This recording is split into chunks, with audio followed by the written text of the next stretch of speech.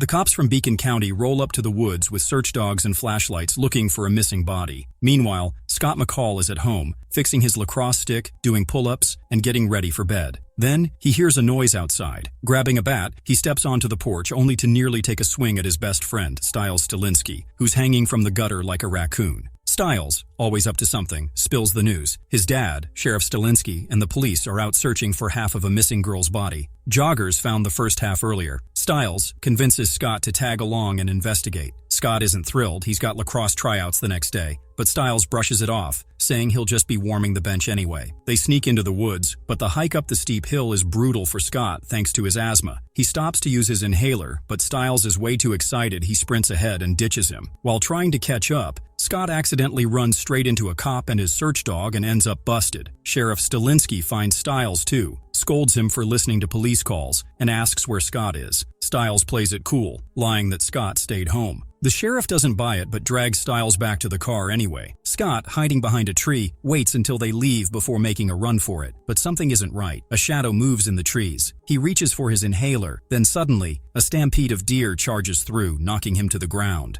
His inhaler flies off. When the chaos dies down, Scott grabs his phone's flashlight and starts looking for it. Instead, he finds something way worse, the missing girl's other half. Panic hits him hard, but before he can move, a deep growl echoes from behind. A massive, wolf-like creature with glowing red eyes emerges from the trees. Scott barely has time to react before it lunges, biting deep into his side. He screams in pain, rolls down a hill, and stumbles onto the road, drenched, bleeding, and shaken. In the distance, a wolf howls. And just like that, Scott McCall's life changes forever. The next morning, Scott rides his bike to school but gets bumped by Jackson Whittemore, a rich and arrogant lacrosse player. He meets up with Stiles and shows him a big bite wound on his side. Scott thinks it was a wolf, but Stiles says there haven't been wolves in California for over 60 years. Scott also says he found the other half of the dead body in the woods, which excites Stiles. But Stiles quickly gets distracted when he sees Lydia Martin, his longtime crush. She ignores him, and he jokingly blames Scott for making him look uncool.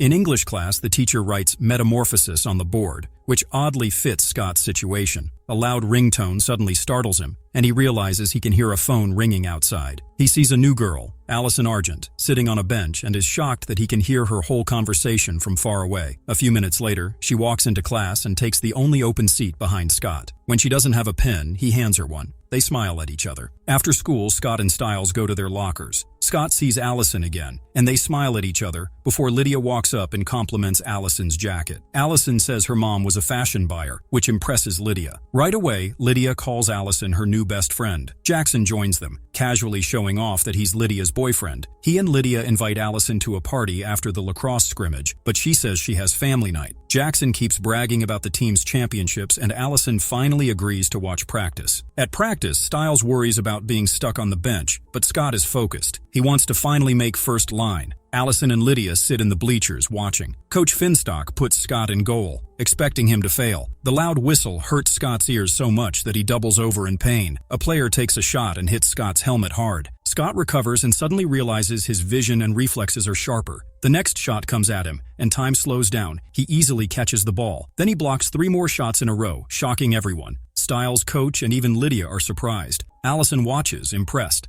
Scott knows something about him has changed. Scott's new skills grab everyone's attention, especially Jackson, who tries to embarrass him with a powerful shot. But Scott catches it like it's nothing. Jackson is frustrated, especially when he sees Lydia cheering for Scott. The whole crowd, including Stiles and Allison, goes wild over Scott's amazing performance. Scott's freaking out, heightened senses, freaky reflexes, and a nose sharper than a damn bloodhound. To prove it, he calls out the gum flavor in Stiles' pocket before Stiles even realizes he has any. Scott's convinced it's some medical nightmare, but Stiles just cracks werewolf jokes. Scott's not laughing. They head to the woods to find Scott's inhaler, but some mysterious dude shows up, glares at them, and tosses it back. Stiles recognizes Derek Hale, the guy whose whole family died in a fire years ago. At the animal clinic, Scott checks the wound from his bite, except there isn't one. It healed overnight. The clinic's cats freak out, hissing like he's the devil. Before he can process, Allison shows up, drenched and crying about hitting a dog. Scott calms her down, calms the dog, with glowing eyes, no big deal, and even patches up its broken leg like a pro. Their chemistry is clearly off the charts. Scott offers her a dry shirt, sneaks a glance while she changes, and the dog judges him hard. Awkward.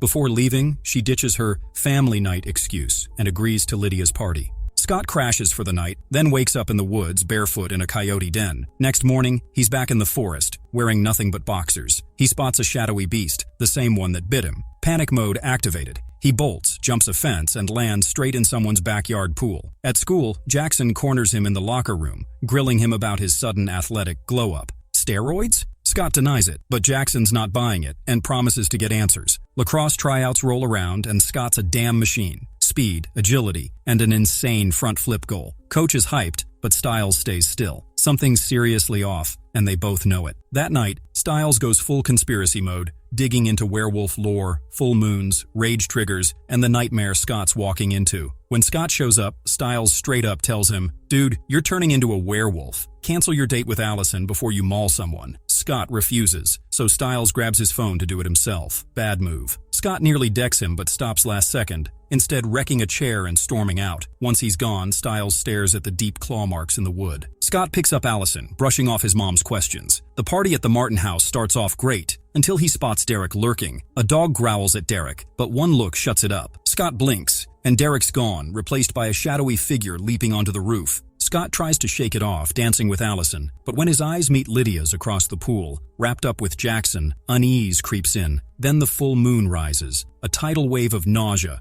sharp noises, and overwhelming scents slam into him. Panicked, he bolts, leaving Allison confused. Before she can follow, Derek steps out of the shadows, introducing himself as Scott's friend. At home, Scott douses himself in ice-cold water, desperate to stop the burn crawling under his skin. His hands shake, nails sharpening into claws. His teeth lengthen, his eyes glow amber. Staring at his own monstrous reflection, terror grips him. Meanwhile, Styles pounds on Scott's door, but Scott refuses to let him in. Then he learns Derek took Allison home. That's it. His last shred of control snaps. Fully transformed, he crashes through his window and tears into the woods. Tracking Allison's scent, he's stopped by Derek, but before Scott can react, a flashbang arrow detonates, blinding them. A second arrow pins Scott to a tree. Hunters, and leading them is Chris Argent. Derek fights them off, yanking Scott free. Once safe, he drops the bomb. Hunters have been after their kind for generations. The next day, Scott tries to patch things up with Allison. She forgives him, until her dad pulls up. That's when Scott sees his face. Chris Argent, the hunter who nearly killed him. Shortly after Wolf Moon, Scott panics in the locker room as Styles asks if he apologized to Allison. Scott admits she gave him a second chance, but freaks out, revealing her dad is the lead werewolf hunter who shot him. Styles calms him down, suggesting he focus on lacrosse. At practice, Scott is so distracted that he plays terribly. The stress plus taunts from Jackson and Coach Finstock push him over the edge. He rages out, tackles Jackson, and starts transforming, unaware that Derek is watching from the shadows. Realizing Scott is losing control, Styles drags him back to the locker room. When Scott fully shifts and attacks him, Styles blasts him with a fire extinguisher, snapping him back. Horrified,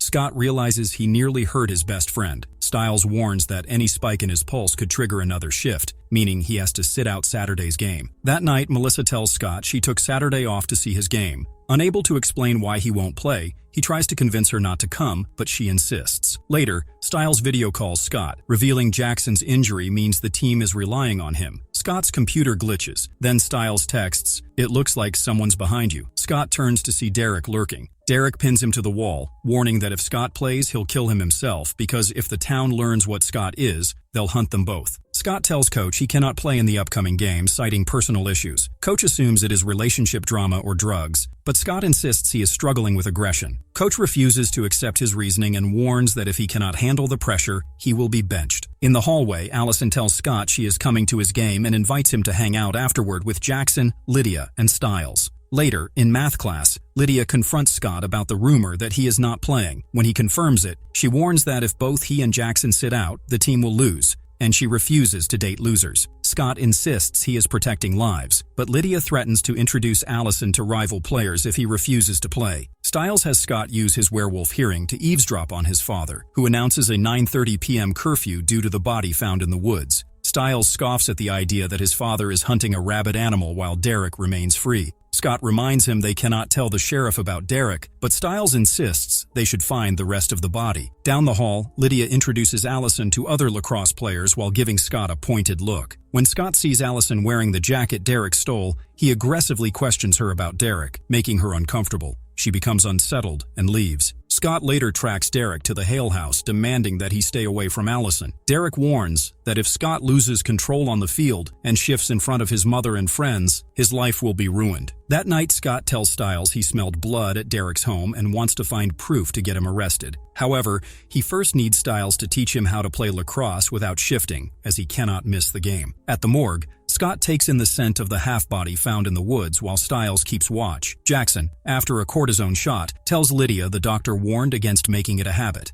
Lydia insists he get another before the game. Scott tells Stiles the scent matches the one at the Hale house. Stiles suggests Derek buried the other half of the body there and questions Scott's real motive. When Scott reveals the body's legs had bite marks, Stiles concludes they need a shovel. Scott and Stiles wait for Derek to leave before sneaking into the yard. A fresh patch of dirt catches their attention, and they start digging, despite Scott's unease. The moment they pull up a burlap-wrapped object, Stiles unties the knots, revealing the front half of a dark brown wolf. Just as they consider leaving, Stiles spots a purple flower nearby and identifies it as wolfsbane. Scott's ignorance annoys him, but the irritation vanishes when he notices the plant is woven into a spiral of rope wrapped around the wolf's body. The second Stiles unwinds it. The body shifts, revealing the top half of a human woman, sending both into a horrified panic. The next morning, Derek is hauled off in cuffs as Scott and Stiles watch from a distance. Derek's glare burns into them as he is placed in the back seat of the cruiser. While the deputies search the crime scene, Stiles sneaks into the car, trying to act unbothered before immediately taking back his bravado. He presses Derek for answers, pointing out that the dead girl was a werewolf, but different from Scott. Derek doesn't explain, but warns that Scott shifting on the field will be a disaster, urging Stiles to stop him. Before Stiles can respond, his father yanks him out of the car, grilling him about how he found the body. Stiles' weak excuse contradicts his earlier lies, but Sheriff Stilinski lets him go with a warning. As they drive home, Scott flips through Stiles' werewolf books, finding nothing on wolfsbane rituals. His irritation flares when Stiles gets too excited, but the real problem hits when he starts gasping for air. Stiles' backpack stuffed with wolfsbane is making him sick. He tosses it out the window before disappearing. Stiles panics and calls emergency dispatch, but they hang up. Meanwhile, Scott, fully transformed, sneaks onto Allison's roof. As he leaps down, Argent's car hits him, forcing him back to human. Allison rushes out, horrified, but Scott awkwardly claims he was just stopping by before scrambling off. At the game, Jackson sabotages Scott, but when Coach demands someone pass to him, Scott's anger surges. His snarl forces an opponent to throw him the ball. He teeters on losing control until Allison's voice breaks through the noise, calming him enough to score the winning goal. Overwhelmed, he flees to the locker room. Stiles finds him later, but the good mood shatters when Stiles reveals the dead girl was Derek's sister, Laura Hale. Scott and Allison sneak out of school and into a bus where they share a romantic moment. As their passion intensifies, Scott's werewolf instincts kick in, and he struggles to control his transformation. He pulls away, warning Allison to leave, but she panics when she sees his monstrous form. She tries to escape, but the bus doors are jammed, and Scott attacks her. The next day, Scott wakes up and realizes it was just a dream, one so vivid that he fears it might be a warning. He confides in Stiles, who jokes that there's no lycanthropy for beginners class, but agrees it's concerning. When they arrive at school, they find a crime scene in the bus bay, where deputies investigate a blood-covered bus with its back door torn off. This eerily matches Scott's nightmare, making him fear that he actually attacked someone in his sleep. Panicking, Scott desperately searches for Allison, but she hasn't responded to his texts. His frustration causes him to dent a locker with his fist. Just as he's about to leave, he bumps into Allison, who is completely fine. Relieved, he walks with her to class, unaware that Jackson later finds his ruined locker door. During chemistry, Scott and Stiles discuss the attack, with Stiles suggesting Scott might have killed an animal, not a person. Their conversation is cut short when they see paramedics wheeling out a severely mauled but alive man. At lunch, Stiles reassures Scott that the victim survived, and Scott believes Derek might be able to help him control his transformations. Their friends join the conversation, speculating about the attack. Danny suggests a cougar was responsible, while Jackson coldly assumes the victim was a drug addict. Stiles corrects him, revealing the man was Garrison Myers, a bus driver Scott remembers from childhood. Lydia abruptly changes the subject, announcing that she and Jackson are crashing Scott and Allison's date. Though Allison seems annoyed, Scott agrees, wanting to spend time with her. When Jackson mocks his bowling skills, Scott lies, claiming he's great at it. Stiles later calls Scott out for his terrible bowling skills and continues worrying about Scott losing control. Their conversation shifts when Stiles frets about Danny not finding him attractive, but Scott is too focused on whether he actually hurt someone to pay attention. At work, Scott is on edge when Sheriff Stilinski arrives at the clinic, fearing he's a suspect. However, the sheriff is only there to get his K9 unit stitches removed, easing Scott's nerves for now. Sheriff Stalinsky shows Dr. Bitten photos of the recent attack, revealing they found wolf hairs on Laura Hales' body. Scott nervously points out that wolves haven't been in California for decades, but Bitten explains they can migrate from other states. He also describes how wolves attack prey, deepening Scott's fear. Scott later visits the hospital to bring dinner to his mother, but she immediately realizes he's trying to butter her up for car privileges. While leaving, Scott catches Myers' scent and follows it to his hospital room. Myers, barely conscious, grabs Scott's sleeve and mumbles incoherently, further convincing Scott that he's responsible. Meanwhile, a deputy checks out the Hale house ruins, but is terrified by Derek Hale, who silently watches from the shadows. Derek scares the deputy's canine companion, forcing the officer to leave. Soon after, Scott arrives, pleading for Derek's help. Derek bluntly tells him that he will hurt and possibly kill someone, but offers to teach him control, for a price. To uncover the truth, Derek instructs Scott to use his senses at the bus crime scene. That night, Scott sneaks onto the bus with Stiles as lookout. Using his heightened senses, Scott has fragmented flashbacks of the attack. He remembers the Alpha calling him waking up and running into the night. And most crucially, he wasn't attacking Myers. He was trying to protect him and was injured in the process. Before Scott can process it, police cruisers approach, forcing him to flee with Stiles. Scott realizes the Alpha was behind the attack, but he still mistakenly believes it's Derek. Stiles jokes that this proves Scott isn't a killer and is relieved for his own safety. Scott, now confident, looks forward to his date with Allison. Meanwhile, Lydia helps Allison pick an outfit, criticizing her fashion sense. Chris Argent walks in unannounced, annoying Allison. Lydia, however, flirts with him, much to Allison's frustration. Chris enforces a strict curfew due to an alleged wild animal attacking people, but Allison, frustrated with her father's control, sneaks out through her window despite Lydia's disbelief. At the bowling alley, Scott, Allison, Lydia, and Jackson play, with Jackson excelling, while Scott struggles at first. Allison encourages Scott, even telling him to imagine her naked, which oddly helps him bowl a strike. Lydia pretends to be bad, but eventually reveals her skill, annoying Jackson. Meanwhile, Derek gets harassed by Chris Argent and his fellow hunters at a gas station. Chris makes veiled threats about Derek's family before a hunter smashes his car window. Derek realizes they are fully aware of his werewolf identity and history. Back at the bowling alley, Scott starts winning, which enrages Jackson, who storms off to play pinball. Scott tries to smooth things over, but Jackson remains suspicious, convinced Scott cheated, and vowing to uncover his secret. At the hospital, Derek visits Garrison Myers, who panics upon recognizing him and repeatedly apologizes before dying of cardiac arrest. Melissa McCall, exhausted from her shift, tries to save him, but fails. After walking Allison home, Scott nervously asks to see her again. She agrees, preferring a one-on-one date next time. They share a kiss before parting ways, unaware that Chris Argent is watching from inside. At Scott's house, Stiles sneaks in through the window, nearly getting hit by Melissa, who is fed up with their antics. She reminds them of the curfew before heading to bed. Stiles then informs Scott that Garrison has died. Furious, Scott confronts Derek at the Hale house, accusing him of murder. Derek denies it, revealing that his sister Laura was killed and used as bait to lure him back to Beacon Hills. Scott, still convinced Derek is guilty, threatens to expose him to the sheriff. Scott transforms into a werewolf after Derek shoves him down the stairs. Enraged, he throws Derek through a wall, but Derek quickly recovers and transforms into his own werewolf form. The two fight, with Derek overpowering Scott, eventually forcing him back into human form. Derek then reveals that neither of them killed Garrison, and that Scott was bitten by an alpha, not him. Shocked, Scott learns that an alpha werewolf is in town,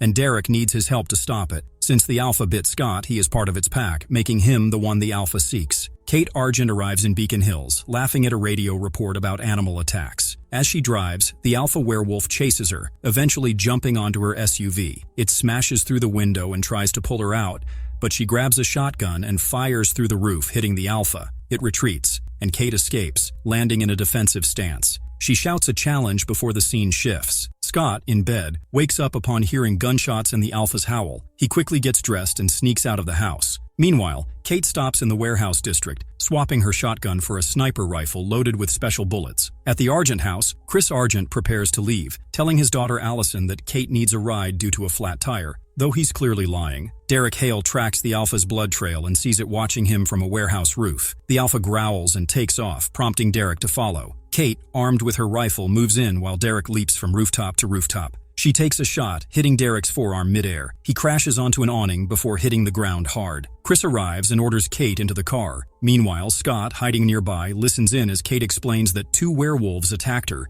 and that the one she shot has 48 hours to live. Derek, now wounded behind the warehouse, sees his injury glowing bluish-purple and smoking. His body isn't healing. The next morning, Kate and Allison excitedly reunite. When Allison picks up one of Kate's bags, Kate aggressively stops her, apologizing awkwardly. Allison, suspicious, notices Kate lying about her car's condition but doesn't call her out.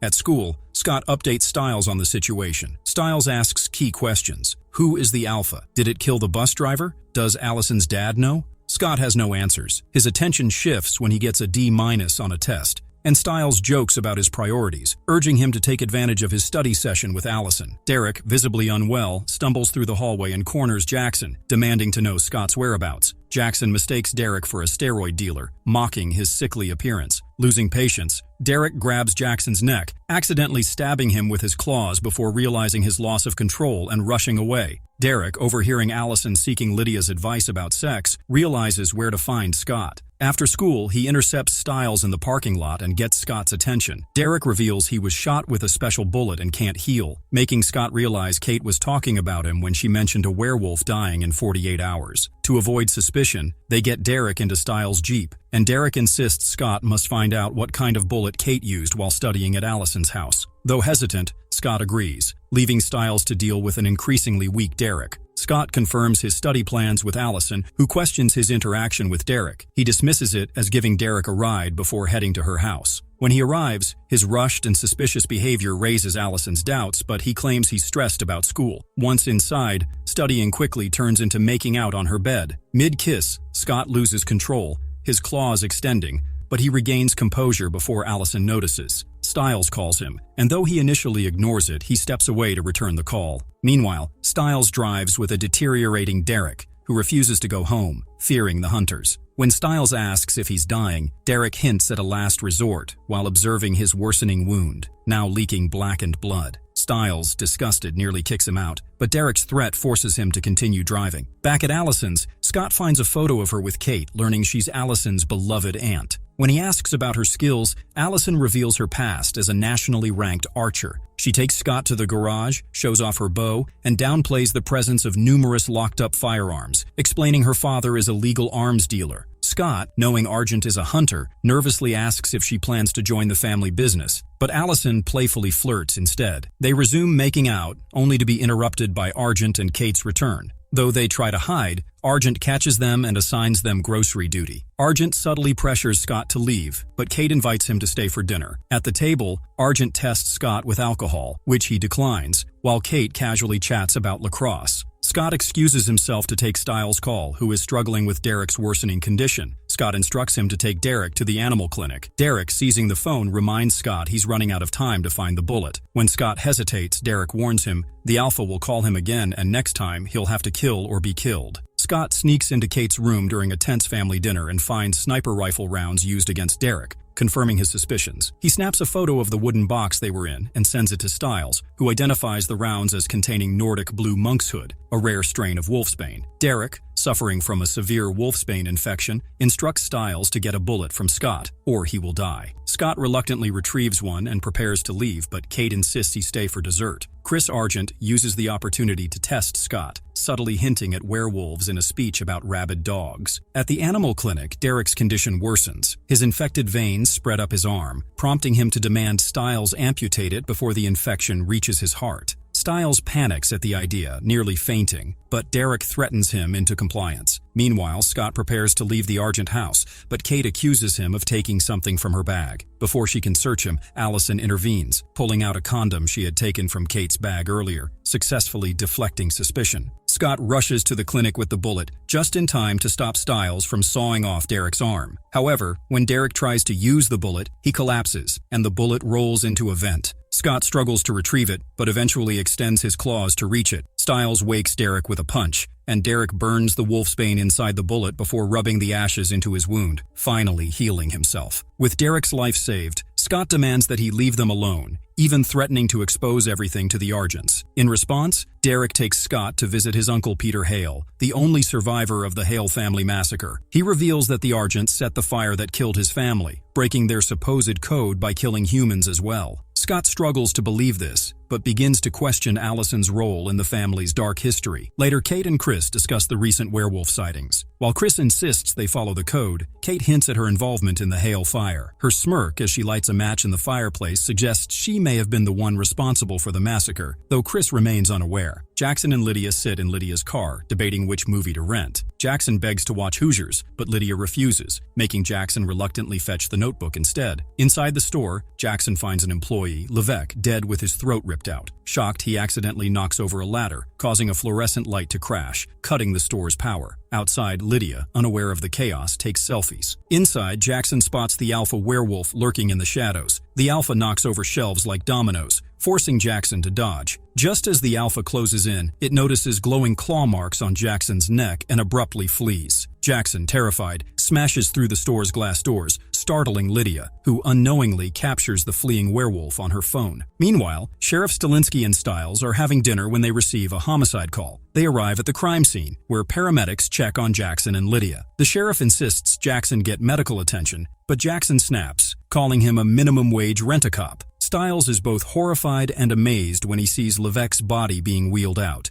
On the store's rooftop, Scott and Derek watch the aftermath. Scott struggles to understand the alpha's motives, questioning if all werewolves are killers. Derek clarifies that werewolves are predators, not murderers, and vows to uncover the alpha's reasons for killing. As they leave, a red spiral appears on the rooftop, marking the alpha's presence. Later, Scott and Derek return to the Hale house, where Scott complains about balancing school and werewolf problems. Derek warns that the alpha is targeting Scott for his pack, and that time is running out before the next full moon. To train Scott, Derek breaks his arm, attempting to teach him how to control his wolf form under pain, but Scott fails. At home, Kate gives Allison an early birthday present, a silver pendant featuring a wolf and a fleur-de-lis. She tells Allison to research the symbol, hinting at the family's mysterious history. At school, Allison opens her locker to find helium balloons spilling out, clearly embarrassed. Scott sees and learns it's her birthday, deciding they should ditch school to celebrate. In chemistry class, the teacher announces mandatory parent-teacher conferences for students with low grades, including Scott. Stiles questions Danny about Lydia and Jackson's whereabouts the previous night, but Danny knows little. Stiles, flustered, randomly asks Danny if he finds him attractive, then panics so much he falls out of his chair. Scott and Allison sneak off in her car, hesitant about skipping school, but ultimately deciding to go through with it. Meanwhile, in the locker room, Derek confronts Jackson, demanding to know what he saw at the video store. Jackson denies seeing anything, but Derek pins him against the lockers, listening to his heartbeat to test if he's lying. Before leaving, Derek warns Jackson to get his mysterious claw marks checked. Scott and Allison spend the day at the Beacon Hills Preserve, flirting and growing closer. At the Martin house, Natalie Martin tells Lydia that Stiles is there to see her. Lydia, still under the effects of anti-anxiety medication, mumbles about Stiles. When Stiles arrives, he asks Lydia what she saw during the attack on the video rental store. She responds that she saw a mountain lion, which Stiles realizes is just her repeating what the police told her. Meanwhile, Scott and Allison walk through the woods, with Allison briefly texting Lydia before turning off her phone. Still dazed, Lydia asks Stiles to stay, and he is momentarily excited when she leans toward him as if to kiss him, until she calls him Jackson. Frustrated, Stiles watches as she passes out. He notices her phone buzzing and sees that she received a video of the alpha running out of the video store, captured while she was taking selfies. In the woods near the Hale House ruins, Kate Argent and her fellow hunters approach. Despite being told to wait for Chris, Kate is impatient. One hunter jokes about Derek, and Kate cruelly suggests more provocative insults. Inside the house, Derek is training when gunfire suddenly blasts through the walls. He fights off two hunters but is struck with a high-voltage taser by Kate, who mocks him and considers whether to kill him or seduce him. At the Stilinski house, Stiles panics over the video he found on Lydia's phone and tries to contact Scott, who has turned off his phone. Sheriff Stilinski enters, hoping for good news regarding Stiles' academics, but Stiles' vague response suggests otherwise. Sheriff, seemingly expecting disappointment, leaves, while Stiles desperately waits for Scott to call back. Back at the Hale house, Kate shocks Derek again with a taser, before revealing a shocking truth. She and the hunters did not kill Laura Hale. She explains that the bite marks on Laura's body indicate the alpha was responsible. Kate offers to help kill the alpha if Derek identifies him, but when she realizes he has no idea who it is, she dismisses him as useless. and attempts to shoot him. Derek escapes into the woods at super speed. At the Beacon Hills Animal Clinic, Alan Bitten leaves a voicemail for Scott, concerned about his absence. Sheriff Stilinski arrives, seeking Deaton's help regarding the video store attack. Deaton, nervous, claims to be no expert, but Sheriff points out that Deaton was previously certain the attacker was a mountain lion.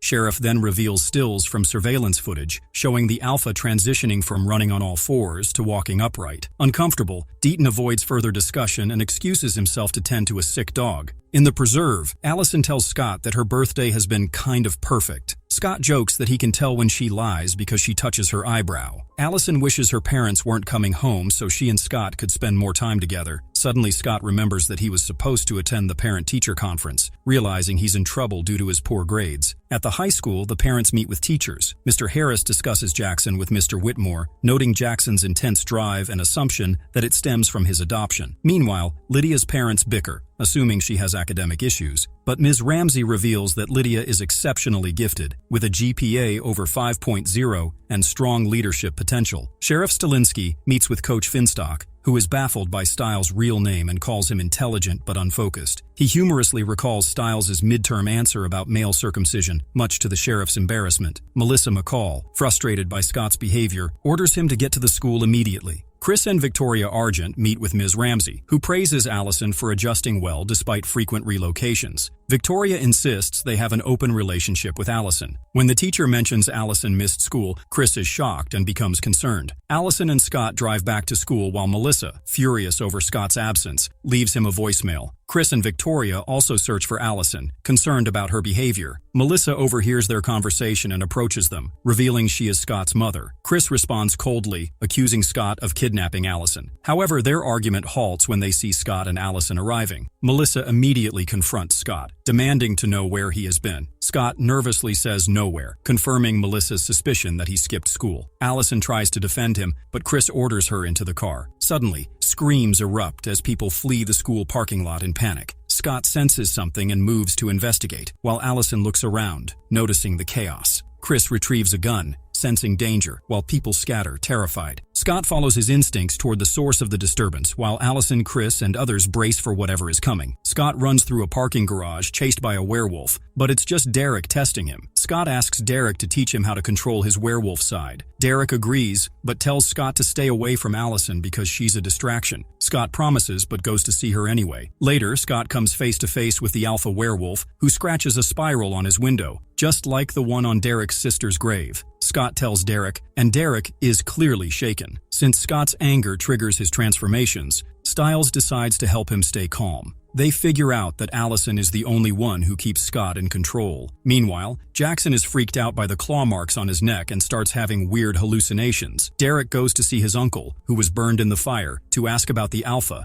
but gets no answers. He later finds a news article about a dead deer with a spiral carved into its fur. The town vet handled the case, so Derek goes to see him. When the vet refuses to talk, Derek loses his patience and knocks him out, just as Scott arrives and stops him. Scott tells Derek to meet him at school that night. He and Stiles sneak in and use the PA system to call the alpha. Derek shows up with the unconscious vet in his car, but before they can figure anything out, the alpha grabs Derek and slams him into a wall, knocking him out cold. Scott and Stiles panic and run inside, locking themselves in the school. They don't know if Derek is alive, and the alpha is still out there, hunting them. Scott and Stiles are trapped in the school, trying to figure out how to escape without getting ripped apart by the alpha werewolf. But the alpha isn't letting them go so easily. It blocks every exit and straight up murders the janitor. Meanwhile, Allison gets a weird text from Scott telling her to meet him at the school. She shows up with Jackson and Lydia, only to find themselves trapped in the cafeteria. Scott realizes he never sent that text. Now everyone's demanding answers. Panicking, Scott lies. He says Derek is the one after them. Stiles, not wanting to risk it anymore, calls his dad, the sheriff. The group makes a run for a science classroom, where they find a locked door leading to a fire escape. They need the janitor's keys.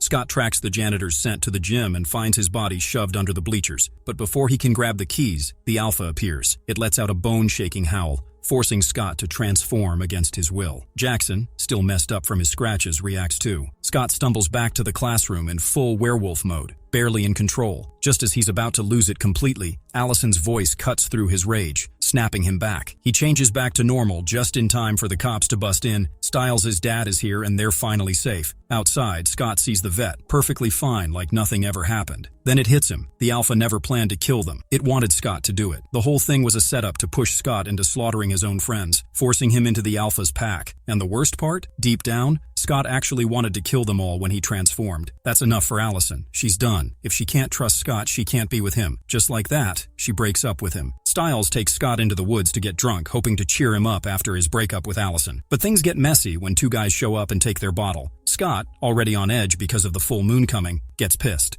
Not long after, the Alpha werewolf shows up and kills the two men. At school, Scott starts acting weird, hallucinating, losing control, and just not being himself. He and Stiles decide to lock Scott up during the full moon so he doesn't end up hurting someone. Before lacrosse practice, Stiles asks Scott to find out if Lydia likes him, but when Scott talks to Lydia, he only asks about Allison. Lydia dodges the question, and instead starts making out with him. Scott later lies to Stiles about it, and plays aggressively during practice. Meanwhile, Allison and Jackson talk and agree that Derek wasn't the one who attacked them. That night, Stiles cuffs Scott to a radiator, partly to keep him from hurting anyone and partly as payback for kissing Lydia. But, as the full moon rises, Scott completely loses it. He transforms, breaks free, and goes after Jackson and Allison. Just before Scott can attack, Derek, who is very much alive, takes him down and stops him. At the same time, the Argents suspect there's another beta werewolf in town besides Derek. Later, when Scott returns to normal, he's freaked out and asks Derek if there's a cure. Derek tells him there might be one. He'd have to kill the werewolf who bit him. Meanwhile, Jackson finds a claw on his car, left by Scott, and realizes it matches a hole in Scott's lacrosse glove from before. Something's definitely up. Night settled over Beacon Hills High School. Mr. Harris sat alone, staring at a list of people with his last name. Every name had a red cross next to it, except his. The sight made him uneasy. A presence loomed behind him. A wet claw was visible, followed by a voice. Mr. Harris stayed frozen, partly from fear, partly from denial. He refused to turn around, but the figure taunted him, accusing him of knowing more than he admitted. When he didn't respond, the figure grew aggressive, throwing chairs. Just as things escalated,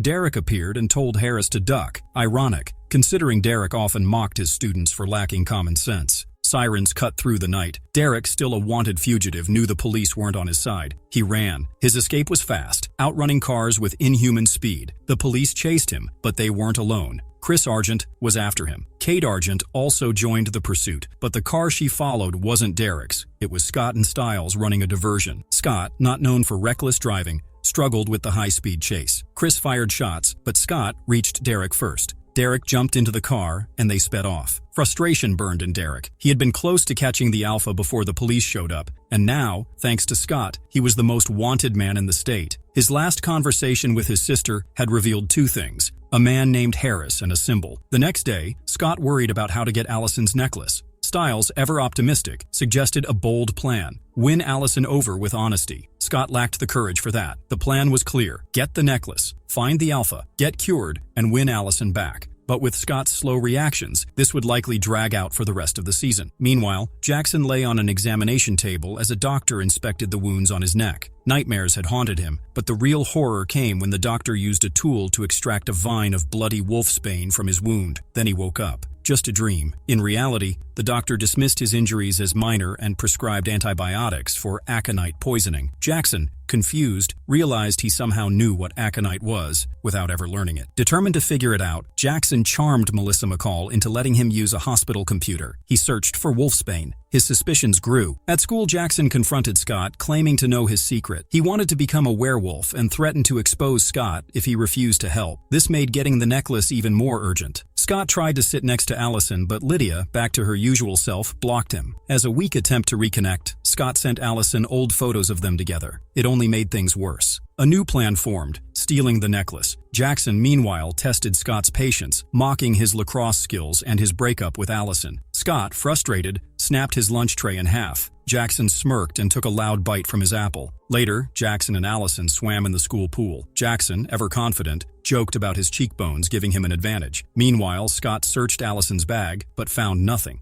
In the hallway, Jackson walked confidently until Lydia stopped him, demanding an explanation for a text he had sent. He had asked for his spare house key back, coldly announcing their relationship was over. Lydia, shocked, questioned him, but Jackson dismissed her as dead weight. At home, Stiles found Derek waiting in his room. When his father nearly walked in, Stiles distracted him with small talk about lacrosse. Once alone, he turned to Danny for help, tracing an ominous text sent to Allison. Danny refused at first, but Stiles had an idea: get Derek to pose as his cousin Miguel and flex for Danny's amusement. Derek, unimpressed, played along. It worked. Danny agreed to help, but needed more details about the text. Scott later snuck into Allison's bedroom and found the necklace being used as a bookmark in an old werewolf hunter history book. Allison had circled things inside, making Scott wonder if she even knew its real importance. Meanwhile, Danny traced the ominous text to a computer at Beacon Hills Hospital, one registered to Melissa McCall. As Scott left the Argent home, Chris stopped him, inviting him in for a drink. It wasn't hospitality. It was an interrogation about Derek. Allison returned just in time to overhear Scott insist that he only wanted to protect her. He left without noticing her presence. Elsewhere, Allison went for a run and stumbled upon Derek's abandoned house. She entered, only for Kate to appear. Their conversation hinted at something darker, an unspoken past between Kate and Derek, suggesting that the real monster might not be Derek after all. At the hospital, Stiles looked for Melissa but discovered something horrifying. Peter Hales' bed was empty. The supposedly comatose Peter was the alpha. Worse, the nurse who had been caring for him was the one who had sent the ominous text. Her intentions were far from innocent. Before she could act, Derek knocked her unconscious. Peter, unbothered, expressed mild disappointment. Derek wasn't amused, calling her out as Peter's willing accomplice. The fight that followed wasn't even close. Peter, stronger and faster, tossed Derek around with ease. Grabbing him by the throat, he spoke of his suffering. The years spent healing, cell by cell. Becoming an alpha had accelerated his recovery, something he couldn't control.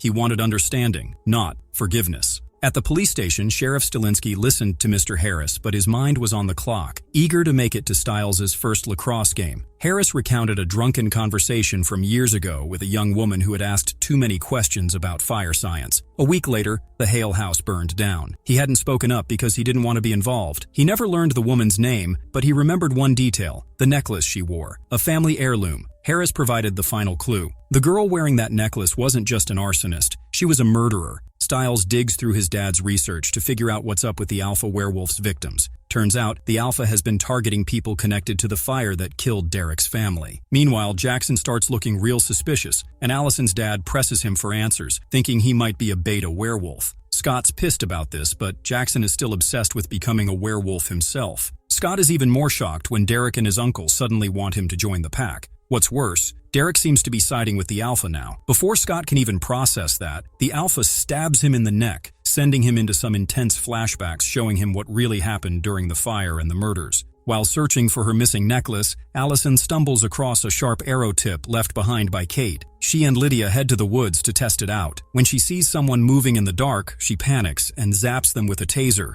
only to realize it's Scott. He was just trying to return her necklace. She apologizes, but it's awkward. Later, Allison visits Scott's house to talk. While she's there, they notice Scott's mom, Melissa, getting ready for a date. When Scott opens the door, his stomach drops. The date is with the Alpha Werewolf. The Alpha's plan is to turn Melissa into a werewolf to force Scott into the pack. Scott ditches Allison in his room and follows his mom, barely stopping the Alpha's plan before it's too late. Back at the Hale property, Scott jumps in to save Jackson from getting killed, but things spiral fast. Kate shows up, shoots Scott, and the town vet secretly hauls him back to his clinic. While patching Scott up, the vet casually shocks everyone. He mostly works with cats and dogs, and sometimes werewolves too. Meanwhile, Kate drops a bomb of her own. She spills the family secret to Allison. And just to make things worse, she's got Derek chained to a wall, torturing him. The winter formal is coming up, and Kate decides it's time to give Allison a crash course on werewolves and hunters, using Derek as a live example. Meanwhile, Scott is still recovering at the vet's clinic when Peter rudely barges in, demanding Scott. The vet stands his ground, refusing to hand Scott over. Peter, unable to cross the mountain ash barrier, throws a tantrum, literally launching furniture at the wall. Back at school, Coach Finstock drops some bad news. Scott's grades are so bad he can't go to the dance. This is a huge problem since the Alpha Werewolf is targeting Allison. Desperate, Scott pressures Jackson into taking Allison to the dance for protection.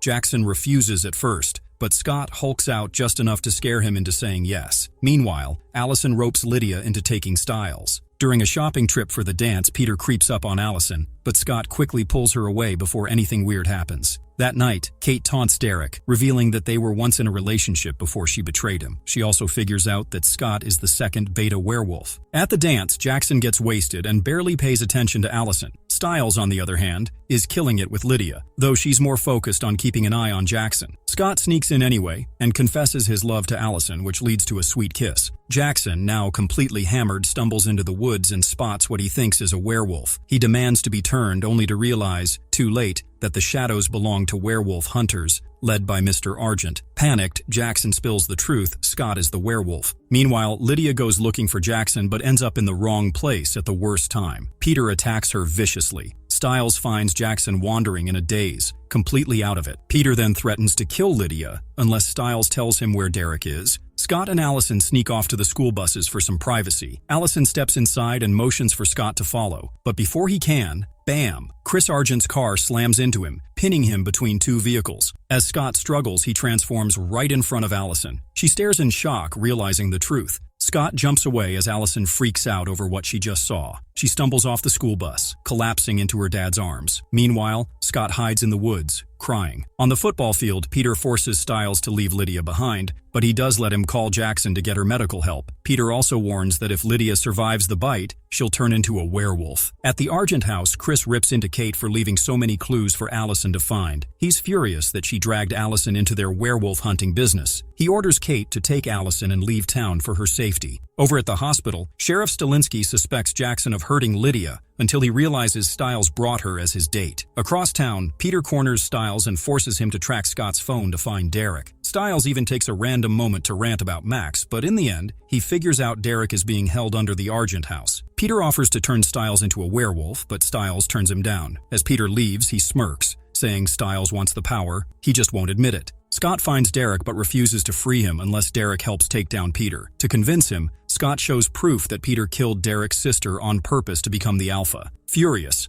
Derek breaks out of his last chain himself and agrees to help. At the hospital, Stiles visits Lydia and learns new info from his dad. Kate was the one who set the Hale house on fire. Meanwhile, Jackson and Stiles get captured by Mr. Argent and his hunters, but Stiles manages to convince Argent that Kate was the real monster, not the werewolves. Across town, Kate and Allison ambush Scott and Derek with explosive crossbow arrows, taking them down. Kate prepares to kill them both, shooting Derek first. But before she can shoot Scott, despite Allison begging her not to, Chris shows up and forces Kate to stand down. Then Peter crashes the scene. He wipes out the hunters before dragging Kate inside. Allison follows and watches in horror as Peter slits Kate's throat for murdering his family. Before Peter can turn on her, Scott and Derek jump in for a 2-on-1 fight. Outside, Stiles and Jackson speed up in a car just as Scott is losing. Stiles chucks a Molotov cocktail at Peter, and Allison lights it up with a crossbow arrow. Even Jackson joins in, chucking his beer bottle into the flames. The Alpha collapses, burning up, and transforms back into a crispy Peter Hale. Scott and Allison kiss, promising to stay together. But just as Scott begs to be cured, Derek steps out of the house and kills Peter, becoming the new Alpha werewolf. Later, Jackson finds Derek and begs to be turned. Derek smirks and bares his fangs before lunging at him. At the hospital, Scott and Stiles visit Lydia, but notice something weird. She isn't healing fast, and she hasn't turned into a werewolf. Back at the Argent house, Chris and his wife realize the town will turn on them now that Kate's crimes are exposed. But with more werewolf hunters on the way, they seem less worried about Scott now. On the rooftop, Scott holds Allison in his arms as they watch the stars, finally finding a moment of peace.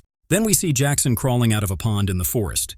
His shirt is ripped, and he has a big bite mark on his side. Scott is running on all fours through the trees. He is just a regular high school kid, except he's a werewolf. Scott's dating Allison Argent, a wild archer from a family of werewolf hunters. She's stuck between loving Scott and dealing with her family's messed up past. Her dad, Chris Argent, is an experienced hunter who follows a strict code, but he's starting to question things. Her grandpa, Gerard, doesn't care about rules. He's out for blood and wants to wipe out all werewolves. He remembers the time when Chris Argent pointed a gun at him, and Allison begged her dad not to shoot. She promised not to see Scott again if he let him go. But now, Scott is heading to her house, trying to sneak in some time with her while her parents are out. At the hospital, Scott's friend Stiles is passed out in a waiting room chair with a smiley balloon tied to it. Lydia Martin looks like just a popular pretty girl, but she's secretly super smart and going through some freaky changes. She wakes up feeling fine and gets ready to take a shower. Her dad talks to Melissa McCall and finds out that Stiles has been there all weekend. At Allison's house, Scott hears an SUV pulling up. The Argents are back. He hides outside the window. Victoria walks in without knocking. She senses something is off and checks the closet and the window. But Scott's already climbed up to the roof. Lydia steps into the shower, but nasty black water starts bubbling up from the drain. Stiles is messing with a candy machine that's jammed. He shakes it until it crashes loudly. Lydia hears the sound. She tries to fix the drain but pulls up a bunch of dark hair. The water keeps rising. Suddenly, a burned hand grabs her from the drain. She screams.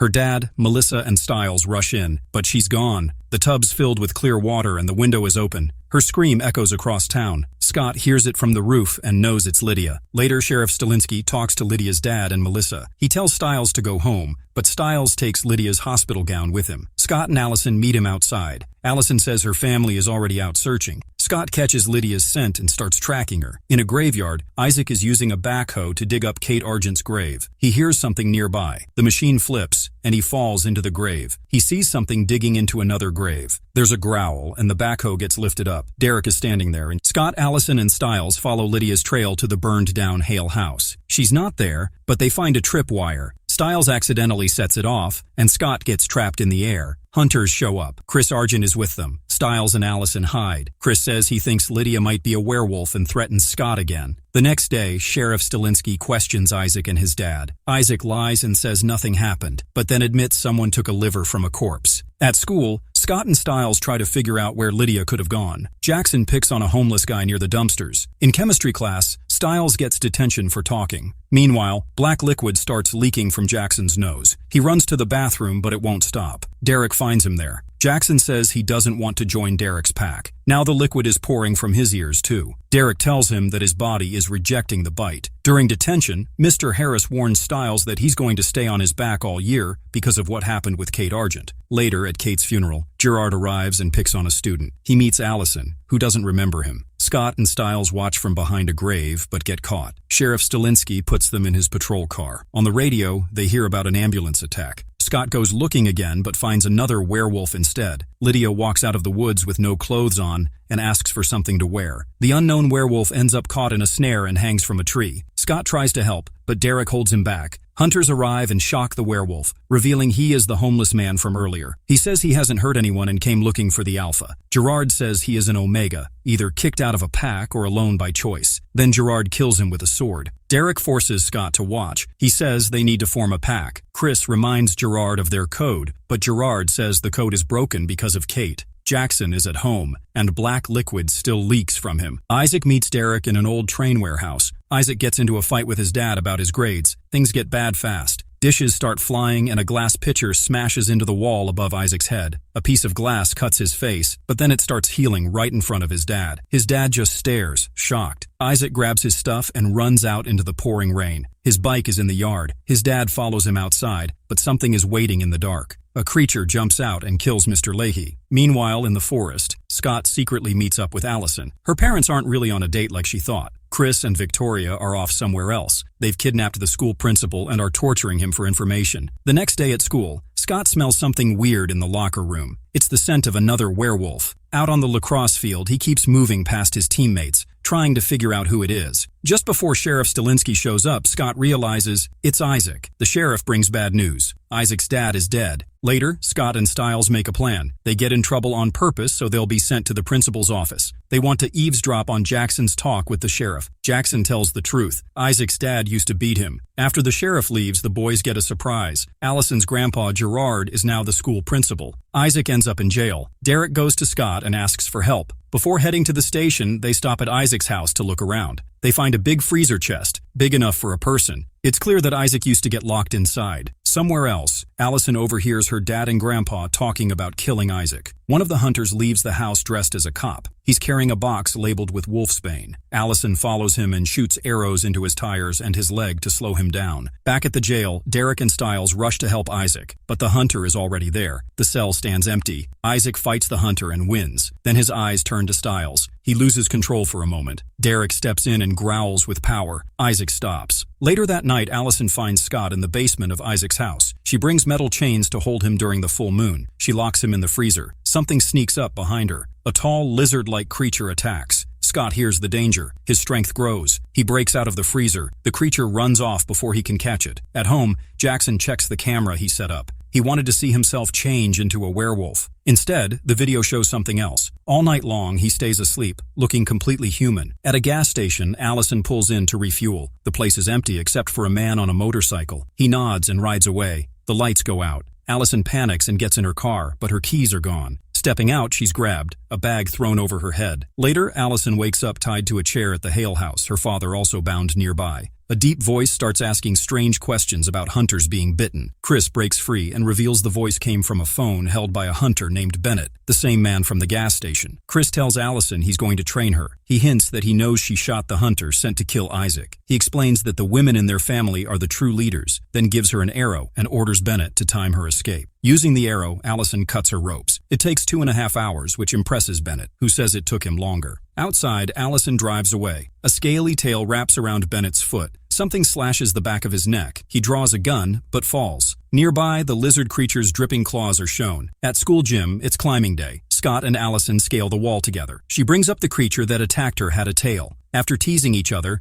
Allison knocks him off the wall. The class laughs. Next, Stiles climbs with a girl named Erica. She starts shaking, and Allison warns the coach that Erica is epileptic. Erica safely drops to the mat. In the locker room, Jackson overhears Scott and Stiles talking. They say Isaac is Derek's problem. They're also planning something. Scott suddenly feels off and runs to the gym, just in time to catch Erica falling from the climbing wall. Allison asks how he knew, and Scott says he just felt it. At the hospital, Scott's mom tells Erica she knows she's not taking her meds. After she leaves, Derek appears. He reads the side effects: weight gain, acne, and more. He promises he can make it all disappear. His eyes glow red. In biology class, a vaccine film plays. Matt is upset Jackson still has his camera. Jackson gets distracted by the lesson and then goes after Lydia. He accuses her of ruining his body so he can't become a werewolf. In the bathroom, Lydia cries. A pair of dirty feet appear under her stall. She realizes it's a man and follows him. The man looks at the trophy case. She sees Peter Hale's name and remembers him walking toward her. During lunch, Stiles makes a deal with Boyd for a set of keys. It costs him $50. Scott and Stiles talk plans. Erica walks in, confident, glowing, and changed.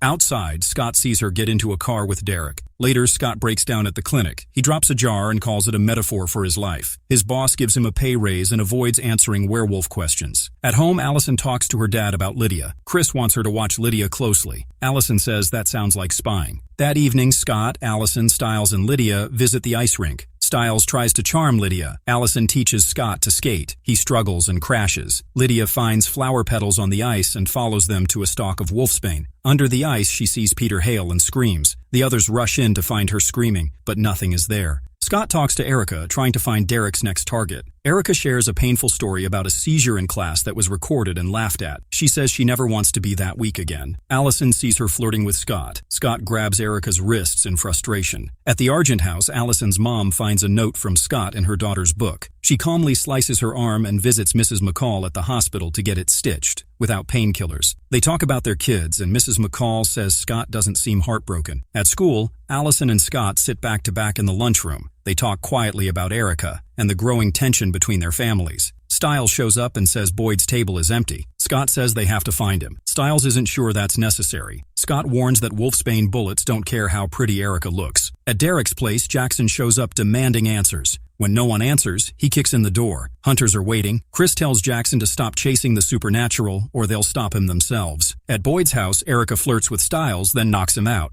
At the animal clinic, the alarm goes off. A body lies on the table. Chris is in the shadows. He wants to know what killed the hunter and confronts the vet, saying he knows he's more than just a doctor. Scott finds Boyd at the rink. Boyd says he joined Derek because he didn't want to be alone anymore. Scott says he deserves better. Derek and the others show up. Erica and Isaac say their lives have improved. Derek tells Scott to leave. Scott fights instead. He beats them down and yells that Derek is just using them. Derek says it's about power, then overpowers Scott and walks away. Boyd tells Scott he already got bitten but doesn't want to be like Derek. He wants to be like Scott. Stiles wakes up in a dumpster. Scott asks his boss why his injury isn't healing. The vet says it's because it came from an alpha. They need to talk. Later that night, Jackson trains alone on the lacrosse field. His car gets stuck in the mud. Rage takes over, and he lifts the truck with his bare hands. The strength makes him smile like never before. At the animal clinic, Dr. Bitten works fast, to treat Scott. He says the creature that killed the hunter isn't a werewolf and suggests the Argents may keep a book with information on other monsters. Soon, Chris Argent and his father Gerard arrive. Gerard mentions retirement. Bitten reminds them of the hunter's code. He explains the wounds, paralysis from a scratch and death from deeper cuts. The creature used a toxin, and nothing was eaten, meaning it kills for no reason. At a garage, Stiles argues with a mechanic about the cost of repairs. Inside, he notices something sticky on the door and a photo of the mechanic in lacrosse gear. His fingers go numb. Outside, he sees a lizard creature crawling down his Jeep. It paralyzes the mechanic and crushes him under the lift. All Stiles can do is call 911. Later, Allison waits in her car. The fogged window shows a time, 9 p.m. Gerard arrives and talks to her about loyalty. He drops a leather book, takes pills, and warns her she may have to choose between friends and family. Her response at first upsets him, but she quickly changes her tone. Back at the garage, Stiles lies to his dad about what happened. He says he found the body under the Jeep. The sheriff doesn't buy it, but lets it go for now. Stiles asks if they can clean the Jeep before holding it as evidence. Allison finds Scott's note on a rock. He couldn't wait. Later that night, Scott picks up Stiles. Stiles tells him the creature felt like a person in costume, not a real monster. At Derek's place, Isaac attacks him but gets thrown aside. Erica and Boyd also try but fail. Derek warns them they need to learn fast or die. Erica kisses him. He tells her to stop.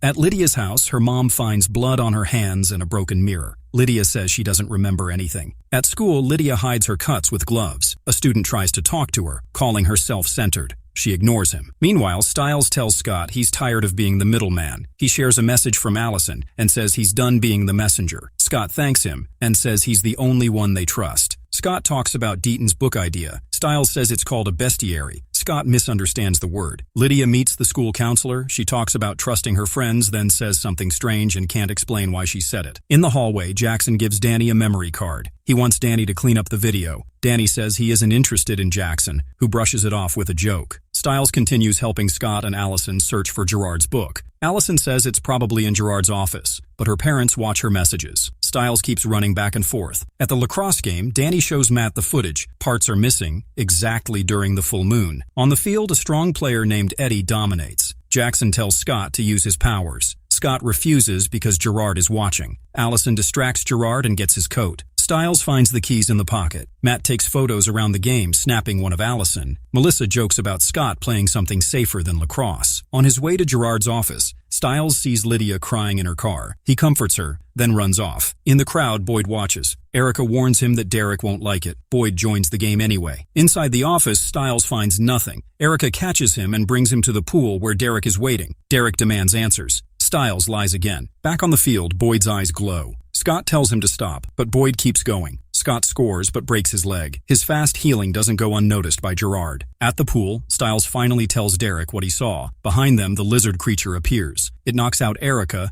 and slashes Derek. Stiles helps Derek into the pool. The creature circles, but doesn't touch the water. At dinner, Scott joins the Argents. Gerard asks tense questions. In the kitchen, Chris warns Scott to be careful around Gerard. In the pool, the creature pulls back from the water, clearly hurt by it. Stiles and Derek stay in for safety. Back at Gerard's room, Scott and Allison search for the book. Using his hearing, Scott opens a safe. Inside is only a cookbook. 2 hours pass. Stiles holds Derek in the water but has to let go. He rushes for his phone and calls Scott. Scott hangs up too quickly, not knowing they're in danger. Allison remembers a flash drive on Gerard's keys. Scott grabs it and runs toward the school. He hears the creature's roar. At the pool, Stiles pulls Derek from the water. His grip slips. Then Scott appears, transformed. He fights the lizard. The creature wins at first, but sees its reflection in the glass, freezes, and runs. In the parking lot, Scott and Stiles open the flash drive but can't read it. Derek shows up and calls the creature a kanama. It's a shapeshifter that doesn't know what it is. Stiles calls it a monster. Scott wants to work with the Argents to stop it. Derek refuses. He says he'll kill it. Later, Scott picks up his mom. Gerard is waiting. He stabs Scott and twists the blade. The kind mask drops. He threatens Scott's mom unless Scott agrees to follow orders. Jackson struggles to lift a heavy bench press. Danny walks away to the showers. For a short moment, Jackson starts hearing everything around him with sharp and strange clarity. Erica appears and takes him to Derek. Inside the warehouse, Derek wants answers. He asks what happened to Jackson during the full moon. Jackson says nothing happened. To test him, Derek uses kanama venom. Jackson freezes, unable to move. This proves he isn't the creature they're looking for. Later, Isaac speaks to Jackson and pressures him into changing his police statement. With no witness, Isaac is no longer a suspect and returns to school. At school, Stiles brings new research on the kanama. The creature may come from South America and might go after killers, but this doesn't match what they've seen.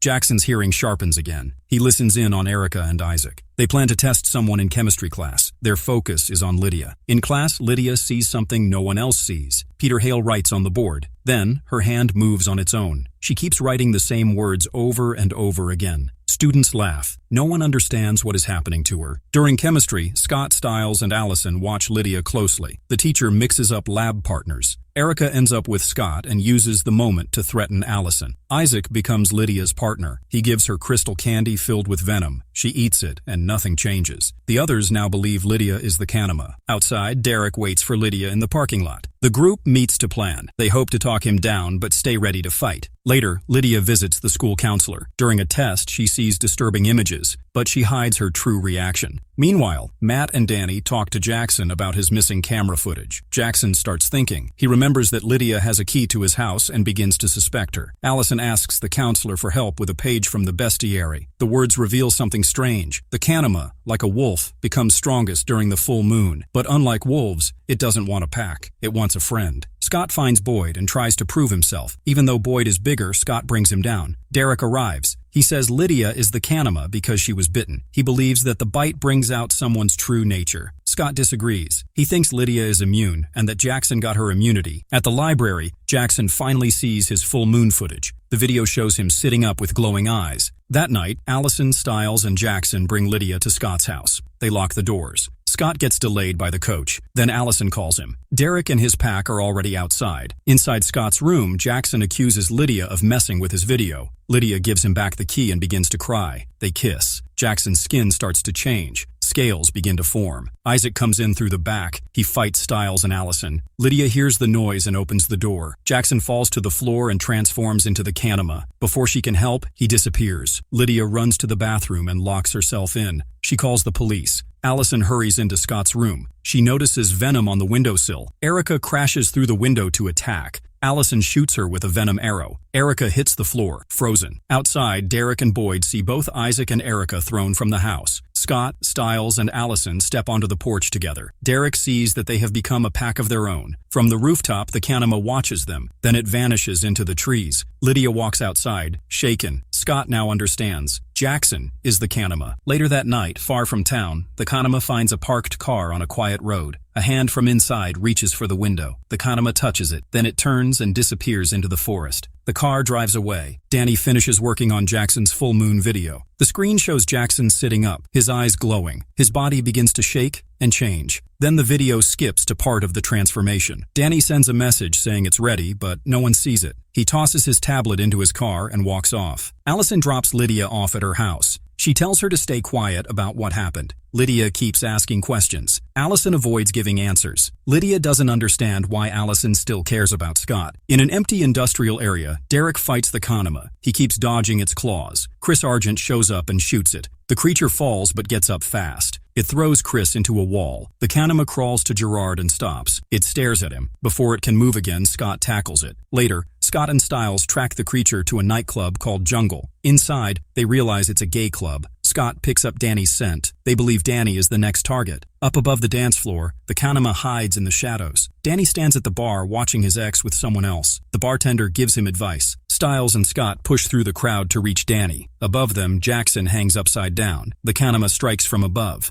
Dancers fall one by one, frozen. Danny is among them. Derek shows up and slashes the kanama. It runs off, leaving behind a trail of blood. The trail ends at Danny's car. Inside, they find Jackson, back in human form. At Lydia's house, a man shows up. He holds her dog and acts strange. He flirts and gives her a flower with wolfsbane, asking her to keep it. Outside the nightclub, Danny is carried out on a stretcher. Scott asks him questions, but Danny only wants to know if his ex was also paralyzed. When he hears the answer, he smiles. Scott and Stiles try to sneak Jackson away, but the sheriff catches them. To cover up, Stiles says he was there for Danny after a breakup. The sheriff doesn't believe him but lets them go with a warning. Later, Jackson wakes up inside a sheriff's van deep in the woods. He is chained and shouting. Scott and Stiles hear him. Stiles tries to text Jackson's parents but messes up by ending the message with, "I love you." This gets the sheriff's attention and a search begins. At school, Gerard questions Allison. He doesn't buy her excuse and tests her heartbeat for lies. She stays calm and notices new security cameras watching the halls. In English class, her mother surprises her by stepping in as the new substitute teacher.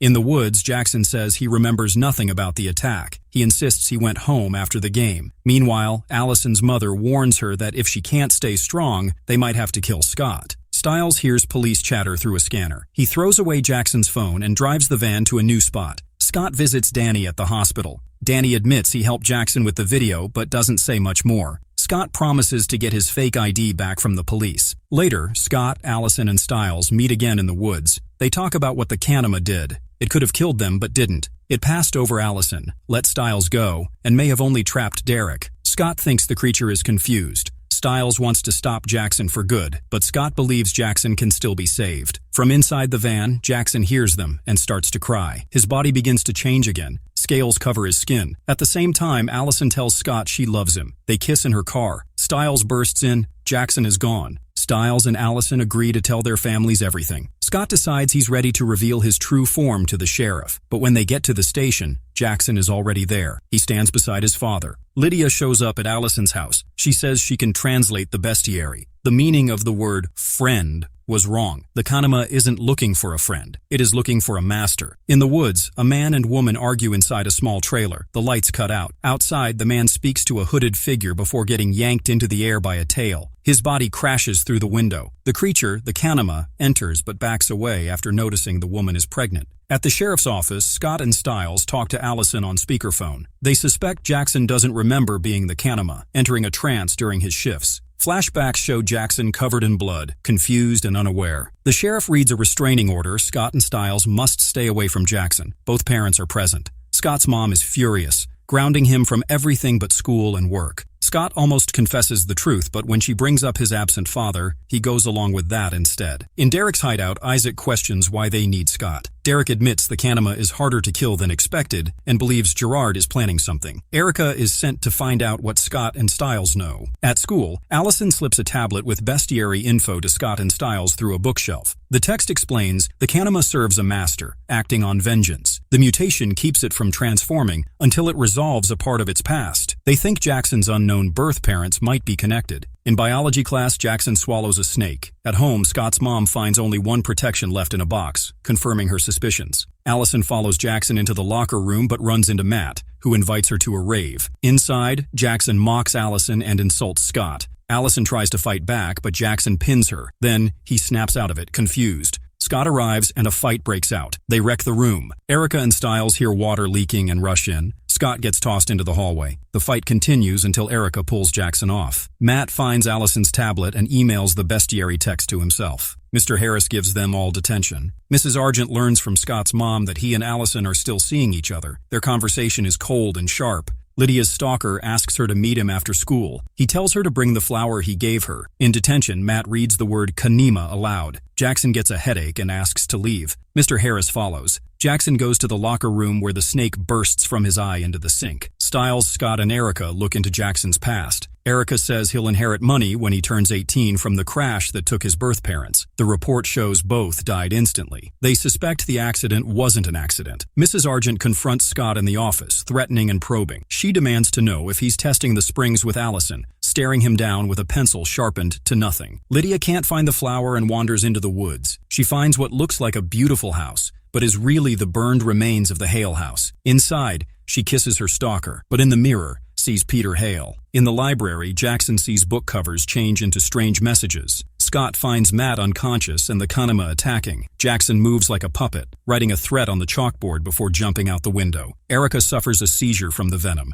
She insists they take her to Derek, not a hospital. At Derek's, he breaks Erica's arm to draw out the venom. She recovers and tells Stiles he makes a good Batman. Scott tells Derek he'll join the pack, just long enough to catch Jackson. At the hospital, the pregnant woman from the trailer gives birth. Later, the hooded figure suffocates her. At Hale House, Lydia realizes she's been hallucinating the stalker and Peter. Peter admits she was his backup plan because she is immune. He disappears, and she finds wolfsbane in her hand. Beneath the floor, Peter Hale's dead body lies buried. Jackson gets a text and suddenly leaves school. He drives to a warehouse where a crowd is lining up for a secret concert. Matt is in line too and lets Jackson cut in, still afraid after being attacked before. Jackson seems distant, like he isn't in control. Scott watches from a distance and tries to ask Matt for ticket money, but Matt refuses. When Jackson buys his ticket, the woman behind the counter gets nervous and ends sales early, riding up in the elevator. At the sheriff's department, Stiles and his dad eat together. Stiles reads the board behind him. They realize the victims, Sean, Jessica, and the mechanic, are all 24. The pattern almost doesn't fit until they remember Isaac's older brother Camden, who died in combat. They connect the deaths to students in Adrian Harris's chemistry class from 2006. In the morgue, Chris Argent shows Allison the bodies of the latest victims. He explains that one was taken care of by the Kanema, the other by a person. He pushes Allison for more details and says their family has a duty to protect people. When she hesitates, he blames her for knowing about the Kanema and not stopping it. She finally tells him about Jackson. Scott, Derek, and Isaac meet at the vet clinic. They argue about trusting each other. Dr. Bitten says the Kanema has no clear weakness, but reveals it cannot swim. That could mean its master fears water. They realize they're hunting two people, the creature and its controller. They think the pregnant woman's survival might be due to the unborn child being innocent, or that Jackson's trauma is tied to his own mother's death. Deaton suggests that anything done to the Kanema could affect its master. At school, Matt questions why the fight in the library hasn't caused more trouble. He has 2 tickets to the concert, but says sales have stopped. Isaac later gets tickets by beating up another student. Scott and Allison meet in the chemistry lab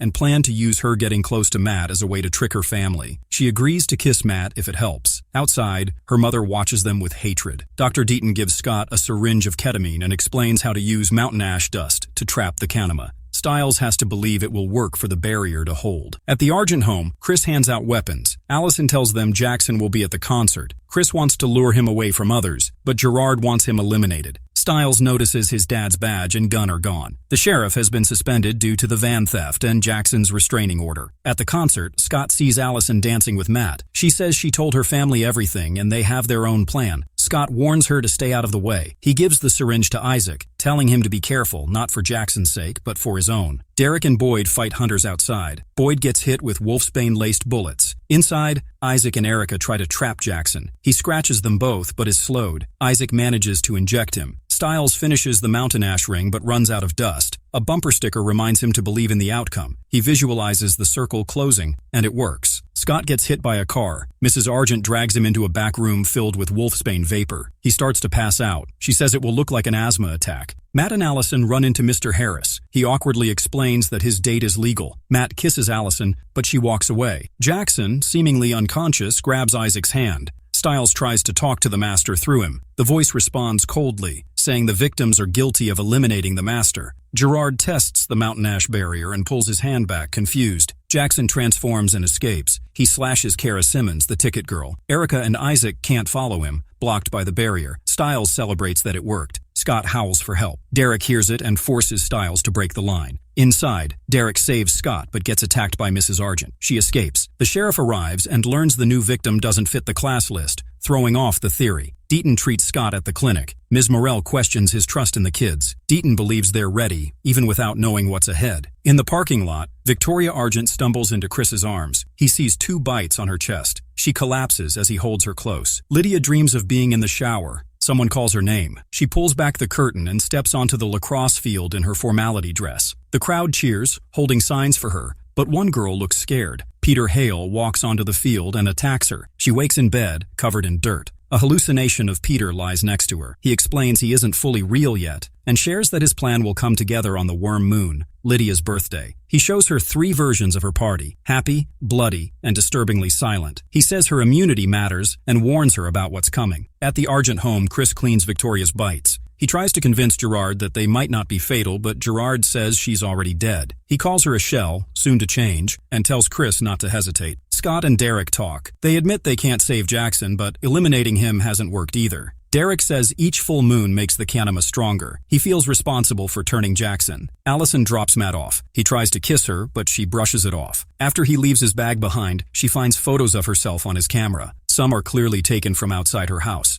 Matt catches her looking, but she denies seeing anything. He invites her in to see more, but she leaves. In the lair, Derek prepares to chain up his pack. Boyd explains the Triskelion symbol on Derek's trunk. Derek says it represents the rise and fall between Alpha, Beta, and Omega. He now considers Scott part of the pack. He warns them about bloodlust under the full moon and says it's the price of healing. Lydia visits Allison with bags of party clothes. She says invites aren't needed because her party is the biggest of the year. Allison gently reminds her that things have changed. When Lydia mentions Jackson, Allison seems worried. Victoria Argent, pale and sweating, tries to speak with Allison, but her daughter brushes her off. Victoria walks away without protest, smiling faintly. Stiles reviews the 2006 yearbook. He and his father realize the swim team connects the victims. Even Isaac's dad was the coach. The puzzle begins to fit. At school, Lydia invites Jackson to her party. He acts distant and warns her not to want him there. His eyes flash briefly into Kanema form. At the party, Stiles arrives with a huge gift. Lydia is busy handing out punch. Allison, Scott, and Stiles talk about how empty the party looks. Allison insists they owe Lydia support. Scott invites the lacrosse team. Stiles invites the drag queens from Jungle. Derek chains up Boyd, Erica, and Isaac. Erica's restraints include a head clamp. Isaac stays calm. He asks Derek how he handles the full moon. Derek says his anchor is anger. A loose chain worries him. His pack might not stay restrained. At the Argents, Chris brings Victoria pills. She insists on a knife. She writes a letter, says goodbye to her daughter through a photo, and asks for Chris's help one last time. As her eyes glow with the rising moon, they drive the knife into her heart. At the party, everyone is loose and giddy. Lydia gives Jackson a glass of punch, wolfsbane petals floating inside. Matt almost drinks his, but throws it away after Allison dismisses him. Lydia gives Scott a glass too. He drinks it, then realizes Allison is gone. Inside, Matt tries to justify his creepy photos to Allison. She calls it stalking. He grabs her. She knocks him down. Allison hallucinates being shot by herself. Stiles hallucinates his father blaming him for his mother's death. Scott sees Allison and Jackson kissing. Jackson sees faceless figures calling themselves his real parents. Lydia slips away from the party. Stiles gets dunked in the pool to sober up.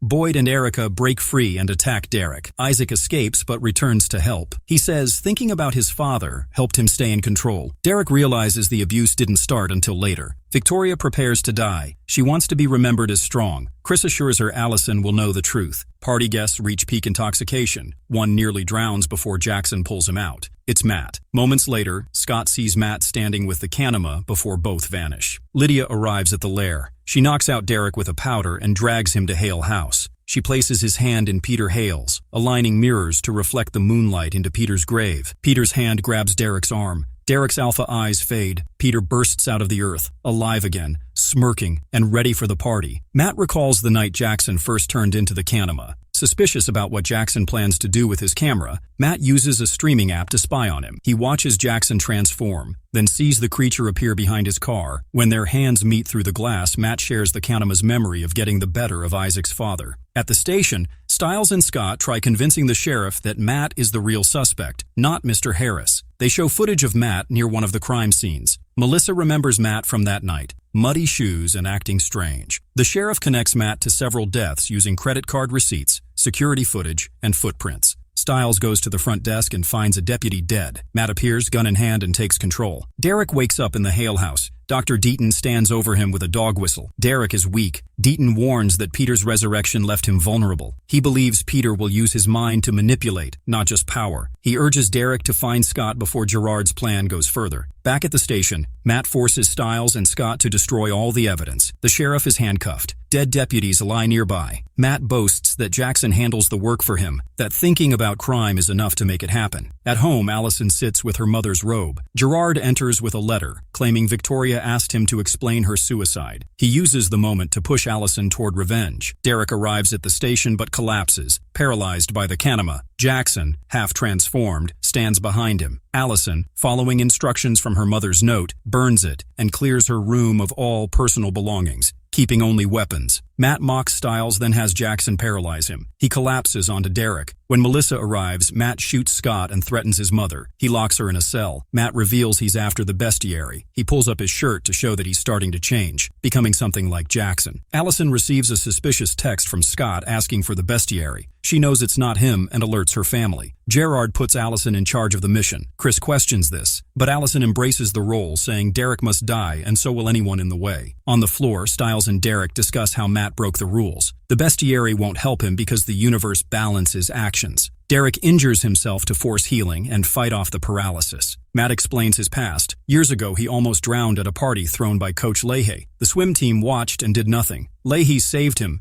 but forced his silence. The trauma caused nightmares and breathing problems. When Matt saw Leahy at Kate Argent's funeral, he wished him dead, and that night, the Kanima took his life. Matt soon realizes Jackson is responding to his thoughts. He snaps photos of his targets and lets the Kanima do the rest. The power goes out. Hunters surround the building and fire inside. Smoke grenades follow. Scott escapes with Styles, the Kanima close behind. Jackson goes full creature, but can't get through a locked door. Scott finds Allison in the hallway. She threatens him with her crossbow, demanding Derek. Scott doesn't understand what's happened to her. Allison storms off. In the evidence room, Chris and Allison track Jackson. He attacks, but Allison shoots him in the head. He shrugs it off. She runs, hides, and ambushes him with a knife. It's no use. He grabs her throat. She stabs again, but he paralyzes her. Matt appears to declare his obsession. He's interrupted by noise and walks away. Chris rescues Allison. The sheriff frees himself. Styles crawls down a hallway. Matt finds them and knocks out the sheriff. Smoke pours out of the building. Gerard coughs and reaches for his pills. Then, in the shadows, he spots Peter Hale. Inside, Melissa begs to help Scott. The Kanima threatens her.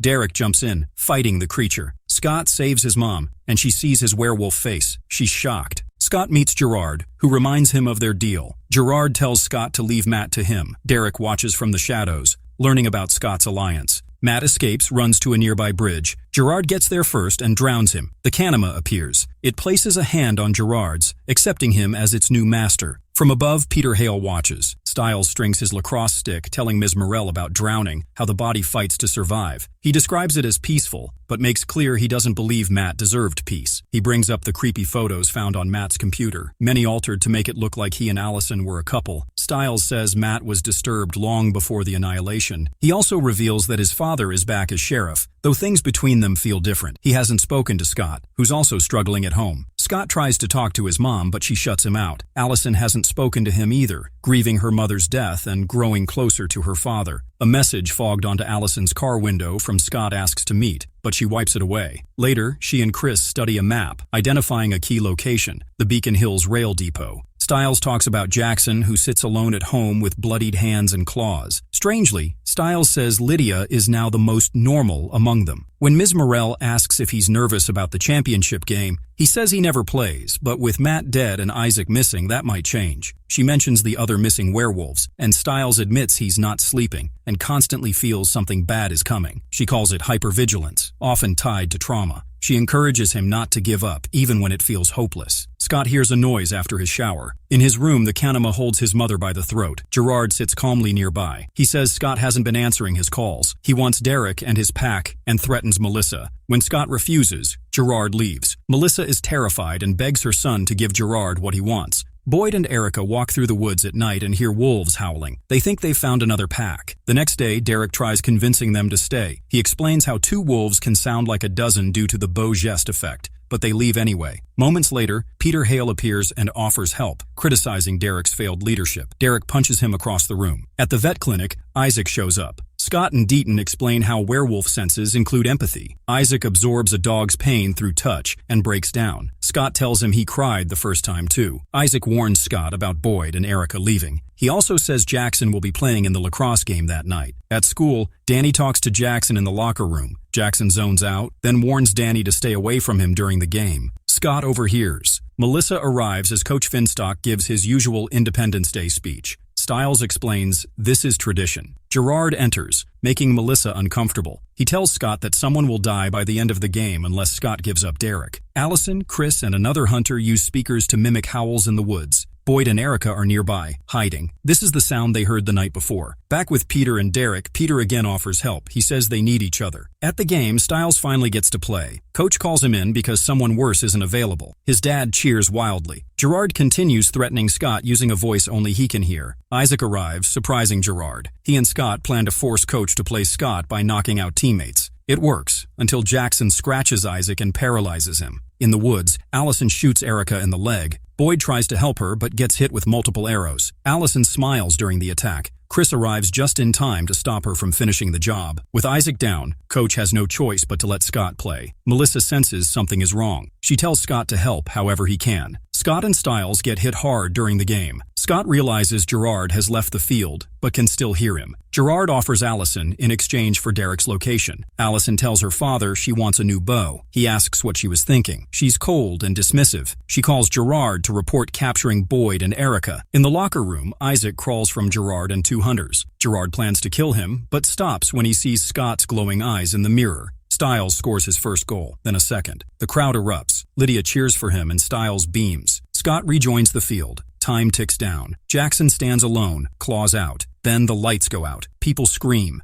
Panic breaks out. Melissa finds Scott and says someone's hurt. The lights come back. Jackson lies on the field. Lydia runs to him. Melissa checks for a heartbeat. There is none. He has deep wounds in his chest. She and Lydia begin CPR. Isaac and Scott see the bloody hands and realize Jackson did it to himself. The sheriff rushes onto the field, but Stiles is nowhere in sight. He starts shouting for his son. Jackson is lying zipped inside a black body bag in the back of an ambulance. A strange, clear liquid seeps through the seams. Melissa insists on going with him, brushing off what the EMT says. In the Argent's basement, a hunter drags Stiles into the shadows. When the lights turn on, he sees Boyd and Erica tied up and hanging from the ceiling. Their mouths are covered, and wires hold them in place. He tries to help, but gets shocked by the cables. Meanwhile, Sheriff Stilinski struggles with the news about Jackson and the fact that Stiles has gone missing. He talks to Scott and Isaac, who pretend everything is fine. They say Stiles just needs time after the game. At school, Coach Finstock gets emotional. He says he wants Scott back next season. Once the room clears out, Scott tears open Stiles' locker to find a scent trail. Before he can track it, Derek and Peter walk in. Scott is stunned. Peter is alive. Back in the basement, Gerard tells Boyd and Erica that torture won't make them give up Derek. Stiles speaks up, but is knocked out cold. Elsewhere, Scott and Derek argue about Gerard. Peter tries to calm things down, even throwing in a joke about Melissa. Isaac tells them Jackson is dead. Peter disagrees.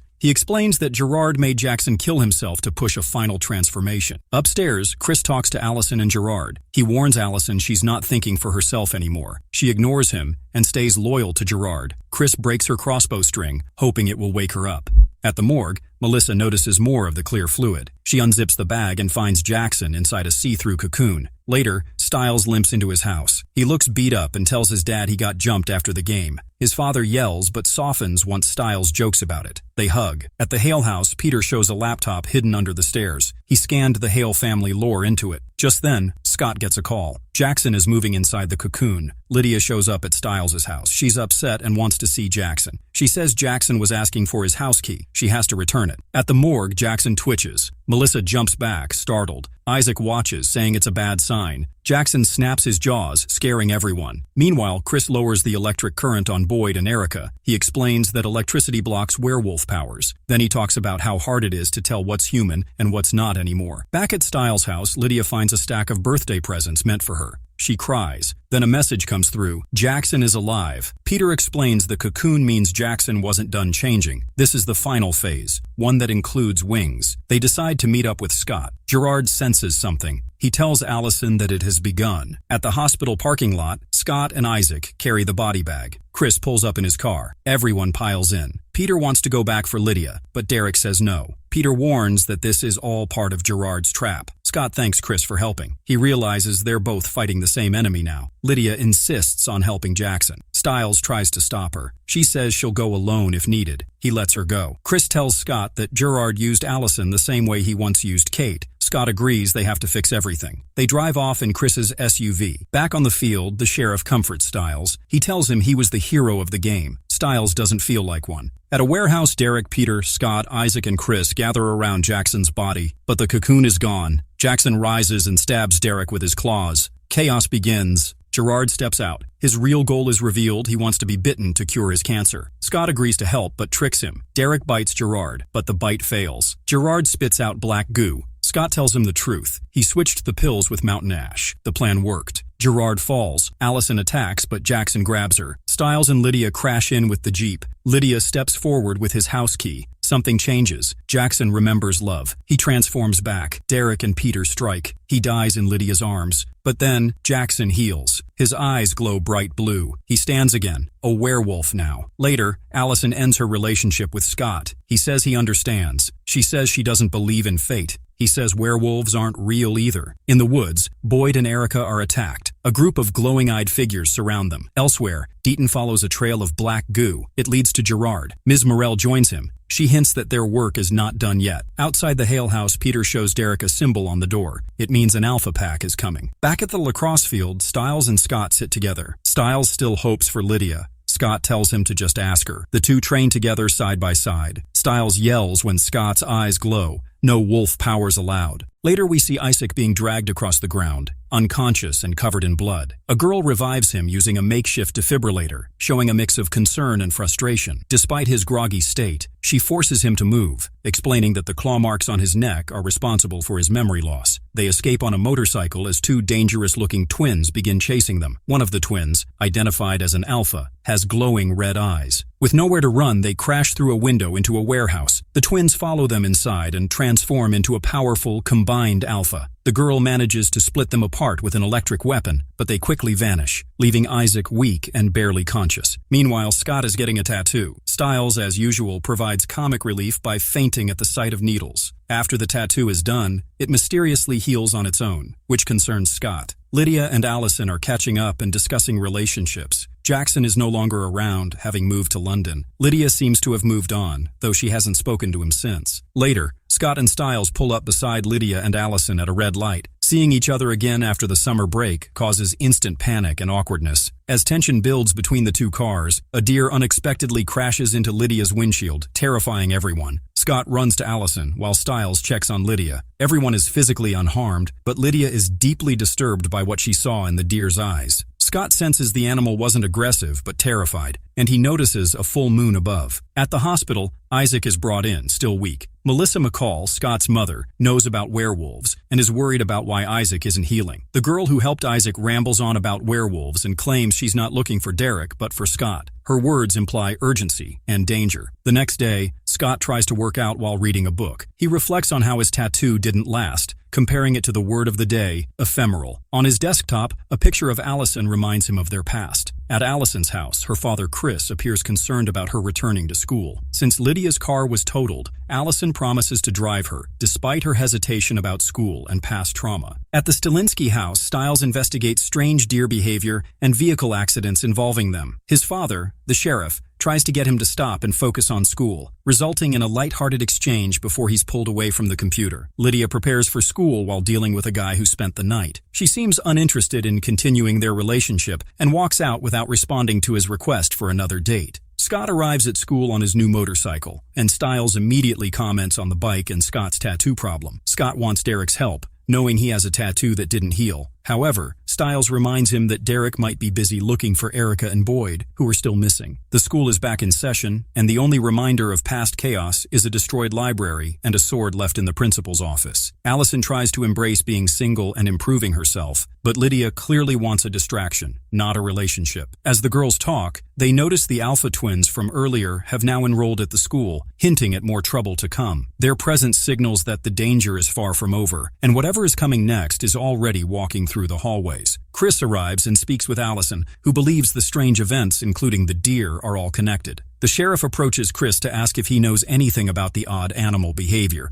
thinking he's an experienced hunter. Chris denies having any insight and seems annoyed that Stiles might have exposed supernatural secrets. Meanwhile, Derek brings an injured Isaac to his old, burned house. Scott follows while talking to Stiles, who mentions a weird bird incident. Although Isaac's wounds look healed, he is still suffering internally. Derek digs up herbs from the floor to help, then briefly explains to Scott that they're facing a rival alpha pack. He wants Scott to stay out of it, but Scott asks for help restoring a tattoo he had removed. At school, a mysterious girl asks for Scott, then grabs Allison and Lydia's arms tightly before fleeing from the alpha twins. She leaves bruises on both girls. Chris then pulls Allison and Lydia from school, reminding Allison of their agreement to stay out of supernatural matters. The sheriff visits Bitten at the clinic, where they talk about animals behaving strangely. Bitten shows him a room full of cats that appear to have killed themselves, adding to the mystery. Back at the Hale house, Derek questions Scott about the meaning of his tattoo. Scott explains it represents emotional pain from his breakup with Allison. Derek helps by re-burning the tattoo into Scott's skin. Later, at the high school, the mysterious girl prepares to fight the alpha pack in the locker room. She holds them off until one alpha injures her. It's revealed that Deucalion, the pack leader, was the blind man from the hospital. Derek confirms the alpha pack has taken Erica and Boyd. Isaac wakes up, confused, asking about the girl. Meanwhile, the girl warns Deucalion of a future threat before he attacks her. Allison tells Lydia she believes the bruises on her body are in a specific pattern. She wants to share this with Scott, thinking he might know something or someone who can explain it. Since Savior Girl was looking for Scott, she believes he should be told. Meanwhile, Scott and Stiles head to a party. Stiles hopes it'll help them forget about Allison and Lydia. The party is for Heather, an old childhood friend of Stiles. Heather tells her friend she plans to lose her virginity that night and picks Stiles as the one. She greets him with a kiss, leaving him both confused and flattered. She brings him to the basement under the pretense of picking wine. There, she kisses him again and sends him to get condoms from her brother's room. As Heather waits, the wine bottles start flying off the shelves, injuring her feet. She's then pulled through the basement window by an unseen force. Stiles returns with the condom but finds her gone. Her shoes remain, but the mess has vanished. Elsewhere, Derek is now living in a loft. He and Isaac prepare for a risky plan. Peter is involved, though Isaac doesn't trust him.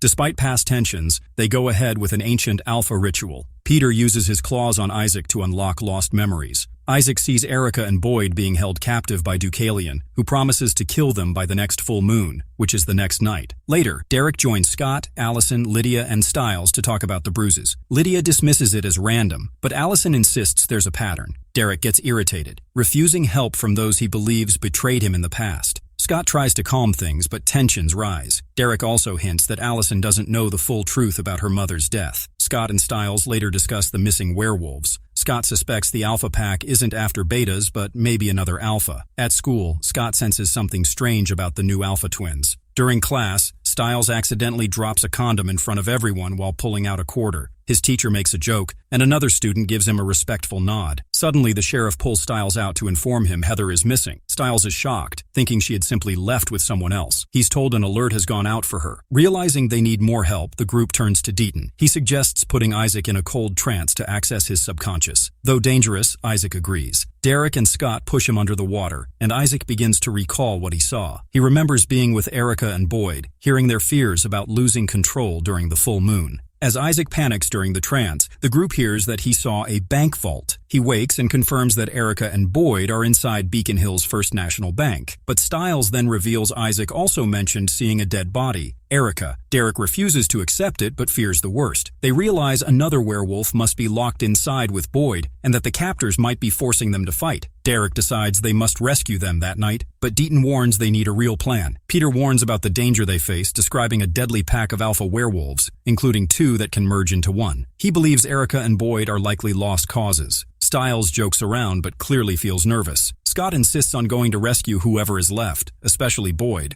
However, there's confusion about the identity of the girl trapped with him. Meanwhile, Allison sneaks into a broken-down bank with bolt cutters. The place looks ransacked, suggesting something more sinister than an ordinary closure. She is suddenly attacked by Miss Morell, the school guidance counselor, who surprises Allison by acting like some kind of covert agent. Morell forces her to hide in a storage closet and warns that a fight is about to break out. Inside the closet, Allison hears two alphas coming, including Deucalion and a female alpha. Suspecting Allison is nearby, the female alpha sniffs around, but Allison quickly drops a bucket of ammonia to hide her scent. She also throws her jacket over the puddle and uses her phone's flashlight. While looking around, she finds Erica's lifeless body in the corner and tries not to scream. Back at the loft, Stiles is left alone with Peter, trying to make sense of the situation. Peter mocks him, but eventually joins in on the theory about the alphas using the vault like a den. Peter then becomes curious about the vault's design and starts searching through blueprints. He learns the walls are made of hecatolite, a rare material that blocks moonlight. This means Boyd and the mystery girl haven't been able to shift into werewolves, making them more dangerous now due to pent-up energy. Peter tells Stiles to call Derek and Scott to warn them. Derek and Scott arrive at the bank. Derek climbs up the building and tells Scott he won't blame him if he backs out. Scott follows anyway. Once inside, they find Boyd and the mystery girl. Derek realizes the girl is Cora, his younger sister whom he thought was dead. Scott notices that the vault is lined with mountain ash, which traps supernatural beings. Ms. Morell then seals the vault by completing the ash barrier, locking Derek and Scott inside with Boyd and Cora, who start to transform. Outside, Peter and Stiles hear fighting through the phone before the line cuts off. Ms. Morell leaves with Deucalion, showing she's working with the Alpha Pack. They both seem satisfied with what they've done. Inside the vault, chaos erupts. Allison, hearing the battle, runs to help. Derek tells Scott that Cora is his sister. Allison reaches the vault and yells a warning. Boyd attacks Scott, stabbing him. Allison breaks the mountain ash seal despite Derek's warning.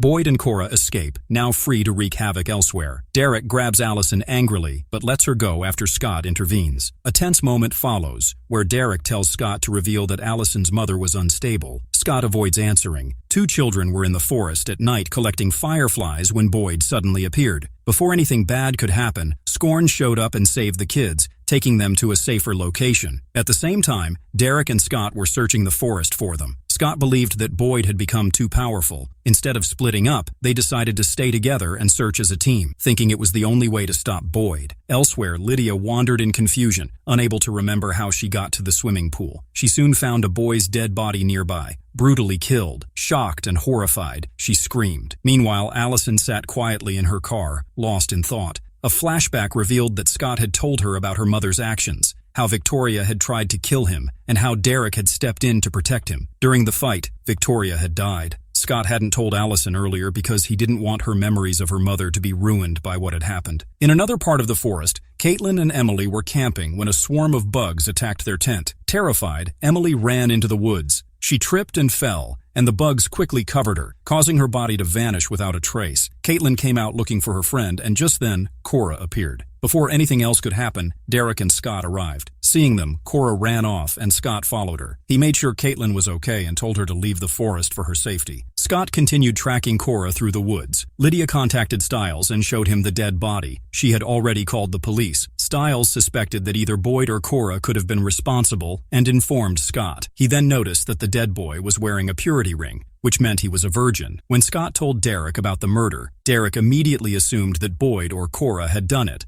However, Scott was unsure, pointing out that the body was found far from where Boyd and Cora had last been seen. Realizing the situation was getting worse, Scott decided they needed help. He thought about Chris, Allison's father, who had a lot of experience. In the forest, Caitlin spoke to the sheriff and explained what had happened. She mentioned seeing some strange people and creatures. However, she also admitted to taking drugs, which made the officers question her story. Even so, they decided to take her to the hospital for a drug test. Scott visited Chris and explained everything. Chris refused to help, saying he had lost too many loved ones to the werewolf world. He didn't want to lose Allison too and claimed he had quit. To convince him, Scott took Chris to the crime scene. Seeing the grieving parents changed Chris's mind, and he agreed to help. Together, Chris, Scott, and Derek came up with a plan. Chris gave them infrared glasses and explained that the full moon was making it hard for werewolves like Scott and Derek to control their instincts. Chris also asked Derek when he last saw Cora. Derek said it had been years, and he had believed she was dead in the fire that destroyed their home. Chris reminded them that Boyd and Cora were stronger than most werewolves. Back in town, Lydia was still confused about how she ended up at the scene of the murder. India took her home and reminded her that similar things had happened before when Peter had been controlling her. Meanwhile, Chris, Derek, and Caesar taught Scott about an ultrasonic emitter. It could release high-pitched sounds only werewolves could hear. They planned to use these devices to lead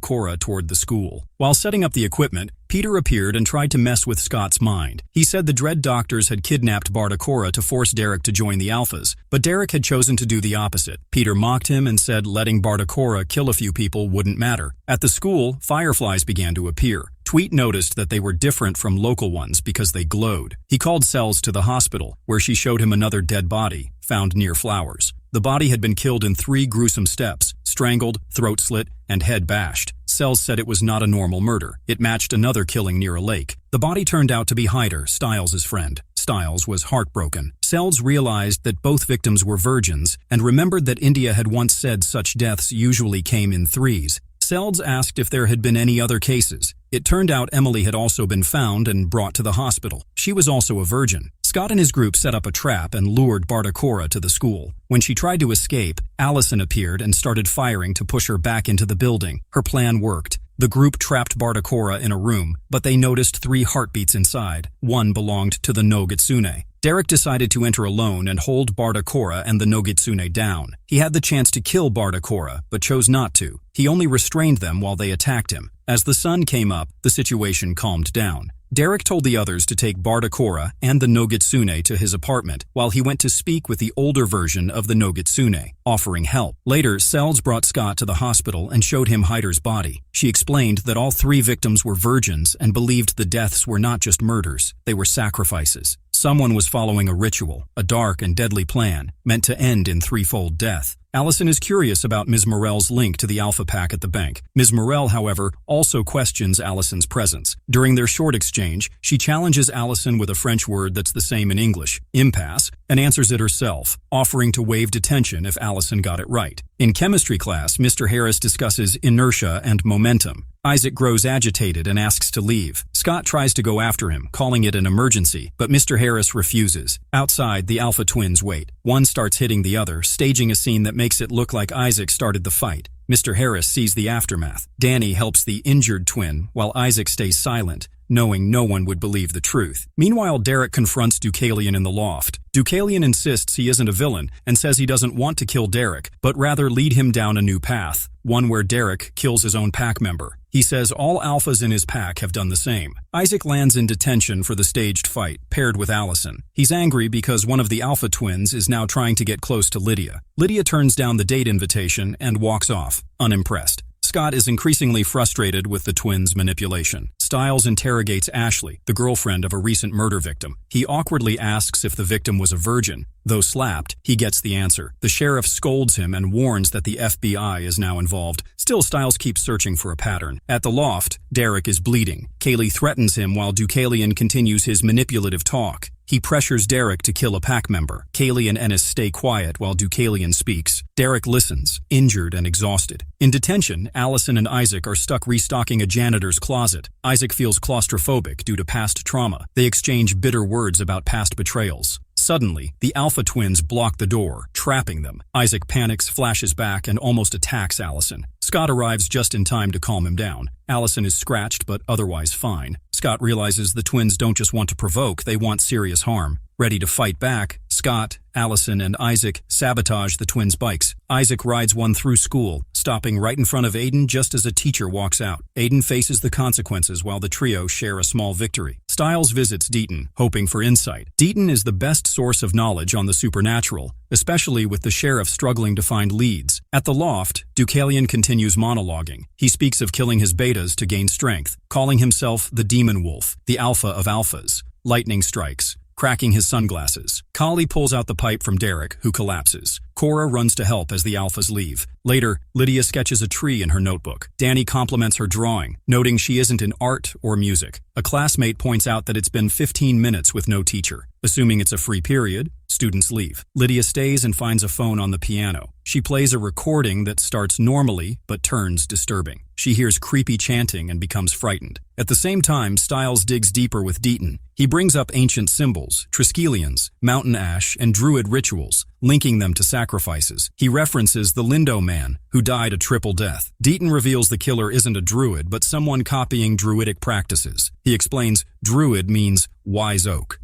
At the clinic, Scott helps Bitten treat a dog named Bullet. The owner, with a military background, chats casually, but when trying to load Bullet into the car, the dog runs under a dumpster. As the man reaches for him, something under the dumpster bites him. A creepy voice calls out and something lunges. Scott hears barking, finds Bullet, but the man is gone. Chanting starts in the background. Later, Ms. Blake walks alone into the school and hears a sound. She locks herself in a classroom only to find Derek. She defends herself with a stick, but Derek only wants to check if she's okay. They share names, and a quiet moment before he leaves. In the locker room, Scott tells Stiles the dog owner is missing. Stiles panics, thinking virgins are targets. Danny jokes he could help Stiles fix that. Coach interrupts, forcing lacrosse players into cross-country. The team heads outside to run. During the run, the Alpha twins veer off and Isaac follows. They ambush him. Scott arrives, a fight nearly begins, but it's stopped by a scream. They return to find the dog owner dead, strung up like a past victim. The sheriff arrives. Stiles sees a pattern. Isaac suspects the twins, but Stiles notes the method doesn't match a werewolf. Scott begins to agree with Isaac. Isaac becomes obsessed with revenge.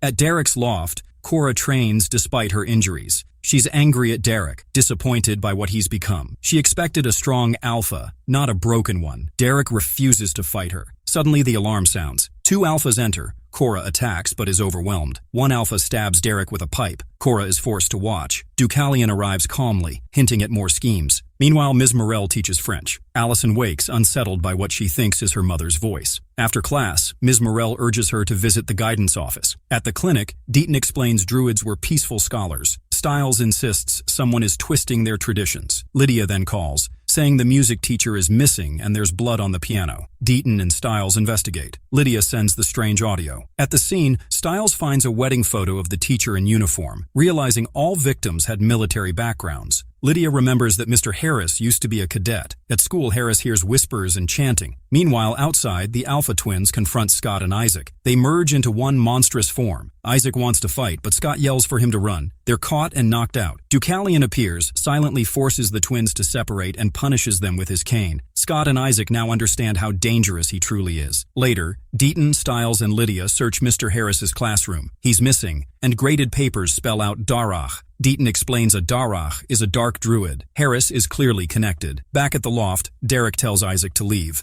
Isaac doesn't understand, but Derek throws a glass, forcing him out. Reminded of his abusive past, Isaac walks away in the rain and ends up at Scott's house, asking to stay. Outside in the storm, Mr. Harris is tied to a tree. He begs for his life, admitting he helped the killer. His cries go ignored, and he is killed, left behind in the darkness. On a full moon night, Scott and his friends discover Boyd and Cora at the school. Scott finds a claw and shows it to Allison. She denies it's hers, but Scott knows she is lying. He points out that their school doesn't even have the kind of team she mentions, and no team uses claws like that. He warns her to stay away from the Alpha Pack because even he has trouble fighting them. Allison becomes upset, thinking Scott does not believe in her strength. Although Scott knows she is skilled, he believes she is not strong enough yet. To prove this, they have a quick fight. Scott wins easily. Later, Scott encounters Deucalion in the elevator of Allison's building. He is ready for a fight, but Deucalion surprises him by saying he lives there too. Although Scott considers fighting him, Deucalion warns him not to. He tells Scott he can gain more power if he chooses to. However, Scott says he does not fight for power. Afterward, Scott visits Derek's place. Derek's group is there, and Scott informs them the Alpha Pack is staying in Allison's building. They already know and are preparing to strike. Since they cannot defeat the entire pack, they plan to kill the leader to break the pack apart. Scott does not support this plan and goes to Bitten for advice. Scott wants peace, not war, but he also wants to take charge and lead his friends. Allison asks her father for help. He refuses, saying they left that life behind. But Allison insists the Alpha Pack is threatening her friends, and she has to protect them like family. Scott then plans to meet Deucalion alone to prevent a fight. Stiles insists on joining him. They meet in an old mall, but Deucalion brings his whole pack. Derek's team also arrives, including Peter. A battle begins. Derek's side starts losing. Deucalion offers a deal. Kill Derek, and the rest can go free. Kaylee mocks Derek for being a failed leader. At that moment, Allison shows up and shoots arrows, buying Derek some time. Scott's eyes glow red, signaling alpha power. He and Derek fight back but fall 3 floors down. Everyone believes they are dead. The next day, Scott and the others go on a school trip. Scott is injured by an alpha and is not healing. Stiles is confused because others usually heal. Lydia and Allison follow the bus to keep an eye on Scott. Meanwhile, someone is searching for Scott and Derek's bodies, but they are not found. Peter becomes suspicious. Since Scott is missing, someone takes him to the animal clinic instead of Bitten, which is unusual. They find out Ennis is alive and the Alpha Pack is helping him. Bitten does not want to help,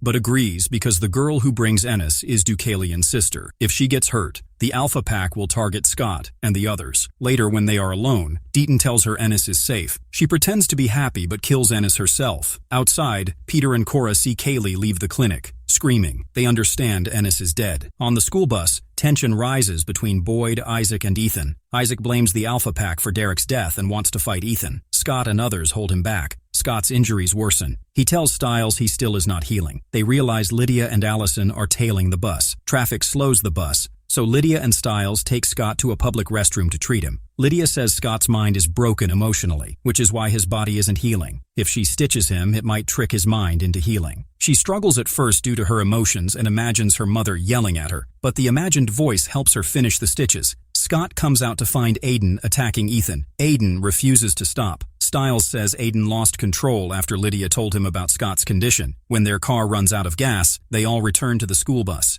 Isaac is grateful that Allison joined them despite being told not to. Her help keeps them all safe. Later, Jared and Stiles discuss how old cultures used human sacrifices before major rituals. They feel something similar might be happening now. Meanwhile, Derek is still alive and visits the Nemeton, hoping to find support. In 1977, Alexander Argent checks into room 217 at the Capri Motel. He lifts his shirt to reveal a strange symbol on his chest, similar to the Alpha Beta sign. He also wears a necklace that once belonged to Allison's family. When the moon reaches its highest point, he begins to change because of the mark. But before the transformation finishes, he shoots himself. In the present, Scott's school bus stops outside the same motel. The school trip gets postponed, and the students must stay the night there. The media students enter the building and start investigating what happened. As they argue, Scott briefly shows signs of transformation when his eyes glow red. Later, he enters Allison's bathroom in a trance. Seeing her helps him snap out of it, and he leaves, confused about his behavior. Lydia asks the motel clerk for extra towels and notices the number 198 written on the office wall. The clerk says that many people have died by unthinkable act in this motel. 198 deaths in the past 40 years. Isaac and Boyd also begin acting strangely. Boyd breaks a vending machine after typing $2, and Isaac smiles creepily while watching a strange channel on the TV. Stiles calls his dad to inform him about the overnight stay. His dad finds the motel name familiar. He offers to pick up the kids, but Allison insists they'll be fine and leave the next day. Allison then shares the self-harm stories with Lydia. Lydia hears a gunshot from the next room, believing a couple attempted a self-harm pact. Allison hears nothing. They investigate, but the room is empty and under renovation. Lydia feels something is wrong, and Allison agrees. Boyd later hears the voice of a girl named Alicia who had died nearby. He sees her reflection in the vending machine and panics. Isaac also experiences dark memories involving his grandfather, thinking he's trapped in a freezer again. Lydia and Allison return to the motel office and see the number on the wall has changed to 201. Lydia fears that 3 more people may die soon. Scott sees a hallucination of Deucalion threatening and killing his mother, Melissa. He panics but realizes it's not real. Lydia texts him and asks him to come alone. She shares that she's building a case like she used to with her brother. Meanwhile, Stiles tells Allison that Scott, Isaac, and Boyd are being affected by something dark, something that feeds on fear and controls minds. In another room, Ethan tries to hurt himself using a machine. Horace and Klaus stop him just in time. Then, Ethan tries using his claws but falls onto a heater. The heat breaks the trance and he forgets everything. This reveals that physical pain or heat can snap people out of the hypnosis. Later,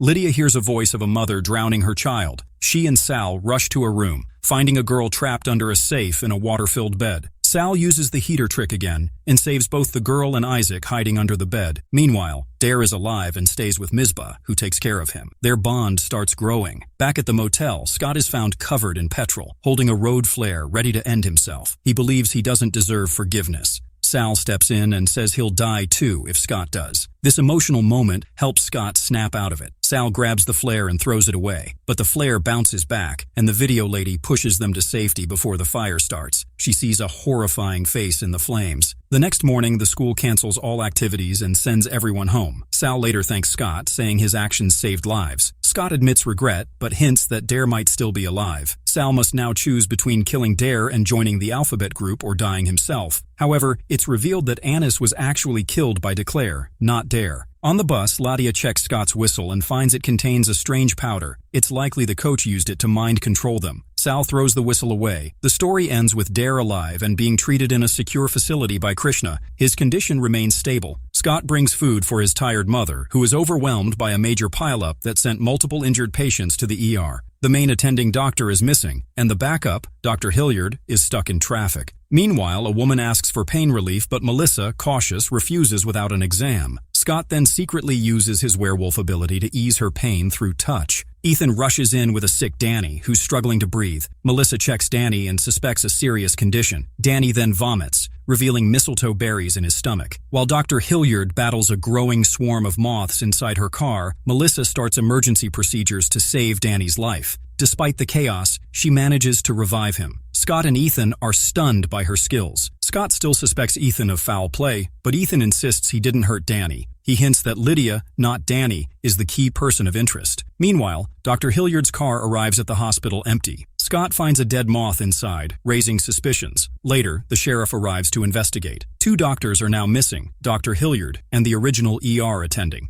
Melissa gives her statement, while Scott and Stiles suspect the Darak is behind more human sacrifices, this time targeting healers. Elsewhere, police find a dead body, possibly one of the missing doctors. Deucalion and one of the Alpha twins show up, along with Chris Argent watching quietly. At Derek's loft, Cora notices an Alpha symbol painted on the window. Derek says the Alphas are coming that night. Back home, Scott and Isaac fall asleep guarding Melissa. She wakes up annoyed but touched. Though she believes she's safe, Scott thinks her actions qualify her as a healer. At school, Miss Blake substitutes for Mr. Harris. Stiles updates Scott on the ER doctor's cause of death, still unknown, possibly supernatural. Scott gets a call from Bitten, who warns him that he is about to be taken. The call ends suddenly, and the clinic is soon overrun by moths. Meanwhile, Boyd and Isaac skip school and head to Derek's loft, ready to defend him from danger. They set up an electrified water trap, hoping to stop any attackers. At the same time, Scott rushes to the clinic and finds the sheriff and his deputy already investigating. Deaton's car is still there, and the back door is open. Stiles shows up to support Scott. After giving his statement, Scott wants to tell the sheriff about the supernatural truth behind Deaton's disappearance. Stiles hesitates, worried it will put the sheriff in danger. They agree to tell him together. Before they can speak, Ms. Morell arrives, urging the sheriff to help find her brother. Once she's alone with Scott and Stiles, she insists they need Lydia's help. Lydia is busy hooking up with Aiden when Cora interrupts and delivers a warning from Derek to stay away from Aiden. Lydia shrugs her off, and Stiles arrives to break up the tension. Scott hears a tapping sound at school and follows it. He finds Deucalion, who offers to help find Deaton if Scott can take his cane. They fight, and Deucalion wounds Scott, but eventually gives a clue. Let the current guide you. Back in class, Stiles, Lydia, and Cora try different methods to locate Deaton: Ouija board, psychometry, and automatic writing. None work, though Lydia ends up drawing a tree. Meanwhile, Mama McCall and the sheriff inspect a doctor's body at the morgue. The cause of death appears to be suffocation through crucifixion-like torture. This clue may help them figure out who is behind Deaton's disappearance and why. Deaton is shown hanging by his wrists, possibly trapped and in danger. At the same time, Stiles heads to the hospital to see Danny, while Scott gets a mysterious text that leads him to Allison. Allison found a strange torch in her father's things, and she hides in a wardrobe with Scott when her father comes home early. They get close while hiding, and after he leaves, they sneak into his study. There,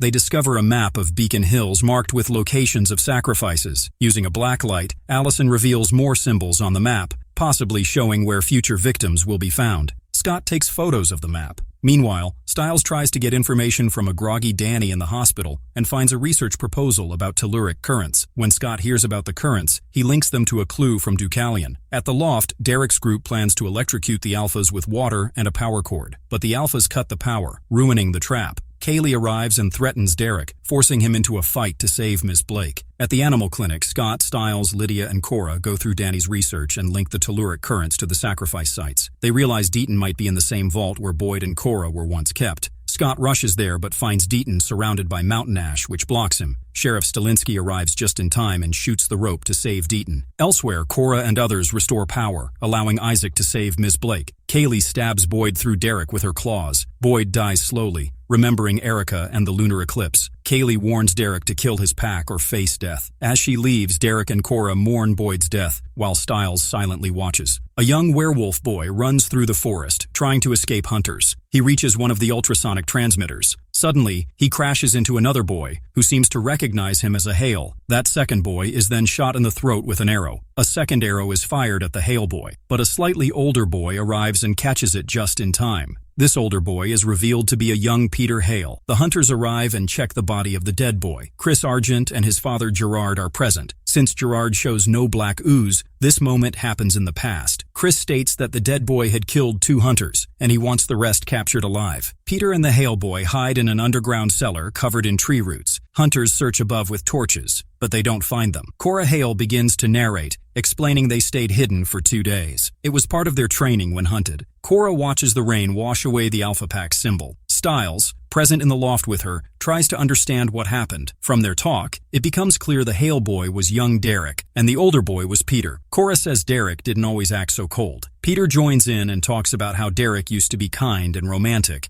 especially before something changed him. Meanwhile, Allison and Scott visit Gerard. Gerard promises information in return for pain relief. Scott agrees, and as he takes the pain, Gerard's black ooze disappears. Scott's eyes glow from the strain. In a flashback, a girl plays the cello, keeping time with a metronome. A group of boys play basketball outside, including young Derek Hale. The noise bothers the girl. She tries to stop it, but Derek playfully teases her. She goes back to her room and Derek follows to apologize. She challenges him to play an instrument. He picks the triangle and she shares her name, Paige. Back in the present, Allison and Scott return to Gerard. They talk about recent deaths, and Gerard hints that Deaton might be involved. Scott refuses to believe that. Gerard says he once tried to stop Deucalion but failed. He mentions Deucalion is not always blind. At the loft, Stiles guesses Peter and Derek's ages. Cora says she's 17, but notes age might work differently for them. Then, the focus shifts to Derek's past with Paige. Peter skips over the romance and jumps to their physical relationship. Their meeting place was an old distillery. Peter, who pretended to be Derek's confidant, was spying on them. Paige begins to question Derek's feelings. She thinks he liked her because she didn't like him at first. Derek reassures her, but smells blood and takes her away. Outside, Peter hides and sees a pack entering the distillery: Ennis, Kaylee, and Deucalion. Deucalion is not blind yet, which places this before his violent shift. Ennis tells the others that hunters killed his beta in the distillery. Kaylee doesn't care, but another girl says hunters don't care about packs. Deucalion questions the reason. Marco says the beta killed a hunter, but Ennis insists it was an accident. Gerard continues the story, explaining that this was before the Alpha Pack formed. Not all packs lived in Beacon Hills, but one Alpha did, Talia Hale. She transforms from a wolf to human. Talia says the hunters followed the rules by killing the beta. Ennis becomes angry and carves a spiral into the wall to mark vengeance. Deucalion warns him, but Ennis ignores it. Peter draws the same spiral on the window back in the loft. Cora tells Stiles that losing a pack member feels like losing a limb. She describes how Ennis tried to claim the dead boy's body at the hospital. Sheriff Stilinski, still a deputy then, stopped him. Cora asks how this ties to Derek. Peter says it connects deeply. Derek saw loss in Ennis and wanted to protect Paige. In class, Derek listens to Paige's music using his werewolf hearing. He walks in, watches her, and kisses her. She smiles and kisses him back. Peter says Derek had obsessive fear. A flashback shows Peter giving Derek advice during lunch. He points Paige out and says she's a better match than Derek's current friends. Peter worries Paige might discover Derek's secret. He hints at turning her into a werewolf to keep her. In the loft, Peter claims he warned Derek against it, but he also admits Derek became more determined. Peter believes Derek now blames him for everything. Late at night, Deputy Graham walks through Beacon Hills High School with her hand on her gun. A group of students exits a classroom and startles her, saying they're practicing for a recital. She tells them to leave because someone called 911. When she tries to radio for backup, she hears static and a creepy chant. She sees Boots disappearing down the hall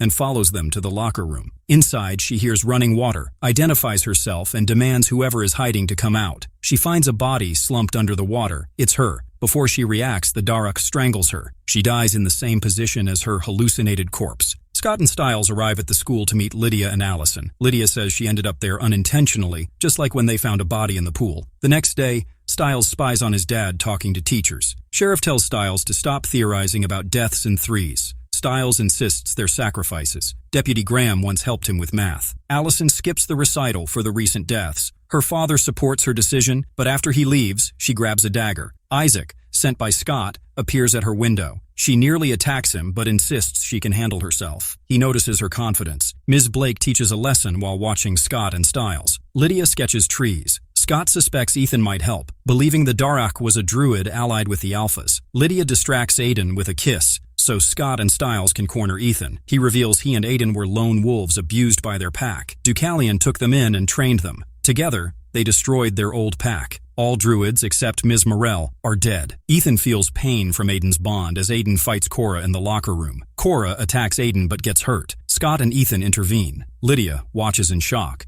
At the Argent apartment, Allison and Isaac examine a map. Allison fears her father's involvement. Under blacklight, the words virgins, warriors, healers, philosophers, and guardians appear, matching sacrificial roles. Cora washes her face, blaming others for only finding bodies too late. She refuses help. Stiles quietly follows her to ensure she gets home. Ms. Blake meets Derek in a tunnel. They kiss. She's upset he left her alone, but Derek explains he was grieving. He assures her the twins won't hurt her. She leaves for the concert she planned. Stiles drives Cora home. Allison calls and says with Deputy Graham's death, law enforcement might be the next targets. Stiles decides to tell his dad everything. Scott visits Ms. Morell. He asks if she's the Daruk. She denies it calmly. She warns Deucalion wants Scott in his pack and will make him kill to stop him from becoming a true alpha. Deucalion is always ahead. Later, a teacher sees his writing disappear, replaced by a 5-fold knot. He drops his chalk, which rolls to Lydia's feet. She writes the number 2 inside the knot and screams. Aiden is with her. Scott can't get in due to a security guard.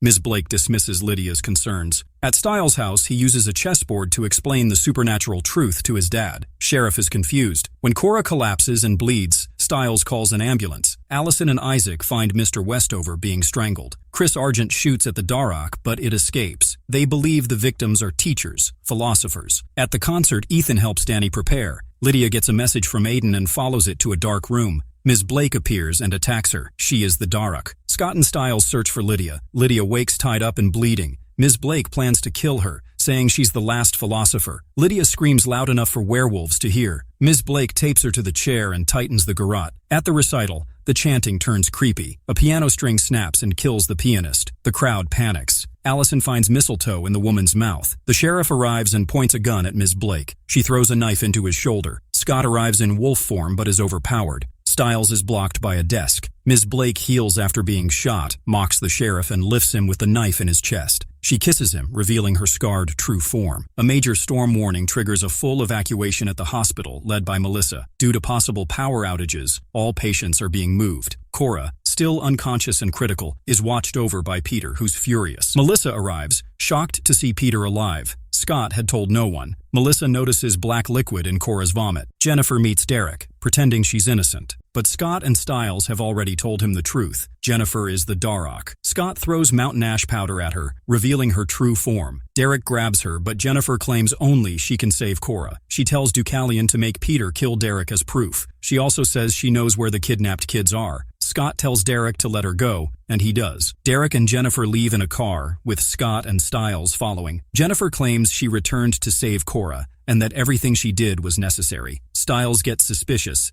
Everything seems too perfectly planned. They reach the nearly empty hospital. Melissa tells them ambulances are leaving in 10 and 20 minutes. They must get Cora on one. Upstairs, they find Cora's room empty. Suddenly, Peter is thrown into the hallway. The twins, Ethan and Aiden, now in their monstrous form, have come to take Jennifer. Derek and Scott fight the twins. Peter and Stiles grab Cora and run. Jennifer sneaks into an elevator but is stopped by Deucalion and Kaylee. She barely escapes, knocking Collins away. Scott, Stiles, Peter, and Tara run with Cora as the twins chase them. Someone attacks the twins with a bat, but it fails. Scott blinds them temporarily with a tube light, giving them a chance to escape. At the school, Allison and Chris are cut off due to acid rain. Lydia's injured and moved to another hospital. Scott decides to head to the hospital since he doesn't trust Peter with Cora. Chris offers to take him. Back at the hospital, Melissa sees Deucalion and Kaylee. The power goes out, backup lights kick in, and their red eyes glow in the darkness. Ethan scolds Aiden for hesitating. Derek, Scott, Peter, and Stiles rush to help Cora, who's deteriorating. Jennifer arrives, offering a deal. Protect her, and she'll save Cora and reveal where Sheriff Stalinsky is. Peter suggests torture. Derek agrees. Suddenly, Deucalion speaks over the speakers. They have 10 minutes to bring Jennifer to reception. Jennifer says Deucalion won't harm Scott's mom, knowing Scott would never join him if he did. She reveals Scott is a true alpha, shocking everyone. Deucalion wants both Scott and Derek in his pack. They plan to sneak Jennifer and Cora out in the last ambulance, distracting the twins. Peter and Scott take on the twins while Derek, Stiles, and Jennifer escape with Cora. But they find the driver dead. Kaylee killed him and stole the keys. They lock the doors. Kaylee calls Jennifer Julia, proving she knows her identity. Derek and Jennifer rush back into the hospital, hiding in an elevator. Melissa shuts down the power, trapping them between floors. Deucalion leaves Melissa and heads to Scott. Stiles revives Cora using mouth-to-mouth. They try the escape hatch, but Jennifer stops them, fearing the noise. Atlas sends a message to restart the generator. Isaac and Chris arrive. Derek returns inside, runs into the twins again. Scott won't listen to reason. Melissa zaps the twins with a machine, letting her and Scott escape. Kaylee blames Deucalion for sparing Melissa. He says she has a soft spot for Jennifer. Jennifer was once Kaylee's advisor. Ordered to kill her, Kaylee hesitated and left her for dead. Jennifer found a druid sanctuary near the Nemeton tree, which revived her after a virgin sacrifice recharged it. Jennifer says the Alpha Pack are monsters, and she needs the lunar eclipse, when werewolves lose their powers, to defeat them. She asks Derek to help her. Scott, Melissa, and the others plan a distraction. Allison wears Jennifer's shoes to lure the enemies. Kaylee and the twins chase her, falling into a trap where Chris attacks them. Melissa turns the power back on, restarting the elevator. Jennifer transforms and attacks Derek. Chris helps him escape. Peter grabs Cora. As they flee, Stiles notices a clue in a medical form. Beneath the signature line is parents or guardians. He realizes Jennifer's next sacrifice will be Melissa. Scott finds Derek unconscious near the elevator. Jennifer has already escaped through the ceiling hatch. Derek and Peter run from the Alphas and focus on saving Cora. Allison, Isaac, and Stiles find out Jennifer plans to use Chris Argent as her final sacrifice. Chris gives himself up, hoping it'll help free Melissa and the sheriff once he's taken. The group learns Jennifer is hiding the hostages in the root cellar under the Nematon. Meanwhile, Scott and the Alpha Pack track down Ms. Morell. She tells them Deucalion killed Ennis, not Derek. Deucalion doesn't like that and stabs her with the blade hidden in his cane. Peter explains that an Alpha has the power to heal one of their own. Derek chooses Cora over his Alpha strength and uses his power to save her, even though it means losing his Alpha status. Stiles and Bitten find Scott and talk him into a risky plan. They want to do a surrogate sacrifice, which means Scott, Allison, and Stiles will temporarily die in their parents' place to find out where Jennifer's keeping them. The ritual is dangerous. It gives the Nematon new power and turns it into a magnet for supernatural chaos. It also leaves a permanent darkness inside each of them. Still, they go through with it. Scott, Allison, and Stiles are held underwater in tubs filled with ice and mistletoe by Bitten, Isaac, and Lydia, ready to face whatever comes next. Scott, Allison, and Stiles wake up from the ritual and figure out where the Nematon is. Jennifer kills Kaylee and seriously injures the twin Alphas. Allison, Isaac, and Stiles, who's dealing with a head injury from a car crash, track down the Nematon and manage to save their parents. The lunar eclipse kicks in, and all werewolves lose their powers. Jennifer restores Deucalion's eyesight just to show him her real face before she tries to finish him off, but Derek jumps in and stops her. Jennifer fights back, but right then the eclipse ends and the werewolves get their strength back. Scott takes Jennifer down and earns his rank as a true Alpha, pure willpower and all. Deucalion slashes Jennifer's throat, thinking it's over, but Jennifer survives and crawls back to the Nematon, trying to use its energy to heal. That's when Peter shows up. Jennifer catches on. He's not there to save her. He wants Scott's power. Peter gets pissed when she calls him out, and in one quick move, he claws her throat open, ending her for good and declaring he's always been the real Alpha. After dying and coming back, Scott, Stiles, and Allison start tripping hard. Allison keeps seeing her dead Aunt Kate popping up everywhere. Stiles can't sleep right and gets hit with freaky dreams. Plus, his brain's so scrambled he can't even read words properly. Scott's dealing with his own weirdness, like seeing his shadow turn into a full-on alpha werewolf form. Then comes Kira Yukimura, the new girl in school. Scott vibes with her fast. Her dad's the new history teacher. She overhears people talking about all the weird stuff happening to Scott, Stiles, and Allison. She says it sounds like something called Bardo, a creepy spiritual limbo that ends with you kicking the bucket if you stay in it too long. Scott and Stiles check out a fresh crime scene from a reopened case. They find a wild coyote with glowing blue eyes. Scott starts thinking this coyote might actually be Malia, a girl who was believed to be dead along with her family. Scott and the crew go all in trying to find Malia, the were-coyote, before her dad accidentally kills her. He thinks she's just the animal that tore up his family. Isaac ends up stepping into a coyote trap, messing up his ankle, and Stiles saves Lydia from falling into another one.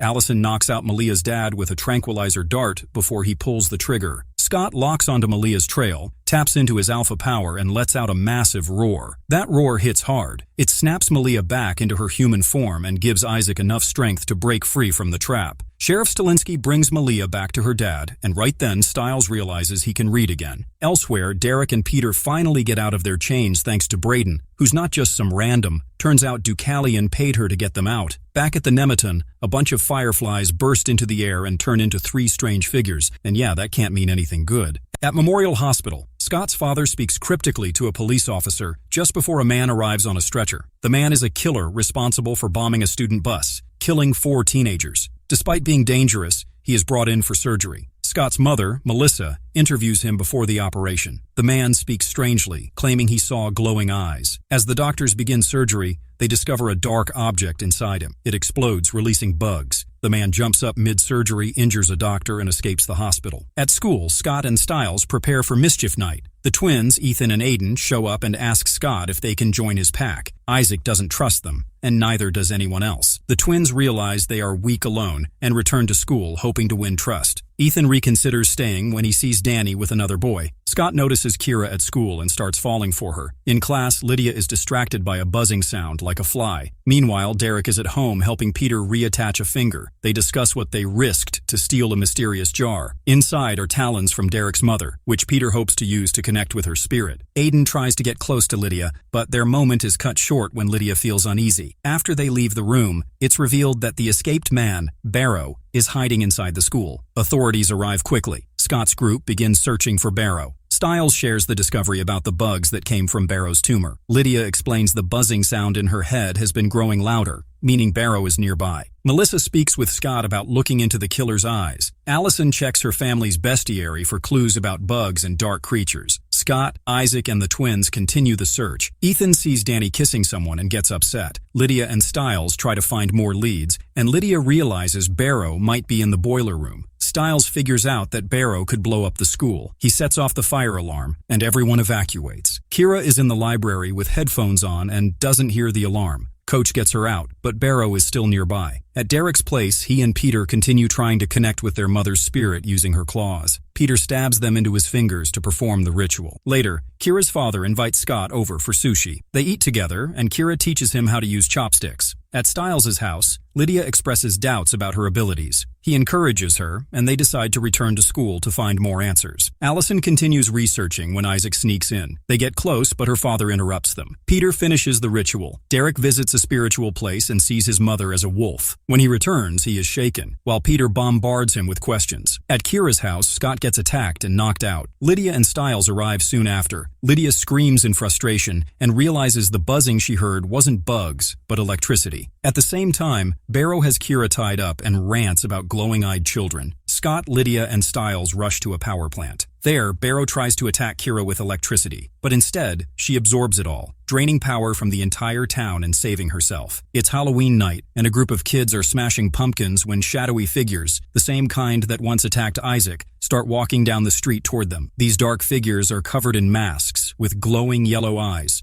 Isaac, still recovering from the attack, tells Allison and Mr. Argent what he saw. He remembers 5 masked figures emerging from the shadows, eyes glowing like fireflies. Mr. Argent is disturbed by the description and believes the figures might be connected to him. He asks the others to keep the incident quiet. Later, in his room, he takes out a cracked version of one of the masks from a hidden chest. Elsewhere, Scott's father is questioning the group about how they tracked Barrow. He doesn't believe their story and suspects they're hiding something. Kira asks for her phone, but he refuses. She's taken to another room for paperwork before being released. At home, Kira tries to calm herself, lighting a candle as she reflects on the trauma. At school, everyone deals with the blackout. Stiles finds a mysterious key in his locker. Scott wants to talk to Kira about everything, but Stiles urges him to wait. Meanwhile, Danny wants to throw a blacklight party, but the power's still out, so Ethan and Aiden volunteer to host it in Derek's loft to win Scott's trust. Ethan's motivated by Danny, while Aiden has feelings for Lydia. Scott meets Kira again. She shows him something strange. When she takes a picture of her with flash, a glowing aura appears, shaped like a fox. She's unsure what it means, but they agree her phone, filled with these photos, must be retrieved from the precinct. They plan to break in during the party. The shadow figures arrive at Derek's just after he gives candy to trick-or-treaters. The blacklight party begins in his loft. Stiles gives Scott and Kira access cards for the break-in.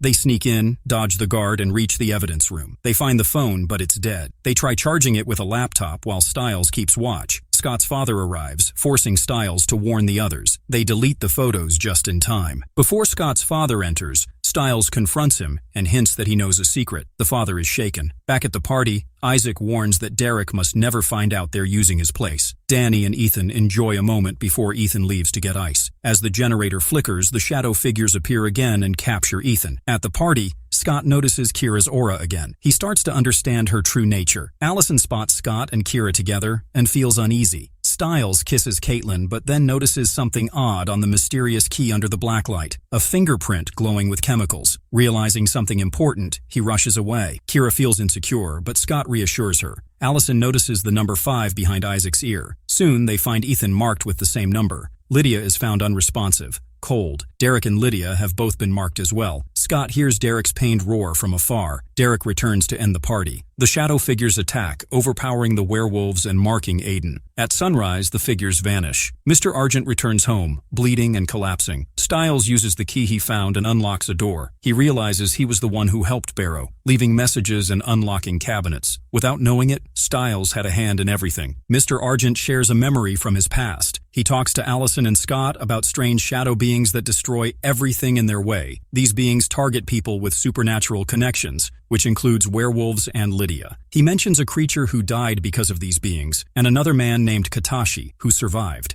Katashi used to be in the Yakuza, and Mr. Argent reveals that he was with them during the attack because he was there for his first gun deal. Scott takes Kira home on his bike. Kira already knows Scott is a werewolf. She asks to see it up close, so he transforms, and she touches his face in wonder. While heading to school, Scott meets the twins. They want to protect him from the shadow beings. They also want to prove themselves and join his pack. At the same time, Stiles tries to talk to Scott about something strange he discovered, but when he shows Scott the chem lab, there's nothing there. Stiles feels like he's losing his mind. He also admits he hasn't been sleeping much.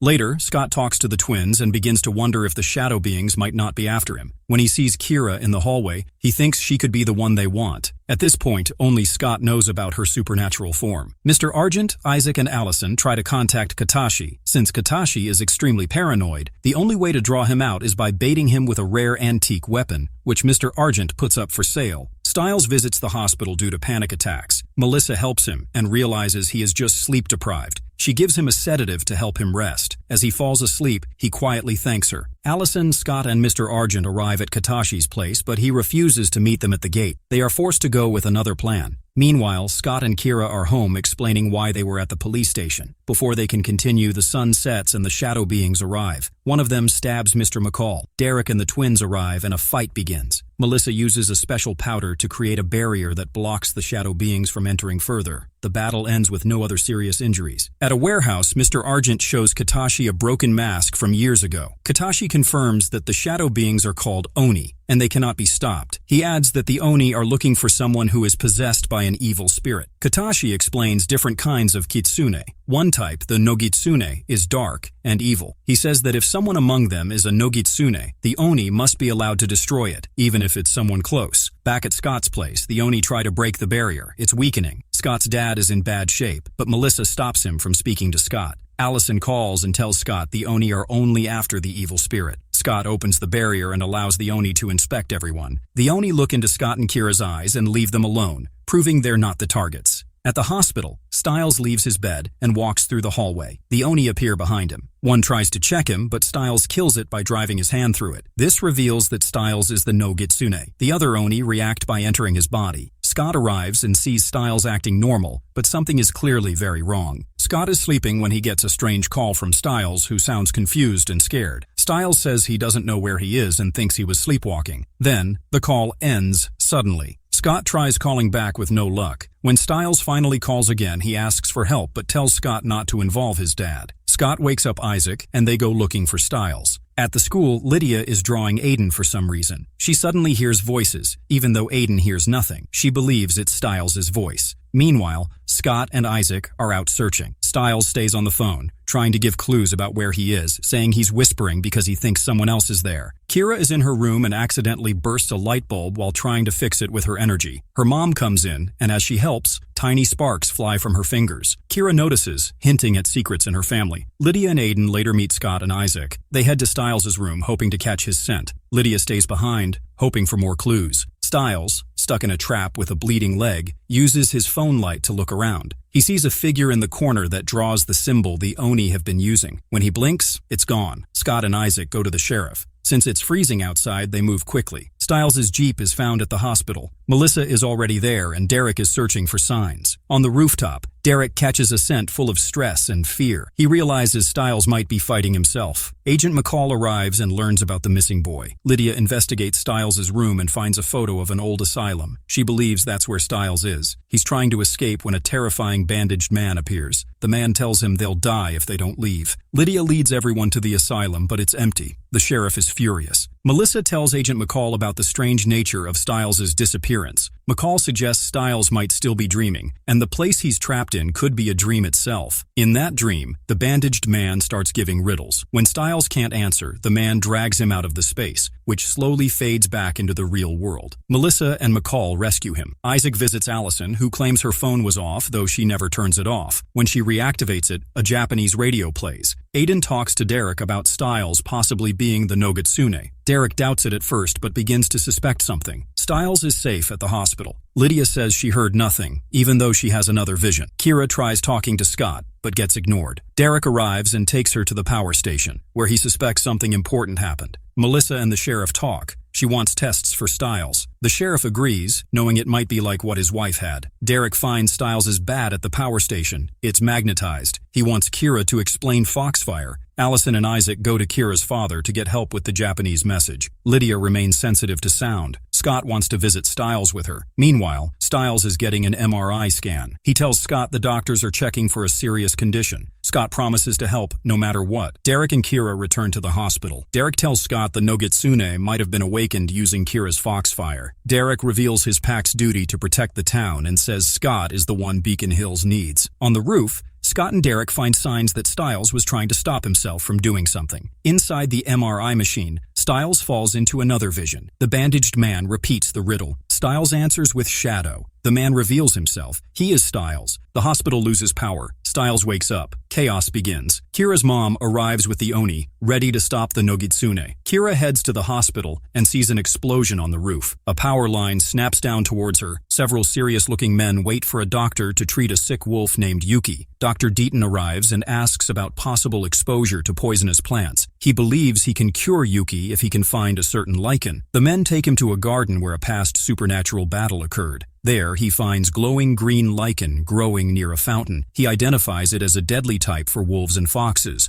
The situation turns tense when one of the men pulls a gun, but the doctor reveals he used a strong paralytic on the sample jar. The man becomes paralyzed, revealing a link to a past fox spirit. Dr. Deaton collects the lichen, planning to use it to weaken the dark spirit possessing Stiles. Meanwhile, chaos breaks out at the hospital. A broken electric wire interacts with a burst fire hydrant, turning water into a deadly trap. Several people get electrocuted, including Isaac. Kira steps onto the water and safely absorbs the electricity, showing new powers. Derek shouts that Isaac isn't breathing. Kira's mother watches her daughter's powers grow. The next morning, Scott wakes up. Derek urges him to tell the sheriff the truth about Stiles. Isaac is still in the hospital, and Stiles is missing. Sheriff Stilinski receives a mysterious package. Agent McCall arrives and asks about possible dealings with a man named Katashi, suggesting Yakuza involvement. Scott and Allison visit Isaac, who's badly hurt and not healing. Scott tries to ease his pain. Allison questions if Stiles caused the chaos. Scott confirms it and starts thinking about how to stop him. Outside, Kira tells Scott that trickster spirits, like Nogitsune, react badly when wronged. This one must be extremely angry. Later, Stiles is found holding a device in a basement. He insists he's himself and doesn't remember the last few days. He says he caused the accident, but it's only part of something bigger and worse. Lydia sees Peter talking to her mother. Peter flirts and Lydia feels uneasy. Scott and Stiles try to figure out if Stiles unknowingly set a trap. At the same time, students are seen running into the woods. Chris Argent arrives at his apartment, suspects a break-in, and finds a sonic device. Derek appears and accuses him of using the beacon. Chris denies it. Both admit they're trying to find Stiles. Scott and Stiles try to stop the runners in the woods. Coach approaches and steps on a tripwire, triggering an arrow. At Chris's apartment, he and Derek find a suitcase full of money. They don't know where it came from. Agent McCall enters and says the money belongs to Katashi. Lydia and Allison seek help from Peter. He offers to train Lydia if she retrieves a memory stolen from him. During their talk, Peter says Lydia's scream is not her power, but a tool to focus her hearing. She becomes overwhelmed and throws his sister's claws into the wall. She realizes Peter is more than just Derek's uncle. At the school, a fake bomb causes panic. The real bomb is at the precinct. Chris and Derek are freed during the blast. Derek protects Chris from the explosion. Officers are down when Scott and Stiles arrive. Chris thanks Derek for saving him. Peter becomes furious after seeing the memory Lydia retrieved. He wants to know who his child is. Allison stuns him, and they escape. In the car, Lydia shows a photo of Malia, revealing Peter as her father. Scott, Stiles, and Kira rush to the animal clinic, protected by mountain ash. The Oni arrive and stab Scott. Kira tries to help, but the dark spirit inside Stiles knocks her out. Stiles plunges the blade deeper into Scott and explains that the spirit feeds on pain. Scott, now full of pain, is vulnerable. Before things get worse, Dr. Deaton returns and injects Stiles with the lichen poison. Scott asks if it worked. Dr. Deaton says the fox is only poisoned, not gone. At night, Sheriff Stilinski takes Stiles to Eichenhaus, a mental hospital that feels more like a prison. Both look uneasy, but Stiles insists he be locked away to stop causing pain to others. Scott arrives on his dirt bike, shocked that Stiles is admitting himself to the same place that once held Barrow. Stiles asks Scott to make sure he never gets out. Inside, a nurse greets Stiles and informs him that he will be staying for 72 hours. Sheriff Stilinski hesitates, but leaves. On the way to his room,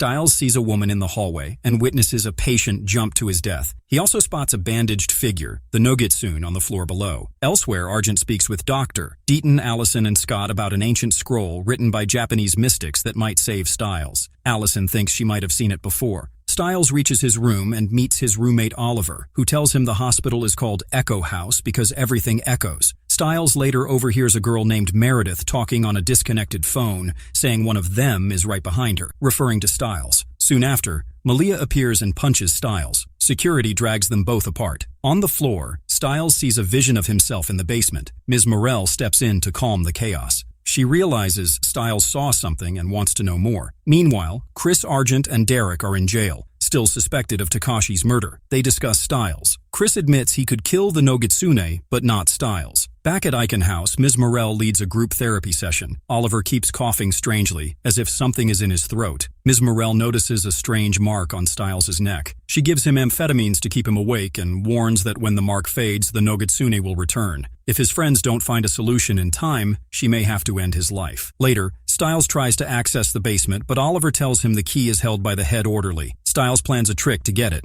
Meanwhile, Scott, Allison, Lydia, and the twins plan to rob an armored truck carrying Takashi evidence, including the silver finger believed to contain the scroll. In the hospital bathroom, Stiles runs into Malia again. She's angry about being pulled into human life. He offers to help her learn to become a coyote again if she helps him steal the key. They fake a fight and Stiles steals it. Chris is approached by a woman at the station calling him Christoph. Stiles tries the basement door but is caught and sedated. Kira meets up with Scott and shows off her sword skills, wanting to help. As Stiles dreams, the Nogitsune haunts him. Malia wakes him and says there's another way to the basement. They go through the clothes unit. Team Scott finds the truck already hit by someone else, Kincaid. He refuses to hand over the scroll, and a fight breaks out. Stiles and Malia reach the basement. They find files and a photo. Lines on Stiles' back are fading. Malia kisses him, and they have love. Soon after, they hear noises and find a mummy, the bandaged Nogitsune. Malia finds a photo, and Stiles says Scott must see it. Oliver appears, tasers them, and ties Stiles to a chair. He mentions past trephination experiments. He starts to drill into Malia's skull until the Nogitsune speaks. It wants back inside. Stiles begs for Malia's life and allows it to enter him again. Scott brings the scroll to Bitten, who says Stiles' body must be changed to remove the spirit. Scott suggests turning him into a werewolf. Malia leaves the hospital in search of Scott. Ms. Morell offers help. As Malia walks away, her eyes glow blue. Void Stiles arrives at the high school and targets Ken Yukimura. He wants Noshiko's last kaiken, which is also a kitsune tail. Ken refuses to reveal the location. Void Stiles infects him with a Nogitsune fly, but Ken still says nothing. Scott and Kira arrive with reishi mushrooms to cure Ken, following Noshiko's request. After helping him, they confront Noshiko and demand answers about the Nogitsune. She then reveals she is a kitsune nearly 900 years old and begins explaining her past. She shares what happened in 1943 at a Japanese internment camp. At the time, she was in love with a young medic named Reese. A riot erupts after people learn that the camp doctor and some military police stole medicine, causing deaths from a pneumonia outbreak. During the chaos, her friend Satomi, a werewolf,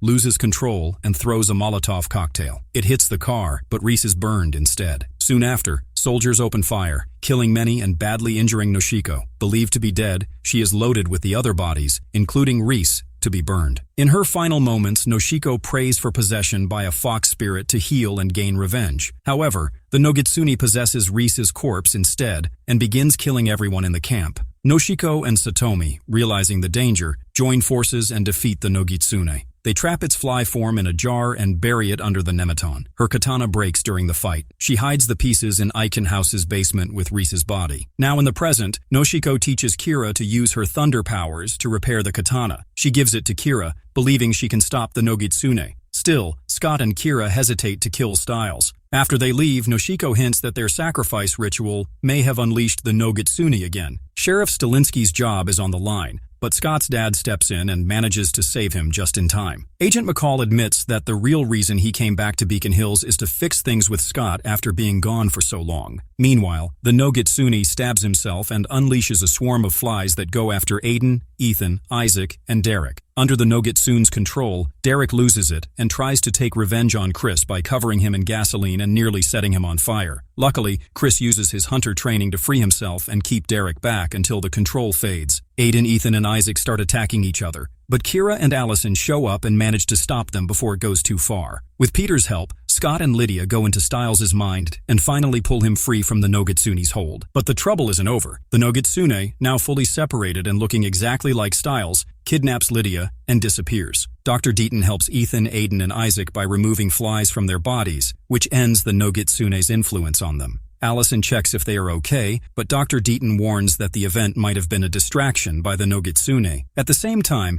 Melissa looks after Stiles, but no one knows if he is the real one. Mrs. Yukimura arrives with her Oni and tests Stiles. The test shows that this version of Stiles is clean from the Nogitsune, and he is himself again, proven by a kanji mark behind his ear. Mrs. Yukimura explains that they must wait until night to go after the Nogitsune again, as dawn is near. Scott wonders why Lydia was taken, and she believes Lydia's power as a banshee gives the Nogitsune an advantage. Meanwhile, the Nogitsune, still in Stiles' body, hides with Lydia in underground tunnels. While they wait, Mrs. Yukimura teaches her daughter the game of Go, which might be important since Stiles once saw the Nogitsune playing it. Stiles visits his father and confirms that he feels like himself again. He, Scott, and the sheriff try to figure out why Lydia was targeted. Stiles recalls a girl from Aiken House who mentioned a story the Nogitsune wanted to know. They learn the girl's name is Meredith Barnes, and she might be another banshee. Sheriff Stilinski visits Aiken House, but Meredith has already escaped. Ethan and Aiden search for Lydia's trail in the woods, but they are ambushed and shot with wolfsbane bullets. Aiden is badly hurt, and Ethan struggles to stay awake. Isaac and Allison find Lydia's car and discover a hidden message. "Don't find me." Allison asks Isaac about a past moment to confirm his memory was not manipulated by the Nogitsune. Meredith shows up at school, sitting quietly in class. Meanwhile, Stiles wakes from a nap in pain. Scott touches him and feels his suffering. Stiles hides the full truth about his condition. Kira informs Scott that Meredith is at the school. Coach tries to speak with Meredith. She says she hears screaming because people are about to die. When asked how many, she says all of them. Derek helps Ethan and Aiden escape the woods. At the school, Coach saves Meredith from being taken back to Aiken House. Scott and Stiles drive her away. When they ask about Lydia, she acts like she doesn't know who that is. They take her to Scott's house, where McCall wants to speak with Scott about his past. McCall confesses he left after an accident that hurt Scott, and Melissa asked him to go. Meredith finally shares a French phrase but does not fully understand it. Kira comes home, but her mother is missing. Scott calls Allison with Lydia's location. Mrs. Yukimura marches with her Oni army toward a cemetery. Derek shows a strange shell casing to Mr. Argent,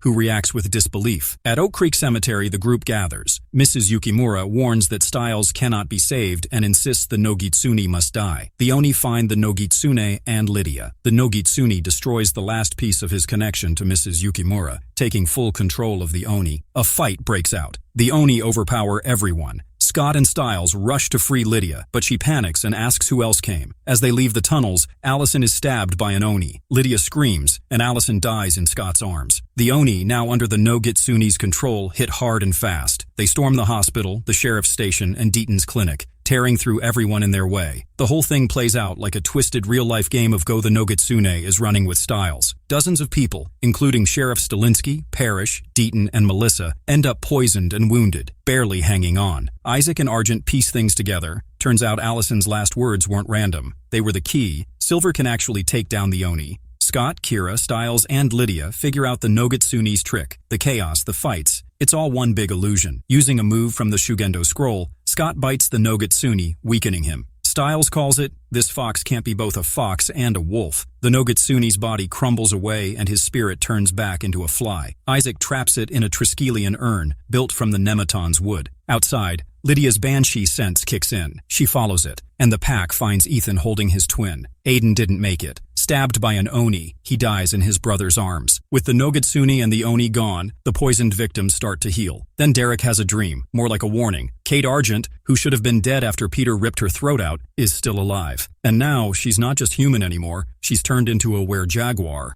A small Mexican village sits high on top of a flat rocky mesa in the desert, and Stiles and Lydia carefully walk through the quiet streets, feeling tense and nervous. As they move forward, they talk to each other and agree that this is probably the stupidest plan they have ever made, worrying that someone might end up getting killed because of it. They finally reach a doorway guarded by two serious-looking men, But instead of fighting or arguing, Styles calmly shows them a large card with a stylized skull printed on it. After seeing the card, the guards step aside and let them pass. Styles and Lydia walk down a long, dark hallway until they reach two heavy wooden doors, which open into a loud, crowded dance club filled with flashing lights, pounding music, and people dancing everywhere. Severo notices them right away and quietly alerts others through a walkie-talkie. At the bar, Lydia refuses the drinks offered to her and instead drops a brass bullet casing marked with the same skull symbol into a shot glass.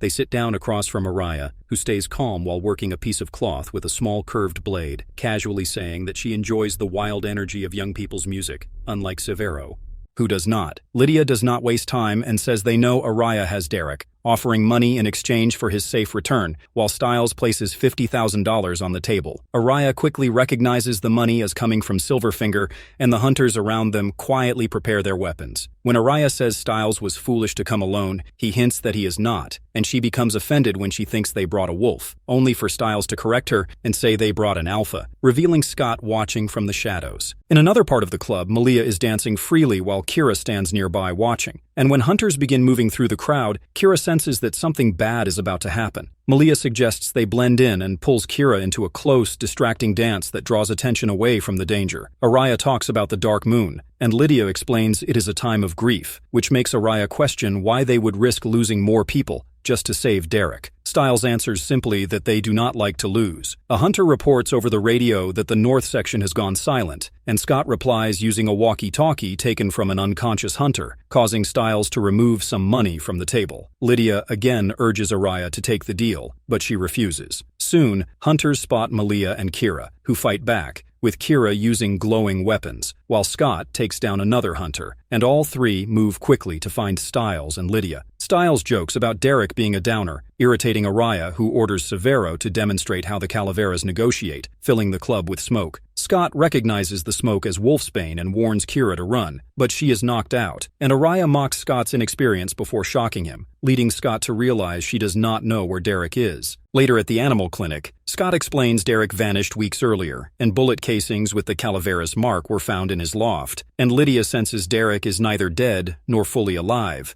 prompting them to go to Mexico. Scott later wakes in a filthy restroom with the others, learning Lydia has been taken. The next day, Araya questions Lydia over tea, testing her banshee abilities by asking her to predict death, then kills a man herself, and demands to know what kind of alpha Scott is. Scott is captured, bound, and tortured with electricity, with Kira forced to increase the current while Lydia is threatened. As the pain escalates, Scott realizes Araya is searching for Kate Argent, breaks free, and says her name, leading Araya to release them with a warning about Scott's future choices. Araya hires Bitten to guide them to La Iglesia, where Kate was last seen, and during the drive, Scott explains Kate faked her death years ago after escaping the Calaveras. Their jeep is damaged by something large, forcing Scott and Bitten to continue ahead while the others stay behind. At the ruined church, Scott senses Derek and something not human, while the others encounter a fast, deadly presence that injures Malia before retreating. Underground, Scott scares the creature away with a roar that reveals a hidden chamber and a carved circular sculpture linked to an ancient jaguar god. Scott breaks through the stone to find someone trapped inside, and when the group reunites, Styles and Lydia are shocked to see that the person they rescued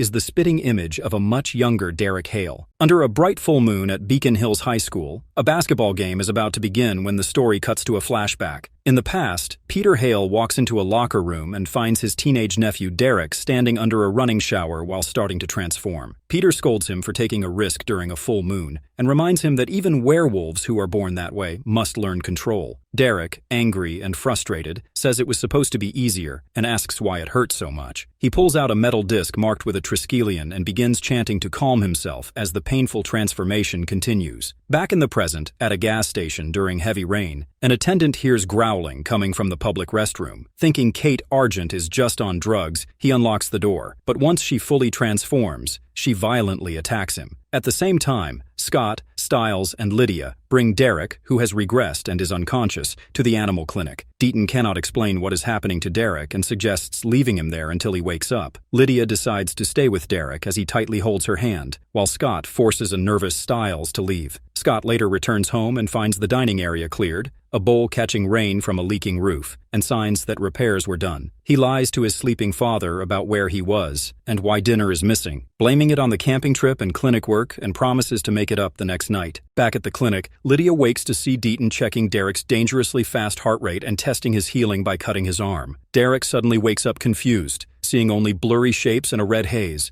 attacks Bitten, and runs out into the night. A few hours later at school, Stiles talks about waking up next to Malia and jokes about always being the little spoon, hinting at the complicated physical side of their relationship. He worries that Malia knows he is hiding something, and Scott agrees they should tell her the truth, but does not know how. In class, Mr. Yukimura talks about great leaders who failed before succeeding, constantly interrupted by buzzing phones, until he receives a message telling Scott to call Lydia. Later, Lydia and Bitten realize Derek's mind has regressed along with his body and believe he would try to go home. This causes Derek to go to the construction site where the Hale house once stood, and he kneels among the burned remains and broken rubble, clearly confused and emotional. Scott feels unsure about lying to him and worries about telling the truth, but he is encouraged to delay it for now. Soon, sheriff's deputies arrive, and one of them is openly hostile, insulting Derek and even using a taser on him when Derek does not understand what is happening.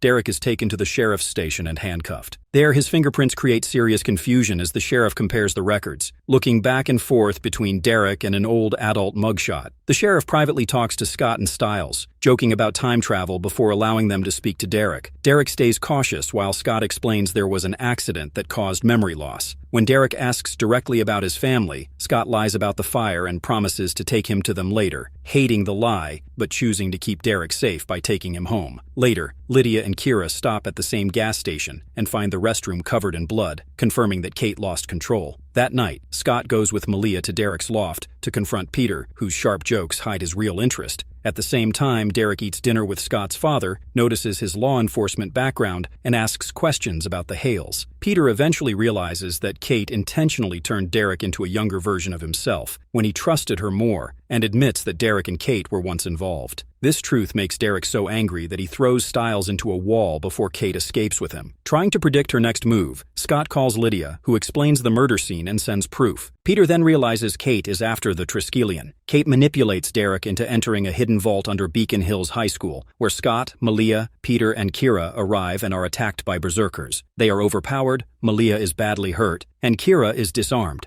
Derek arrives and fights, flickering between ages. Peter explains the Triskelion was only a tool for control. Before smoke grenades blind him, a mysterious figure steals a briefcase. Kate calls off the berserkers. Derek fully returns to adulthood, and Peter realizes it was all a planned heist to steal millions in bearer bonds. A teenage boy steps outside his house and calls for his cat Willow, but no one answers. He goes back inside, calls for his mother, and hears only silence. He checks the rooms downstairs, turning off lights, then goes upstairs to bed. When he turns off his desk lamp, he notices muddy paw prints on the carpet. He looks under the bed and sees Willow staring back, then lowers the lamp and realizes the cat is covered in blood. Screams and shouting echo from the hallway, and when he opens the door, he sees a dark figure holding a tomahawk dripping with blood. In panic, he runs back and slams his door as the weapon crashes through it. He rushes into the bathroom, desperately searching drawers for something to defend himself with while the door starts to break. The attacker types on a keyboard strapped to his arm, and a mechanical voice says the boy's family is dead, asking if he will beg or fight and suggesting he use broken mirror glass. Glass shatters, the door is kicked in, and the boy escapes through a window and runs into the street. The attacker steps into the light, revealing smooth skin where his mouth should be. A week later, Derek and Peter argue in a loft about paying Braden to track Kate, with Peter angry about the cost. Derek agrees to pay, staring at his reflection for answers, and when Peter grabs him, Derek growls and his eyes glow yellow, shocking them both as Derek admits he does not understand it. At the lacrosse field, Stiles reassures Scott about being captain as they talk about money worries, Kate's return, and a talented freshman goalie named Liam, deciding to train harder. That morning at the hospital, Melissa and a new doctor discuss finances when the injured boy staggers in, leaves a bloody handprint, and collapses. In the morgue, Melissa and the sheriff see the mother's deep axe wounds. confirm the father and brother died the same way, and are relieved it is not supernatural. Finally, Kira panics over a for sale sign at home, and her parents explain they are moving back to New York, teasing her about Scott and brushing off her fears. In the locker room, Stiles questions Liam about his athletic ability, while Scott listens to his heartbeat and realizes he is lying about his past, correctly guessing he was expelled from his old school. Liam explains he learned lacrosse from his stepfather. In math class, Malia becomes overwhelmed and tries to leave, is forced back in, and struggles at the board until Lydia quietly helps her, reminding her to control herself. A news alert announces a triple homicide, and Stiles wants to investigate immediately, but Scott, Kira, and their parents insist they stay out of it. Scott awkwardly promises to talk to Kira later and impulsively kisses her, leaving them both stunned. In a dark room, the mouthless killer feeds himself a dark liquid through a tube while lines of code scroll across a computer screen. At the sheriff's station, Deputy Parrish is told to stay away from the crime scene while an expert is called in, and Braden arrives posing as a marshal to collect the case file. After school, Scott explains the kiss to Stiles, who advises him not to text Kira. At lacrosse tryouts, the coach announces all positions are open. Liam continues to dominate, Stiles struggles badly, and Scott underperforms because he refuses to use his supernatural abilities. Scott and Stiles work together successfully on defense, impressing the coach, but Liam manages to break through, prompting Malia to bet on a rematch. On the second run, Scott flips Liam, injuring him, and they take him to the nurse.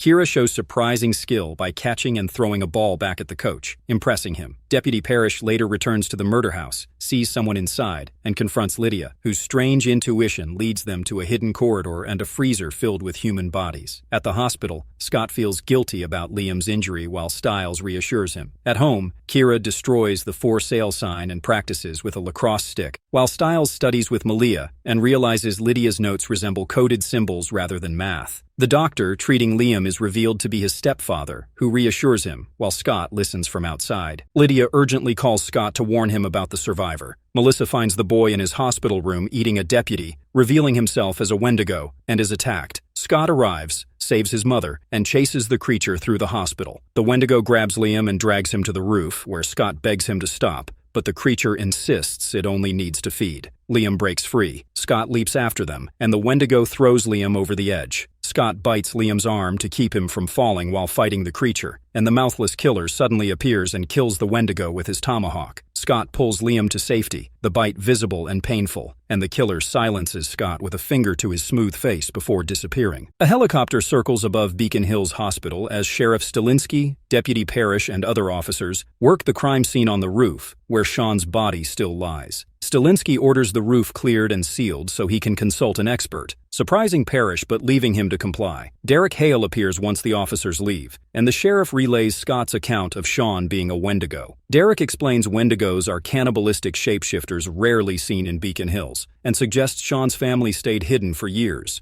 Derek then smells additional blood and notes that beyond Sean, Scott, and the mute, a fourth person, a young male, was present. Scott and Stiles return to the McCall house after dropping Liam off earlier, having taped his mouth and restrained him in the bathtub. Liam whimpers until Stiles decides to move him to a chair and remove the tape so they can talk. Scott explains he bit Liam to save his life and that he will change, while Stiles bluntly adds that he might also die. Liam breaks down crying, then suddenly attacks, smashing Scott with a chair, punching Stiles, and running out once he realizes his ankle is healed. They chase him, but all tumble down the stairs, allowing Liam to escape, prompting Scott to note Stiles' plan was no better. At Derek's loft, Peter disables the silent alarm and calls for Derek, only to be struck in the chest by a flying tomahawk. The mute appears and, using his electronic voice, assures Peter that Derek is next. Back at the Stilinski house, Stiles chains Malia in his bedroom for the full moon, reassuring her while noting the restraints may not last much longer and might be needed for Liam. Malia questions whether Liam will even survive the change. The sheriff briefly sees the chains, decides he does not want explanations, and leaves. Lydia studies strange notes on her laptop with Kira, realizing they resemble code rather than math, and that she does not remember writing them. Lydia believes the code may be dangerous and needs to be decoded, suspecting a cipher. Her mother stops by to set house rules for a lake house gathering and mentions unexplained damage in the basement. After school, Garrett, Violet, and Mason complain about their dull Friday plans until Liam arrives exhausted with a bloodied arm, saying he ran home. He sees Scott watching him and flees inside. Scott and Stiles corner Liam and try to explain, repeating phrases Scott once heard about the bite being a gift, but Liam scoffs, rips off his bandage to reveal a healed wound,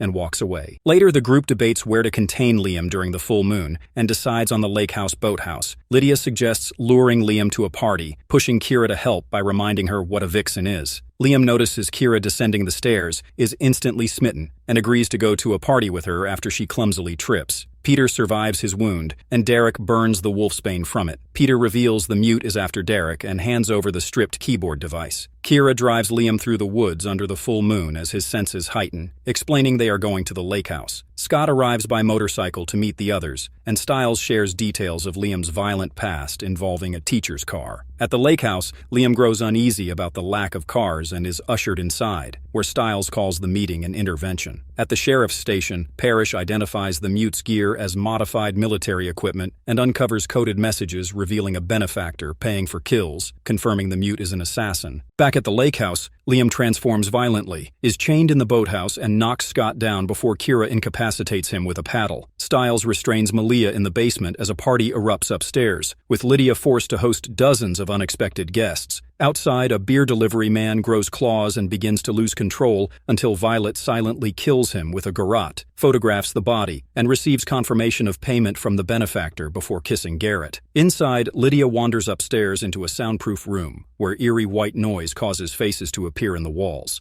In the boathouse, Scott and Kira dance briefly while discussing control, but Liam breaks free, dives through a window, and escapes into the woods. Malia's restraints fail, but Stiles calms her, unlocks the chains, and she returns to normal as they embrace. Scott chases Liam through the woods, is overpowered, and is saved by a flashbolt fired by Chris Argent, who explains he came after getting Scott's text. At the high school, the sheriff and Derek trace the mute's signal, narrowly avoid a booby trap, and fight him. Derek disarms the mute, but Peter arrives and brutally kills him before leaving. Argent sets a trap for Liam and insists Scott confront him using his own words. In a clearing, Scott disables the emitters and explains to Liam that he has become a werewolf like him. Liam breaks down, terrified his family will see him as a monster, but Scott reassures him. Elsewhere, Kira finds Lydia still entranced by the noise and provides the key to the code. Lydia enters the keyword Allison, and a list of names and numbers scrolls across the screen. A young girl runs through the Beacon Hills High School campus at night, bleeding badly with one hand missing, reduced to a cauterized smoking stump, as Violet calmly pursues her while spinning a glowing wire necklace. The girl hides on a bus and repeats the mantra about the sun, the moon, and the truth, but Violet follows her inside, advancing slowly down the aisle until the girl suddenly attacks with her remaining claws and escapes. She sprints across the parking lot, only to stop when a truck pulls up and Garrett urges her to get in, claiming Violet is close behind. Trusting him, she gets inside, but Garrett smiles, admits surprise that she fell for it, and stabs her. Elsewhere, Stiles builds a detailed murder board, connecting recent killings starting with the Walcott family, explaining how the mute was killed by Peter after the failed explosive trap at the school, and how Deputy Parrish defused the device using military training. Stiles recounts DeMarco's murder outside the lake house, noting that Scott and Chris discovered DeMarco smelled like a werewolf, implying he belonged to a pack. Stiles then presents evidence from the most recent murder, the young woman at the school. Scott and Stiles take their findings and a partial list of potential victims to Sheriff Stilinski, explaining that Allison's name unlocked part of the list and that 2 more keywords are needed. Lydia has spent the weekend at the lake house using the record player in the soundproof room, but has received no new messages. Reviewing the list, the sheriff realizes how many supernaturals could be living in the county and fears hundreds more names remain, though Scott and Stiles believe the numbers are dollar amounts tied to the stolen money and that the benefactor is financing assassinations to wipe out every supernatural. The sheriff explains how assassins receive the coded list and keywords, then hunt the names. Crime scene photos show unusual markings around stab wounds, and they deduce DeMarco was lured to the lake house by whoever ordered the keg, meaning the killer was likely a student. At school, Violet hides claw marks on her neck and tells Garrett they are going after real money that very night. Kira's father confronts her, not about the murders, but about joining the lacrosse team without telling him. In the weight room, Liam lifts increasingly heavy weights while Mason complains about Garrett's suspicious behavior and missing hoodie. Realizing Garrett's address makes no sense, Mason notes Liam's strange behavior, and Liam grows irritated. In the locker room, Derek confronts Liam,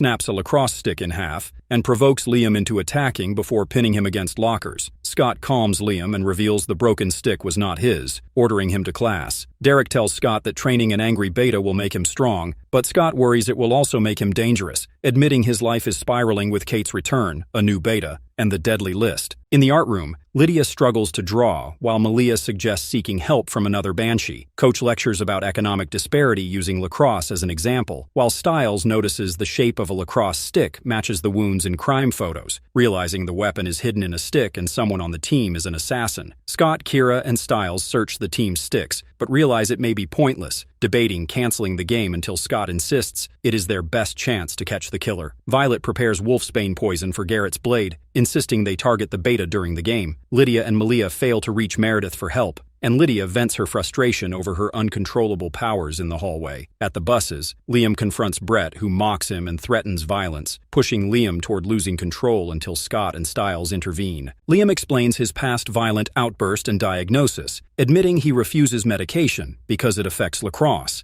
Scott urges him to sit out the game, but Liam insists he can control himself and reveals Garrett paid for the keg. During the scrimmage, the sheriff learns Meredith has arrived in town, looking for Lydia. Liam and Mason joke nervously before the game, while Derek shows Chris the vault and Triskelion used to train betas, discussing Kate and her crimes. Scott fails to bench Liam, Devonford scores repeatedly, and tensions rise. At the station, Lydia meets Meredith, who gives only 4 numbers. During the game, Stiles distracts an opponent, Kira scores brilliantly, but is benched, and Garrett watches Scott closely. Meredith's numbers are deciphered into a new keyword that unlocks another portion of the list, revealing new targets including Brett. In the locker room, Brett is poisoned and paralyzed by Violet, who prepares to kill him. Lydia uncovers more names, including Parrish, as Scott arrives and stops Violet, overpowering her before she can kill him. At the Argent's place, Araya reveals Braden is missing and forces Chris to recommit to the Hunter's Code, signaling the danger is far from over. 4 weeks ago, Kate Argent woke up in the backseat of her car as static crackled from the radio, and when she ejected a cassette labeled "Play Me" and listened, a calm narrator described a wealthy family in Northern California whose born werewolves were trained for control using a sacred object called a Triskelion, warning that without control, extreme violence was inevitable. Weeks later, Kate stood drenched in blood among burning vehicles and torn bodies while berserkers restrained survivors, and she questioned a wounded man about who was funding the violence and the mysterious tapes, learning instead about a teenage couple known as the Orphans before being shot from behind, transforming and slaughtering everyone left alive. After the scrimmage, Coach barred players from the locker room because of a crime scene and ordered Garrett reported and removed from the team, while Liam saw Scott speaking with his father, who apologized for missing the game. Violet was led away in cuffs by Deputy Parrish and recognized his name as one on the dead pool list, correcting her as he passed, while the sheriff showed Scott's father the thermal wire weapon, which the FBI agent recognized. Liam told Scott that Kira had left after learning her mother was on the list and worried about the remaining names. Violet denied involvement in murders despite evidence and was identified as one of the orphans, prompting a search for Garrett.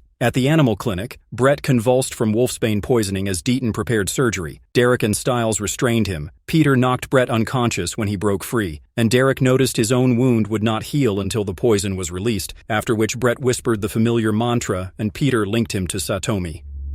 Scott secretly recovered a bag of money from Garrett's locker, lied to Liam about it, and returned home to find the power cut while his mother pleaded with the electric company, the cash hidden under his bed. Liam and Mason ran together, discussing betrayal, until Garrett struck Liam with his truck and abducted him, leaving Mason unaware. In class, Malia sensed a call and met Derek, who asked her help locating Brett's hidden pack using scent tied to emotion and identity. Stiles and Lydia showed Deputy Parrish the second part of the list, shocking him with his own high value, and persuaded him to help them see Meredith. Coach noted Liam's absence. Scott resolved to find him, and Garrett called Scott demanding money and Violet in exchange for Liam, revealing Liam was stabbed with a poisoned blade and trapped in a well, bleeding alone in the woods. Derek explained Satomi's history and the mantra's purpose to Malia as they searched, while Scott tried unsuccessfully to stop his father and the sheriff from transporting Violet. At the hospital, Parrish, Lydia, and Stiles forced their way to Meredith, who refused to reveal the final cipher key. Scott met Garrett near the buses, learned of the plan to ambush the transport, and saw the sheriff's vehicle overturned on the road, where berserkers emerged, killing Garrett and attacking Scott. Meredith insisted she could no longer help as Scott later awoke injured at the clinic, and Deaton suggested tracking the berserkers by scent.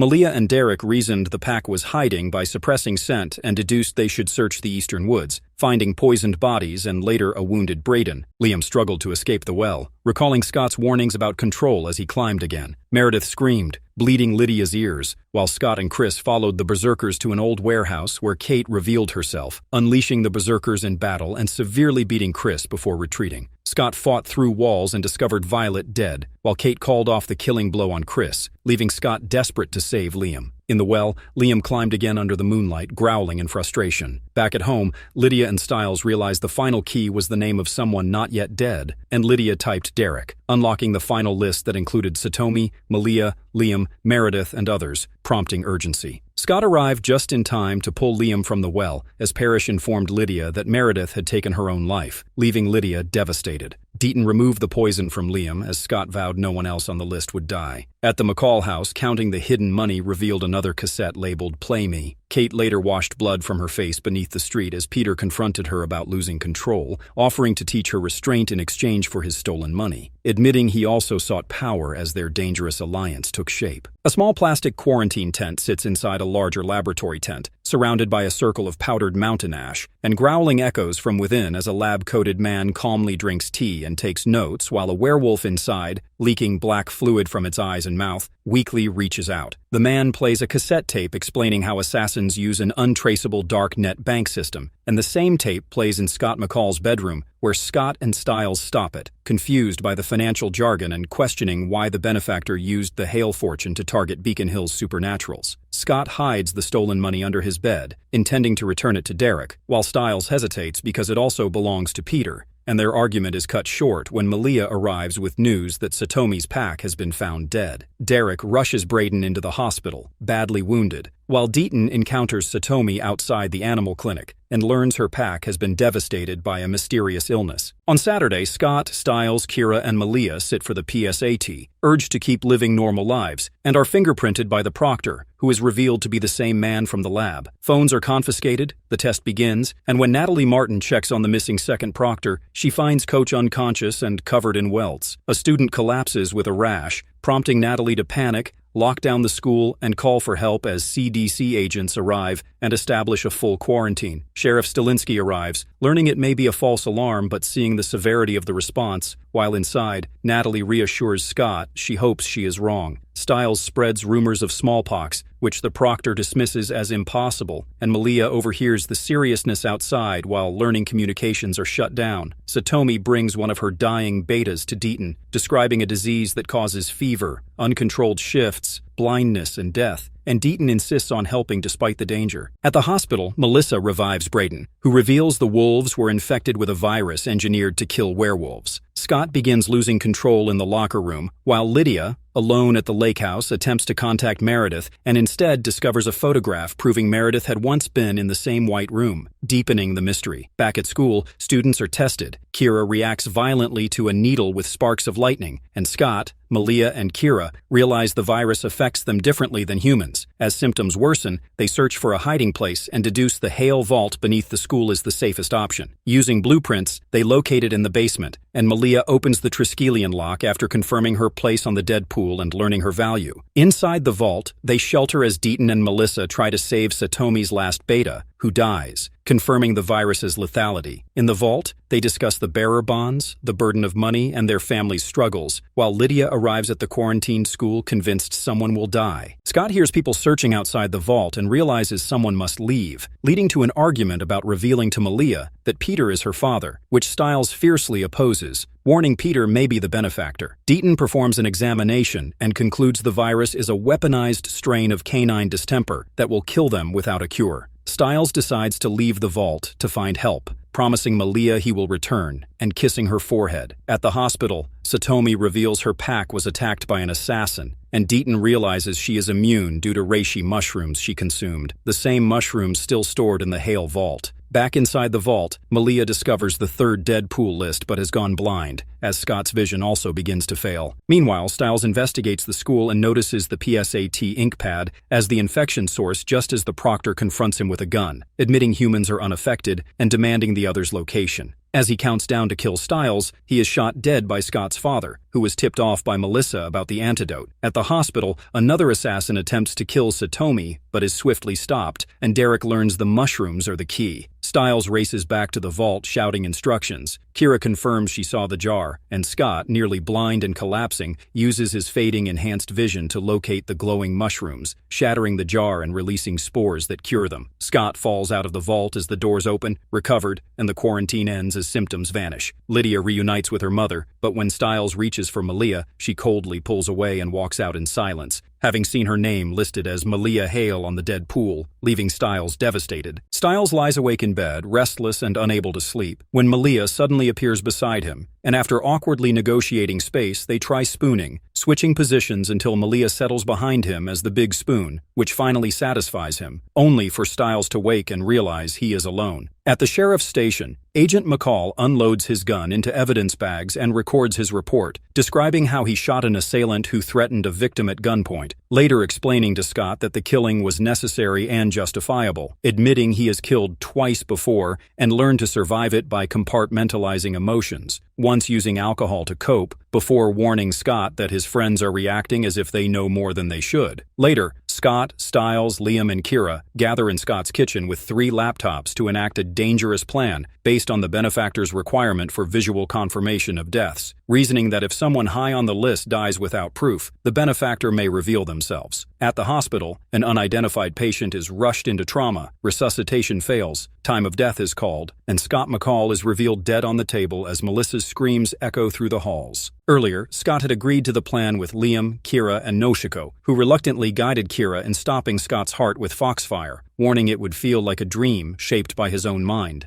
In the morgue, Melissa is horrified, but feels a single heartbeat return under her hand, learning they have 45 minutes to revive Scott fully or lose him forever. Stiles and Chris contact the benefactor, claiming Scott is dead and threatening retaliation if payment is not completed, while at the loft, Braden confronts Derek about his failure to heal, realizing his werewolf abilities are gone, and challenges him to learn how humans bend rules to survive. On the hospital roof, Chris taps into security cameras while Stiles, Kira, and Liam monitor feeds below, as Scott awakens in a surreal vision, crawling through endless morgue drawers into Beacon Hills High, where he catches a lacrosse ball, finds a laptop, and sees a list of assassins, including the mute, the orphans, and the chemist, arguing with Liam about killing before witnessing the mute brutally stab him. Malia explores the Hale vault, ignoring Stiles' call, and opens a safe containing her adoption records before Peter appears, allowing her to read but not remove them. Outside, the countdown ticks as Melissa and Noshiko wait in Kira's car, fearing the cost of forcing their children to fight, while power fails inside the hospital, and Kira and Liam investigate the roof, encountering a berserker that knocks them aside. As lights flicker, Braden teaches Derek gun safety and combat realities, challenging him until he tricks her into distraction with a kiss. Malia reads her birth certificate and adoption papers naming her adoptive parents, frustrating her as Peter defends his past actions, claiming the dead pool will keep tragedies coming, and revealing her biological mother is known as the Desert Wolf. On the roof, Kira and Liam fight the berserker and are overpowered, triggering Kira's memory of reassuring Scott about their plan earlier that day. Melissa and Noshiko discover the abandoned laptop room as time runs down, while Stiles races through the morgue and confronts Kate, who demands Scott's body and insists she is not the benefactor. Peter explains to Malia his coma-bound madness and claims he only wants his stolen money and the truth about her mother. Chaos erupts as berserkers storm the hospital, forcing Melissa and Noshiko to retreat. While at the lake house, Natalie reveals her mother-in-law's ashes were meant to seal the building with mountain ash, completing a protective barrier. Chris convinces Kate to withdraw as the countdown nears 0. While on the roof, Liam launches a desperate attack and Scott awakens again in the vision, catching a tomahawk, only to be forced by the mute to kill Liam in a horrifying illusion, before snapping back to reality screaming as Kira revives him too late to draw the benefactor. Liam rushes in with news that Noshiko is gravely wounded, while Kate later reports Scott is alive, and Peter reacts with relief. Malia confronts Stiles, admitting she has been speaking with Peter to find her mother, and fears she may be like him, taping her dead pool page to his board before leaving. Derek stares silently at an arsenal of weapons. Kira prepares to leave to be with her injured mother, and Scott realizes the failed plan means the benefactor has another way of confirming deaths, likely through a banshee, as Lydia studies a final scrap of coded paper left by her grandmother,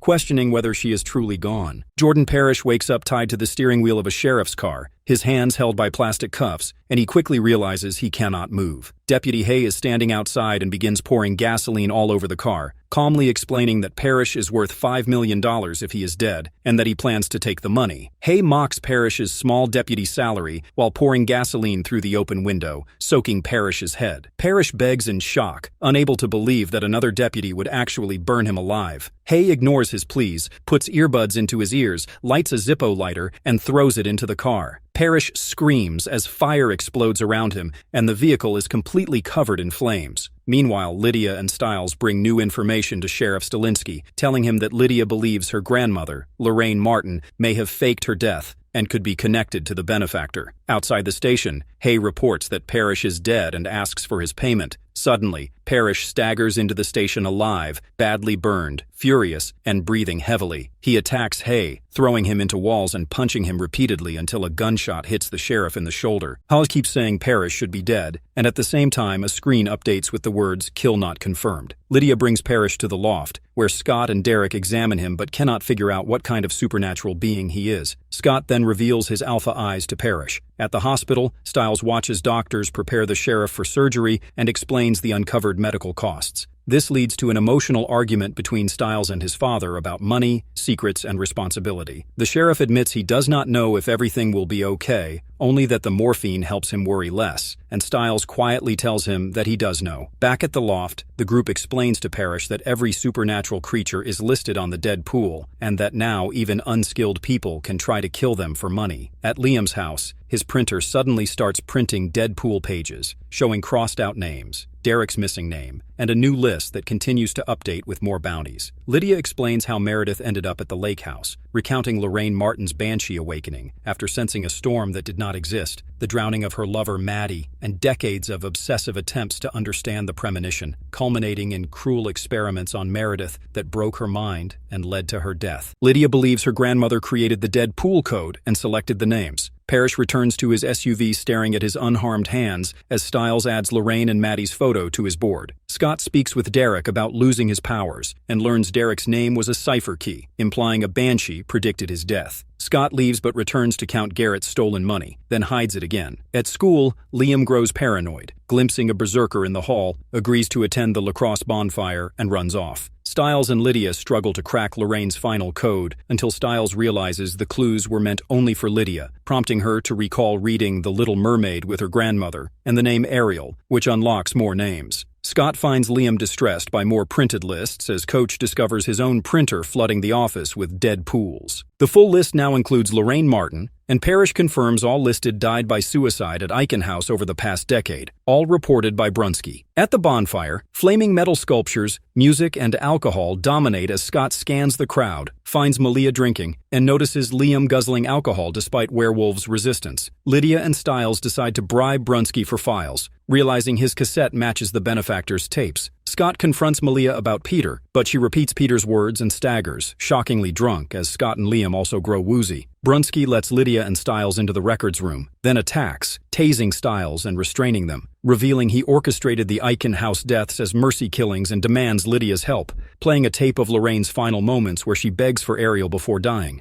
At the bonfire, Scott realizes a sonic weapon hidden in the music is intoxicating them and tries to reach the DJ but collapses as security guards see Scott, Malia, and Liam, drag them into the school, and douse them with gasoline, claiming Hay ordered it. Mason cuts the generator, killing the music and freeing Scott, who crushes the guard's hand as Braden and Derek arrive to subdue the attackers. Back in the records room, Brunsky prepares a syringe to frame Lydia and Stiles, but Parrish storms in and shoots him. As Lydia says he killed her grandmother, Brunsky dies laughing, claiming Meredith controlled him. Meredith steps out, stating he was not the benefactor, only a bad man, leaving the true mastermind still hidden. The episode opens later the same night as Brett Talbot and fellow werewolf Lori sprint through the rain at Beacon Hills High School, while assassins fire crossbows at them, forcing them onto the lacrosse field as the stadium lights flick on, and red laser sights lock onto Brett, who tells Lori to close her eyes just as Kira arrives, slicing arrows out of the air with her sword and shouting for them to run while she covers their escape. Scott grabs motorcycle helmets for himself and Liam, explaining that Kira has found Brett and the others and they need to go. But Liam hesitates, admitting that he is not like Scott, and wondering how Scott and his friends keep risking their lives to protect everyone.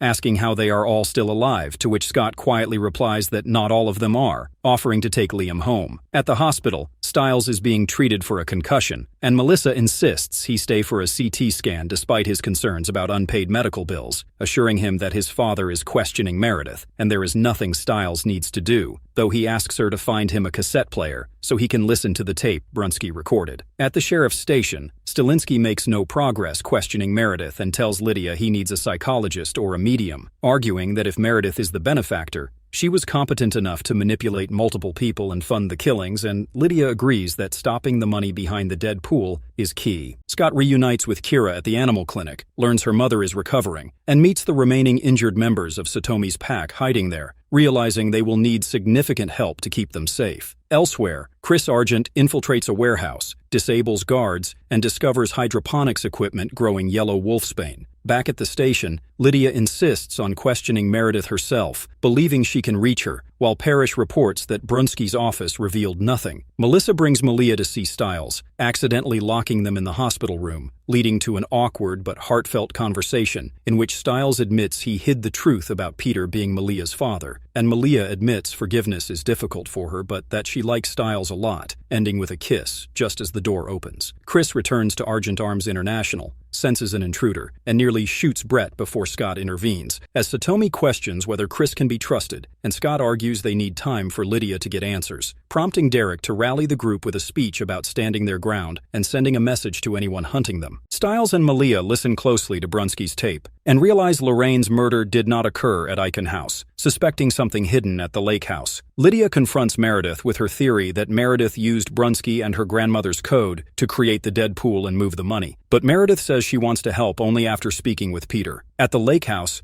Malia recognizes background sounds from the tape as the record player, leading her and Stiles to suspect something concealed behind the wall. While at the warehouse, Chris sets motion sensors and prepares for an attack alongside Derek, Braden, and the others. Peter is brought to Meredith and demands answers, shocked as she touches his healed face, and Lydia realizes they have met before. As alarms sound at the warehouse, Peter violently confronts Meredith in the interrogation room, plunging his claws into her neck as gas grenades explode at Argent Arms International and armed attackers flood the building, forcing Chris, Derek, and Braden into a fierce firefight. Lydia warns that breaking Peter and Meredith's mental connection could kill them both, and inside Meredith's memories it is revealed that she and Peter shared a hospital ward, where Meredith heard Peter's furious thoughts during his coma, including his plan to punish supernaturals, use family money to hire killers, and create the dead pool. Back in the interrogation room, Peter collapses, and Lydia explains that Meredith acted on his ideas, leading the sheriff to reluctantly let Peter go despite the danger, as Meredith screams that it is not finished. At the lake house, Stiles and Malia uncover hidden computer tape drives behind the wall, realizing they have found the dead pool's core system, while the battle at the warehouse intensifies until Scott takes bullets defending Lori and viciously attacks an assassin, losing control until the man surrenders, at which point Scott regains himself. Phones across the warehouse buzz with a message announcing all contracts terminated, causing the assassins to retreat as the machinery at the lake house winds down and the attack ends. Lydia comforts Meredith, who admits she put her own name on the list after hearing Lydia's scream when Allison died, believing it was time to start over under Peter, whom she saw as the true alpha. But as Lydia argues that not all monsters commit monstrous acts, Meredith realizes the enormity of what she has done and breaks down. In a stormwater tunnel, Peter paces with Kate, unsettled despite the dead pool's end, and insists the plan is not finished, declaring he is close to killing Scott McCall. In an unknown location, Patrick drags a black body bag into a refrigerated room where human-shaped cuts of meat hang wrapped in plastic on metal hooks, and when the bag jumps, he opens it to reveal a terrified girl named Calissa, bound and gagged, taunting her with knives and cleavers and telling her he plans to eat her because fear improves the flavor, revealing himself as a Wendigo, until she looks past him and sees Dr. Bitten, who swiftly defeats Patrick with a baton and takes him alive to Icon House, reassuring Calissa afterward that he is a veterinarian. On a secret floor at Icon House, Patrick is wheeled past cells holding strange supernatural creatures as Deaton meets Dr. Fenris and insists on seeing Valak, a dangerous patient kept in isolation, warning that the last visitor suffered a breakdown. Deaton enters anyway, questioning Valak about Kate Argent and what she did to Derek, explaining he needs answers because of a promise he made, and Valak reveals a horrifying eye-opening inside a bloody hole in his skull. Scott returns home to find his mother confronting him over the bag of money from Garrett's locker. She insists it belongs to Derek and must be returned, reminding Scott that he cannot fix life's hardships with stolen cash. And when she shows him a blood-stained stack, he understands and agrees. At Liam's house, he plays video games with Mason, nervously trying to keep him from leaving, then sends him away and later lies awake, panicked by imagined berserker sounds in the dark, until he turns on the light to find nothing there. Bitten and Derek are awakened by an alarm at the loft and find a soaking wet Lydia at the door, screaming. Malia wakes Stiles for school and studying, teasing him about his murder board investigation into the Desert Wolf before kissing him. Scott returns the money to Derek, who calmly explains that temptation affects everyone and reveals the money was Peter's, not his, adding that he bought the building and likely hopes the rest of Peter's fortune never resurfaces. Scott mentions Bitten is trying to learn what Kate did to him. Bitten dreams of a bone-covered stone slab before awakening unresponsive at Aiken House,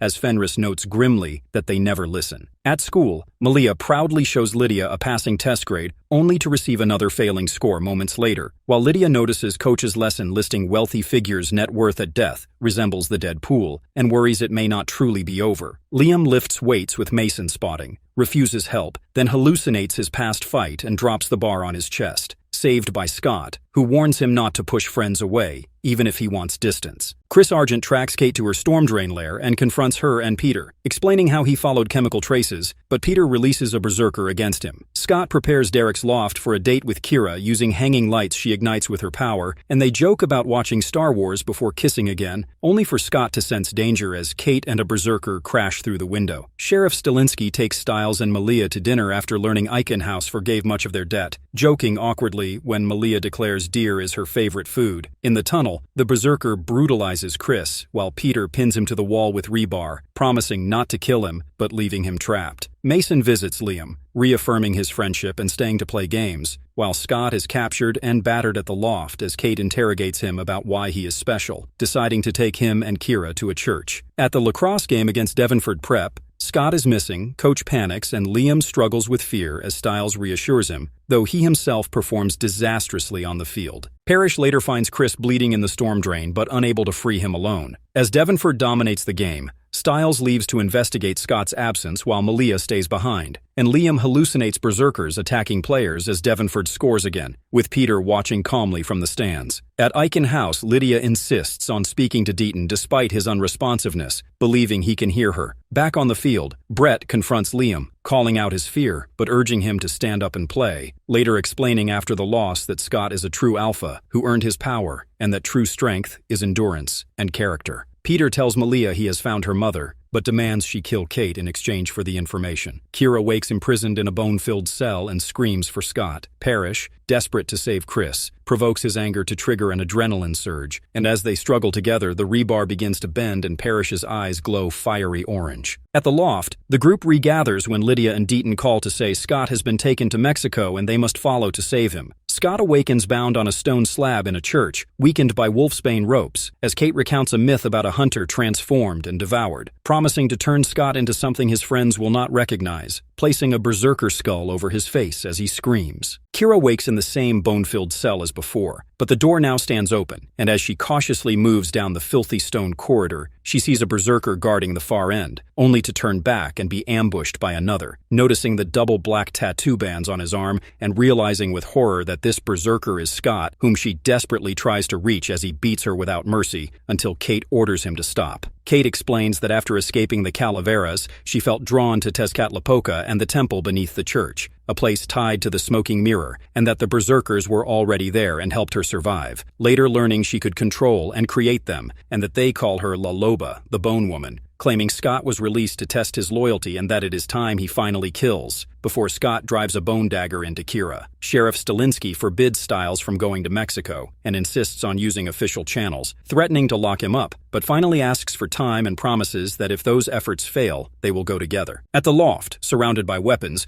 Derek admits he does not expect to survive rescuing Scott and Kira, but Bitten refuses to accept that and they kiss, while Peter argues they lack the firepower to defeat berserkers and says they must break the animal spirit inside, insisting they will need help from Malia, Malia, Liam, and himself. Stiles searches Scott's room for something to help Malia track him, settling on scent from a pillow, while Liam insists on coming despite the danger of the full moon, leading them to plan restraints. Bitten acquires a prisoner transport van, Derek questions Liam's presence, Stiles questions Peter's, and Peter warns that Kate may try regressing Scott again, pushing them to hurry. Lydia delays them while she retrieves something of Kira's for scent tracking but is attacked at school by a berserker, and when Stiles cannot reach her, they send Mason to look for her. The group divides into vehicles, with Liam chained in the van as Derek uses a Triskelion talisman to teach control, inventing its power while Stiles plays along, as Mason searches the school and finds Kira's jacket and Lydia's phone, before facing a berserker. On the road, Peter challenges Malia's belief that they do not kill, asking whether she would kill to save Stiles, while Liam begins losing control in the van until Derek and Stiles redirect him with a mantra about truth, restoring his control just in time. They arrive at the church where Derek is ambushed and gravely wounded, urging the others to go on without him as Braden stays behind.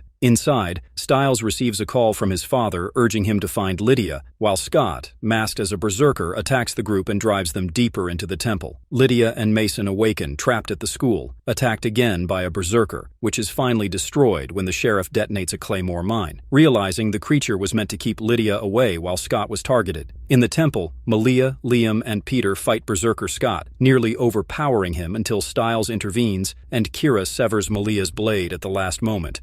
But Scott breaks free and attacks them all, nearly killing Liam until Liam reminds him he is not a monster, triggering Scott to tear off the bone armor and shatter the skull mask in a burst of light. Scott confronts Peter, accusing him of teaching Kate about berserkers, and Peter transforms into a more monstrous form, overpowering Malia and taunting Scott until they clash violently. Outside, hunters battle berserkers as Kate fights Araya. Derek's body vanishes, and a black wolf with blue eyes appears, attacking Kate before transforming into a living Derek, who destroys a berserker and proves he has evolved, allowing Chris to shoot Kate with a wolfsbane round and drive her into retreat. Inside, Scott ultimately overcomes Peter, declaring him a monster and knocking him unconscious, while Chris confronts Kate over Allison's death and lets her flee. At dawn, the group escapes safely, Chris agreeing to work with the Calaveras to hunt Kate in exchange for peace for Scott and his friends, Braden admitting her past as a disgraced marshal, and the pack returning home. Stiles reunites with his father, only to be handcuffed jokingly as the sheriff takes Malia out for pizza. Noshiko presents Kira with her first obsidian throwing star, Coach lectures Liam and Stiles about responsibility, Lydia gives Parrish a bestiary to help him understand himself, and Peter is imprisoned at Eichen House, raging against his confinement, until Dr. Valak reveals the cells are reinforced with mountain ash and opens his third eye, leaving Peter screaming in terror as the echoes fade down the corridor.